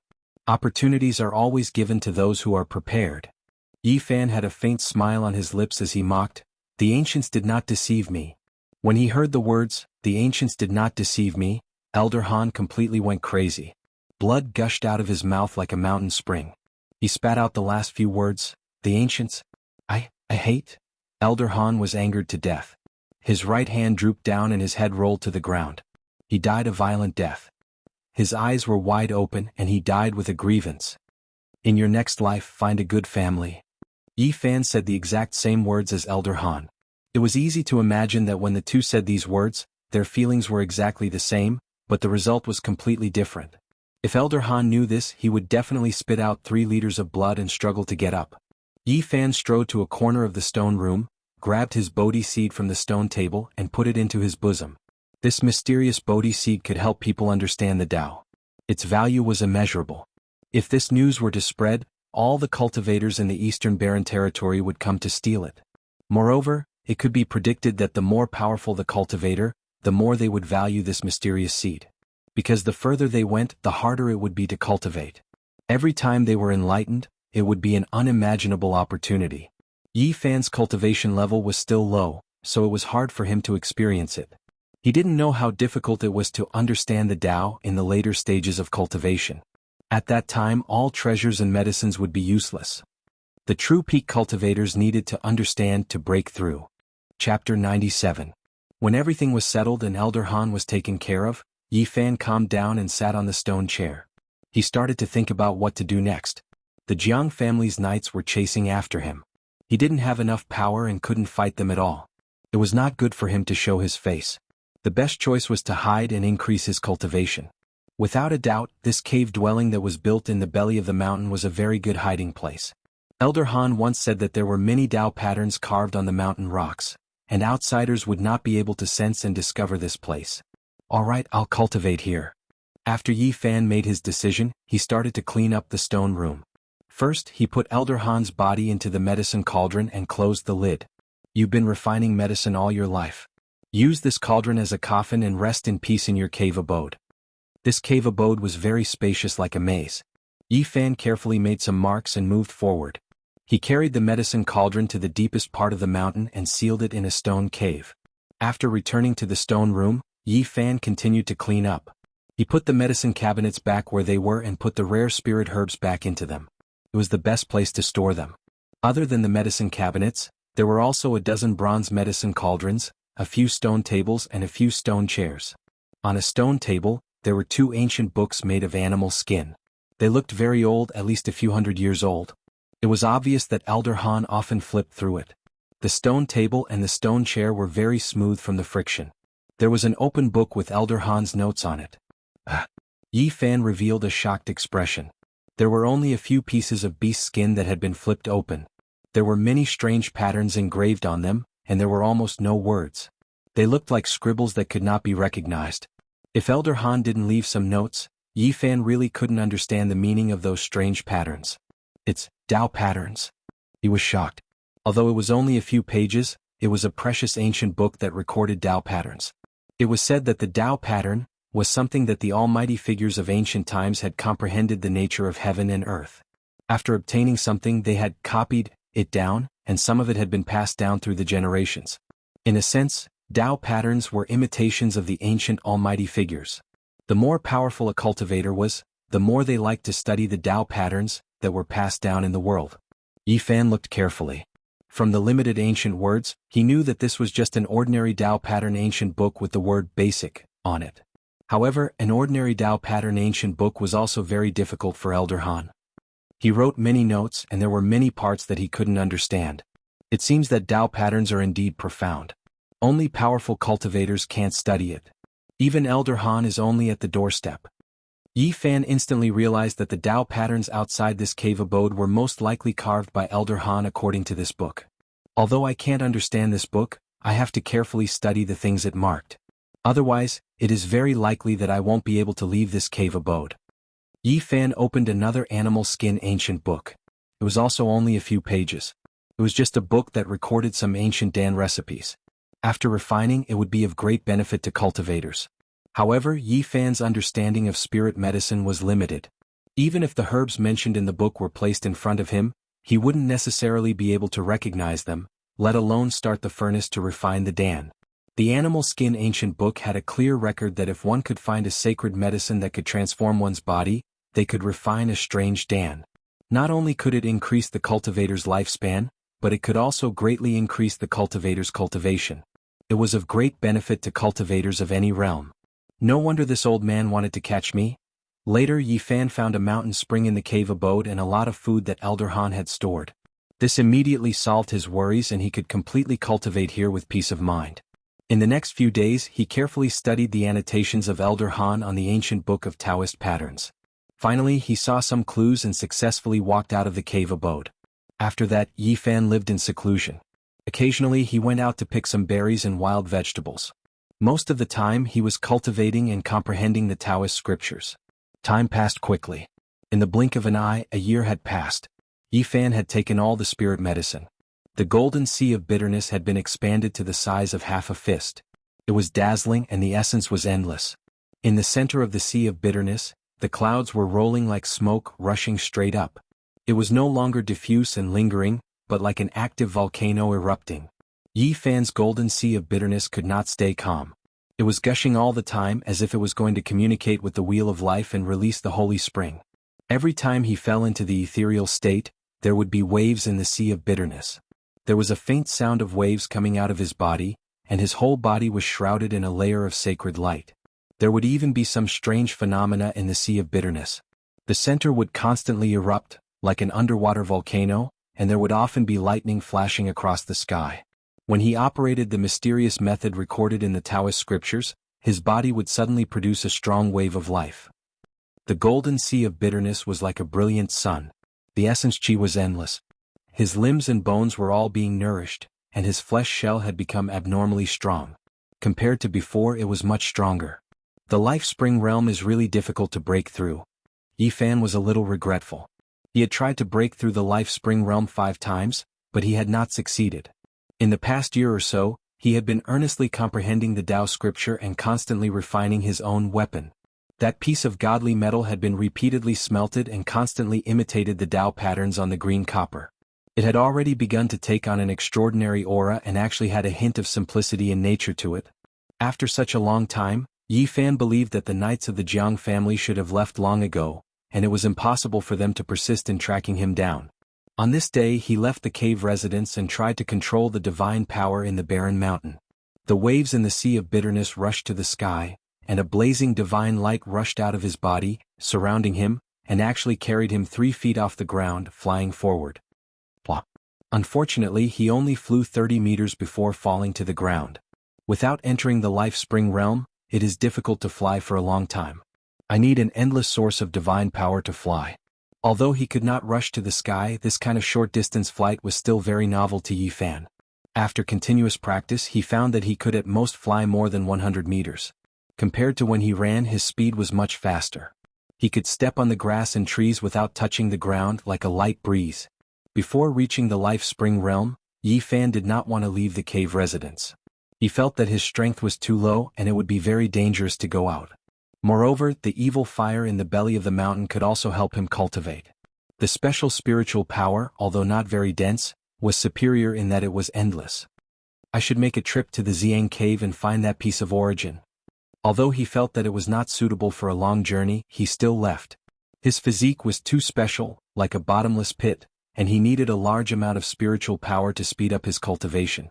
On the way Yi Fan heard that the knights of the Jiang family had indeed left, and would not be a threat to him. The land of Yen was very peaceful now. Coming to the mountain where the Jianghu cave was, Yi Fan was especially cautious, to avoid meeting people from this sect. Not long after he came to the front of a river and plunged into it. After a quarter of an hour, the water splashed, and Yi Fan floated out of the water, holding a piece of shining origin in his hand. Fortunately it is still here. At first when he came here his heart was still beating like a drum, afraid that someone would take away the origin. In reality this place was very secluded. Unless the top experts of the Jianghu cave passed by, no one would be able to sense the aura of the origin. Yi Fan did not want to stay here for long, so he walked back along the path he came from. It's her? Yi Fan suddenly stopped. He saw a few young figures and one of them was Li Xiaoman. Yi Fan did not stop, and quickly left until he disappeared into the mountains. Half a month later, in the cave that Elder Han had opened up, There was a rumbling sound, followed by the sound of a huge tsunami that shook the heavens and earth and deafening waves of thunder. Boom! At this moment, a powerful aura burst out, and the entire cave was shaking. Yi Fan's body was full of spiritual energy, and the golden divine fire was burning outside his body. The divine light in his eyes was clear, like two bolts of lightning shooting out, especially bright in the cave. Yi Fan stood up, and at this moment he had a majestic aura. The aura he released caused the entire stone room to shake violently, and huge cracks appeared. I finally reached the life spring realm. He turned into a golden bolt of lightning and rushed out of the cave. Then a blazing divine rainbow covered him, and he slowly rose into the air. At this moment, in the center of Yi Fan's sea of bitterness, a spring appeared, connecting to the wheel of life. The spring was gurgling, surrounded by a misty, colorful mist.